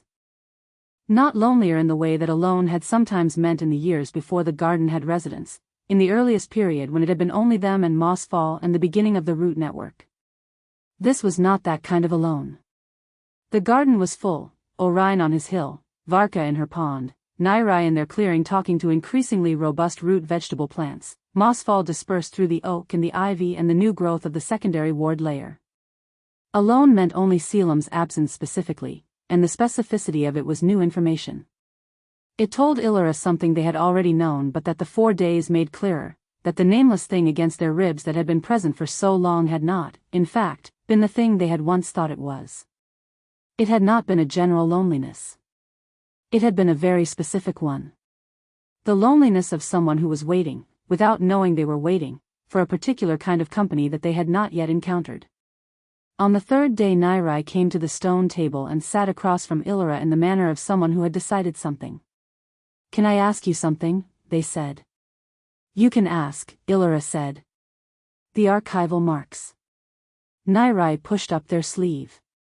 The silver traces on their forearms had faded almost entirely over the past months, the residue of the divine order's process dissolving against the garden's ambient energy, but a faint pattern was still visible if you looked closely, not the harsh imposed lines of the original procedure, but something softer now, more like a watermark.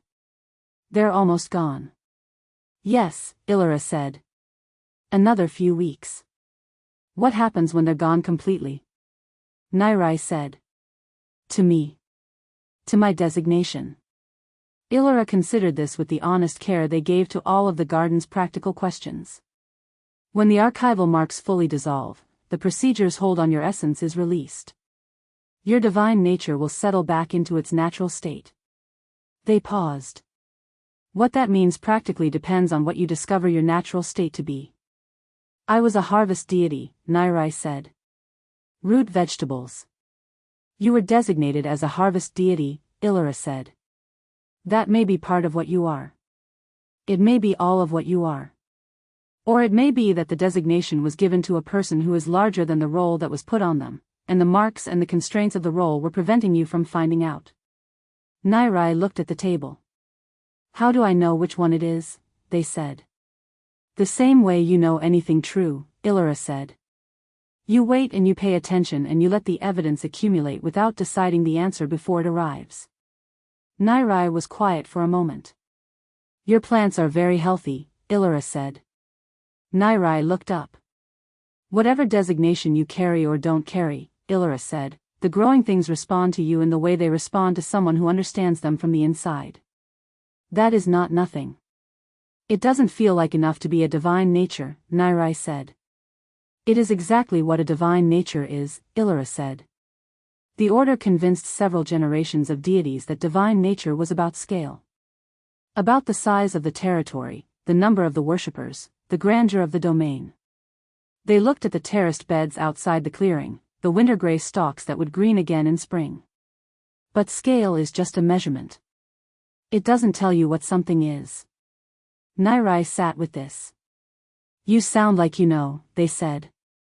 I have been small in ways the order considered failure, Ilyra said, for longer than you have existed. And I have kept something alive that the Order could not account for. I think I have earned the observation. Ilyra smiled. It was a real smile, unguarded, the kind that arrived when a person forgot to manage their expression for a moment and what was underneath was simply warmth. I want to stay, Ilyra said. In the garden. After the marks are gone. Not because I need protecting anymore. They looked at their hands. Because this is where I want to be. Then you stay, Ilyra said. On the fourth day, the garden told Ilyra that Selim was coming back. Not in words. In the change in the root network's quality, the particular awareness shift that happened when something familiar approached the outer boundary. Not alarmed. Oriented. The specific quality of the garden turning towards someone it recognized.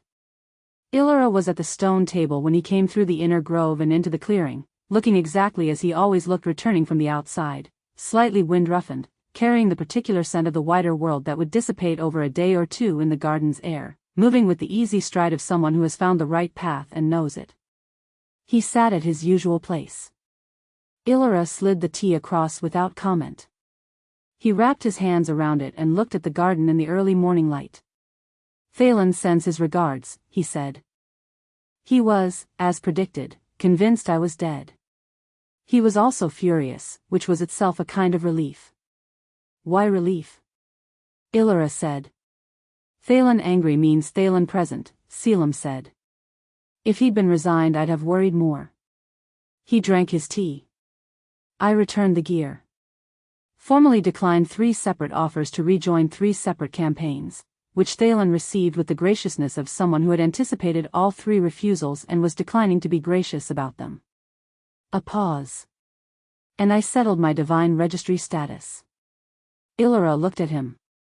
I'm no longer registered as a champion for hire through the Intermediate Pantheon Network, he said, without particular drama.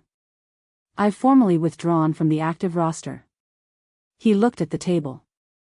Which means I have no official institutional affiliation. You had very little to begin with, Ilyra said. Less now, he agreed. He looked at them. I did it because the registration was the last thing that connected me to a version of myself I wasn't anymore. And I didn't want anything with my name on it pointing toward this garden. Ilyra was quiet. It's not a sacrifice, he said, clearly and without ambiguity. I want you to understand that. I did not give up something I wanted to stay here. I gave up something I had already left. He set the cup down. I am telling you because you should know what I have chosen and why I have chosen it. Ilyra looked at him for a long moment. What will you do, they said. Without the registration. Without the roster. Stay here, he said simply. Help tend the garden. Work on the secondary ward layer with Mossfall. Talk to Varka, who I am increasingly convinced understands more abstract conversation than she lets on. He looked at the clearing. Find out who I am when there's no one I'm supposed to be for. Ilyra felt something in their chest that had no name yet, but that was warm and specific and entirely their own. You know, they said, that I cannot promise this place will always be safe. Seraphel may come back. Others may come. The Order's interest does not disappear because one confrontation ended well. I know, he said. And I cannot promise that I will always know how to let someone be close to me, they said, more carefully. I have spent a very long time building the habit of not doing that. The habit is not gone overnight. I know that too, he said, with the directness and the lack of any demand in it that had become one of the most recognizable things about him to Ilyra. I'm not asking for promises. I'm asking for the chance to stay and see what we build. A pause. We build things slowly here, Ilyra said. I'm aware, he said. I've watched you negotiate with a creeper for 3 months. Ilyra looked at their hands on the table. Then they looked at him. All right, they said. And there was a great deal contained in those 2 words, the same 2 words they had said to him months ago at a stone table in the grey pre-dawn when he had said he would come back, and they had meant different things then, but the words were the same and the feeling in them had simply grown from what it had been into what it was now, which was larger and clearer and more specifically itself. All right, Selim said back, and his expression was the real smile, the deep one. They sat together until the morning had fully arrived, and the light came through the canopy in its pieces, and the garden made its ordinary sounds around them, and Nairai came through the hedgerow gap looking surprised and then unsurprised to find Selim back at the table, and Orion watched from his hill with the expression of someone for whom this conclusion had been visible from a very great distance. And Ilyra sat in the center of all of it. Not hiding. Not keeping watch for the shape of their own fear at the edge of things. Just present, in the place they had built, with the people they had gathered, with the hand of someone who had chosen to be here resting on the table near theirs. Not touching. Not yet. But near. The distance between near and together was one they would cross in their own time, at the pace of the garden, slowly and with full attention. Ilyra was not afraid of the time it would take. They had, after all, built the whole of this from the beginning. They knew how to grow things. Chapter 20, Where Soft Things Grow. Spring came to the garden the way it always came, slowly, and then all at once. The first sign was the underground spring, which ran warmer in late winter before the thaw above ground had given any indication that the season was changing, as if the earth knew something the sky had not yet announced. The pond shifted color, from the dark opaque winter gray to something softer and more green, and Varka spent more time near the surface, all heads raised with the particular alertness of a creature that was waiting for the world to wake up. The second sign was the creeper. It put out 6 inches of new growth overnight, vivid and precise, aimed at the eastern wall with the focused determination of something that had been waiting all winter and was not interested in incremental progress. Ilyra stood at the eastern hedge in the early morning and looked at the new growth and said, with the air of someone concluding a negotiation that had been ongoing for 60 years, "Well done." The creeper did not respond verbally. It continued growing. Nairai's root vegetables had long since outgrown the small planter and been transplanted into a proper bed in the third clearing's attached plot, which had been covered for the winter and which Nairai had uncovered on the first day. They could reasonably argue that the ground was receptive. The plants had responded with the eagerness of something that had been ready for a while and had simply been waiting for permission. They were, by any reasonable observation, extraordinary. "You're not doing this just by talking to them," Selim told Nairai, crouching at the bed's edge and looking at the plants with the genuine curiosity he brought to everything in the garden. "There's something else. They're responding to you the way the garden responds to Ilyra." Nairai looked at the plants. "Is that what it is?" they said. "The archival marks are gone," Selim said. He looked at their forearms, bare in the spring morning, the skin clean of silver traces for the past 2 weeks. "Whatever was in those marks that was constraining you isn't there anymore." "I don't feel different," Nairai said. "Look at your plants," Selim said. Nairai looked at the plants. A long pause. "Oh," they said. The word carried a particular quality, the recognition of someone who has just understood something they had been standing inside without seeing. Not surprise, because on some level the evidence had been there for weeks, but the specific thing that arrived when the evidence assembled itself into an understanding that could be named. "I didn't know it could be like this," Nairai said. "The divine connection. I thought it was supposed to feel bigger. More," they searched for the word. "Declared. Most of the grand declarations in the divine world," Selim said, "are compensating for something." He stood, brushed his hands on his trousers. "What you have is quiet. That doesn't mean it's small." Nairai looked at the plants for another moment. Then they said, in the manner of someone testing a name out loud for the first time, "I think I'm a growth deity." "Not harvest?" Selim said. "Harvest is the end," Nairai said, with the focused precision of someone working through a distinction that was important. "Growth is the before. All of it, the germination, the reaching, the slow work of becoming." They looked at the garden around them, at the creeper and the spring beds and the elder oak enormous above everything. "I think I've always been about the before." Selim was quiet for a moment.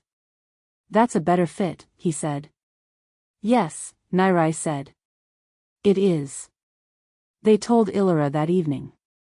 Ilyra listened with the full attention that meant the information was being received and catalogued in the place where important things went, and when Nairai finished they said, with the brevity that indicated genuine feeling, "Yes." That's right. And something in Nyrai's expression settled into a quality that Ilyra recognized, because it was a quality they had seen in the mirror on the morning after the confrontation, the look of someone who has found the words for what they are and has discovered that the words fit. Orion was changing. Not dramatically. Slowly, over the weeks of late winter and into spring, in the particular way that things changed in the garden, which was always the way of growing things and never the way of sudden events. The fading quality in his eyes, the accumulated gray of too many centuries of being forgotten, had not reversed, because what had been lost over centuries did not simply return. But it had stopped progressing. He was still fading. He was also, for the first time in Ilyra's long acquaintance with him, not fading further. He sat on his hill each morning and looked at the sky, and the sky sometimes sent back something that was almost recognition, a particular alignment of light through the canopy that had the quality of being directed rather than accidental, as if the stars he had tended for centuries had not entirely forgotten where to find him. "They remember," he said one morning, when Ilyra climbed the hill and sat beside him. "Yes," Ilyra said. "Not all of them. Not like before." He was quiet for a moment. "But enough." They sat together on the hill and watched the morning come in through the canopy in its pieces, the familiar fragmented brightness of the sky as the garden knew it. "Ilyra," Orion said. "Yes. I am glad you are still here." "I am glad to be here," Ilyra said. The warmth of this was specific and real and not at all complicated. The ward's secondary layer reached full maturity on a morning in early spring when mossfall surfaced from the elder oak with something in their presence that Ilyra could only describe as satisfaction, the slow deep satisfaction of something that had been growing toward a completion and had arrived at it. "It holds," mossfall said. Ilyra pressed their awareness into the root network and felt the full circuit of the new layer, the ivy along the northern face, dense and interlocked, the creeper threading through the eastern stone joins, the southern boundary reinforced through the old root network's new growth, the western clay-heavy soil now shot through with a finer web of persuasion, older and more organic than any deliberate ward. The garden was more itself than it had ever been. More fully defended by its own nature, more deeply rooted in what it was, less dependent on the effort of a single keeper pressing their awareness into the soil each morning to make it hold. "Thank you," Ilyra said to Mossfall. Mossfall made the sound like wind through leaves in deep summer. That evening Selim and Ilyra sat at the stone table after everyone else had gone to their own clearings and their own evenings, and the fire pit was lit against the last of the winter chill, and the garden was quiet in the particular settled way of a place that was, for the moment, as safe as it had ever been. Selim was reading the old ward theory text he had been working through for months, not because he still needed the information but apparently because he had become genuinely interested in it, which Ilyra had observed with a feeling they could now name without difficulty. Ilyra was making logbook entries. They wrote, "Secondary ward layer, fully mature. Confirmed stable by mossfall. Garden perimeter, strongest in recorded history." Then, Nyrai, archival marks fully dissolved. Divine nature, growth deity. Settled. Then, Orion, stable. Fading arrested. Then, Varka, well. Then, Mossfall, well. They stopped.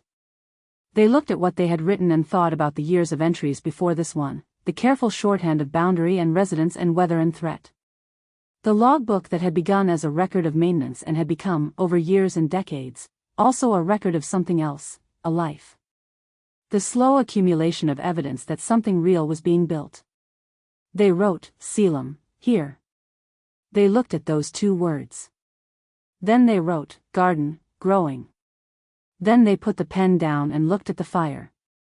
You're done, Selim said, without looking up from his text. How do you know?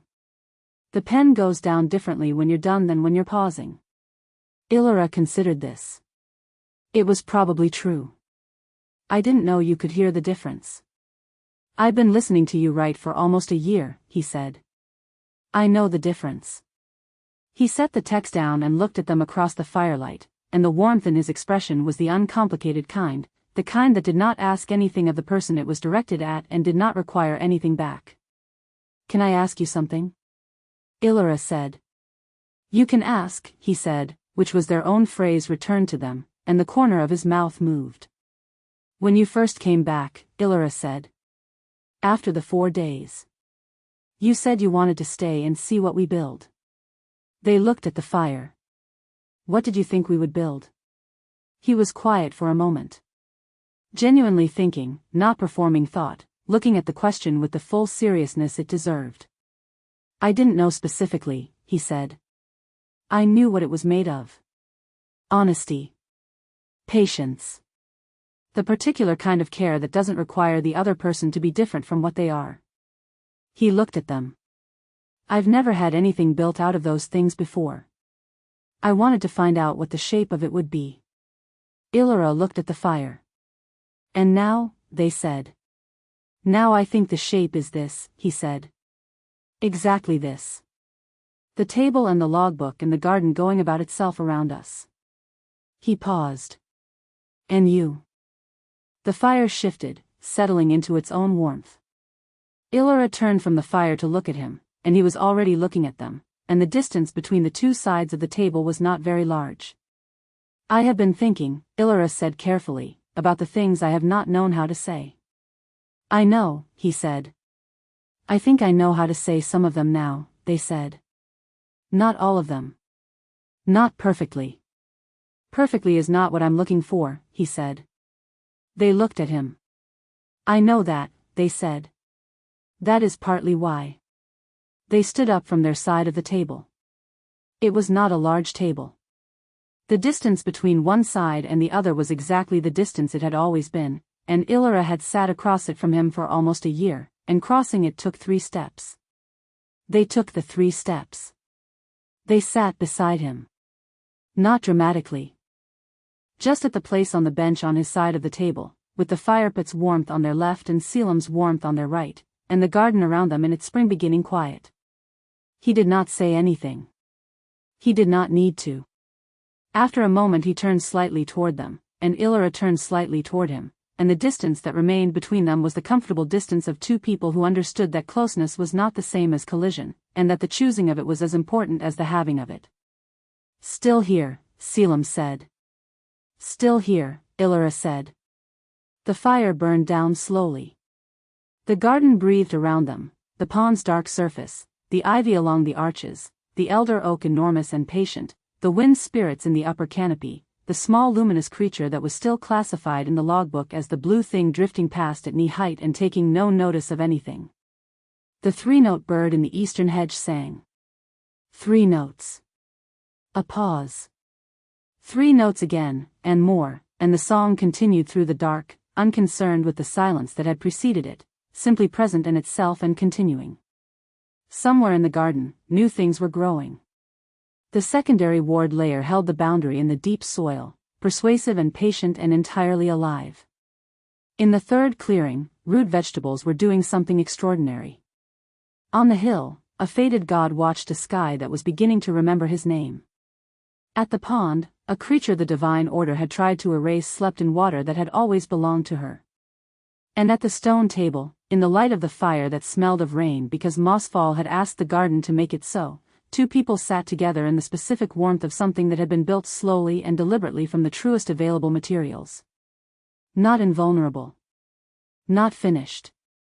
Not without the knowledge that the outside world was still there with its registries and its authority and its particular way of deciding what things were and whether they were permitted to exist. But here. Still here. And growing in every direction at once, the way soft things grew when they were finally given the ground they needed, not loudly, not spectacularly, just with the quiet insistence of something that had decided to be alive and had found, at last, the right place to do it. The garden held them. All of them. And it was enough. It was, in fact, more than enough. It was everything.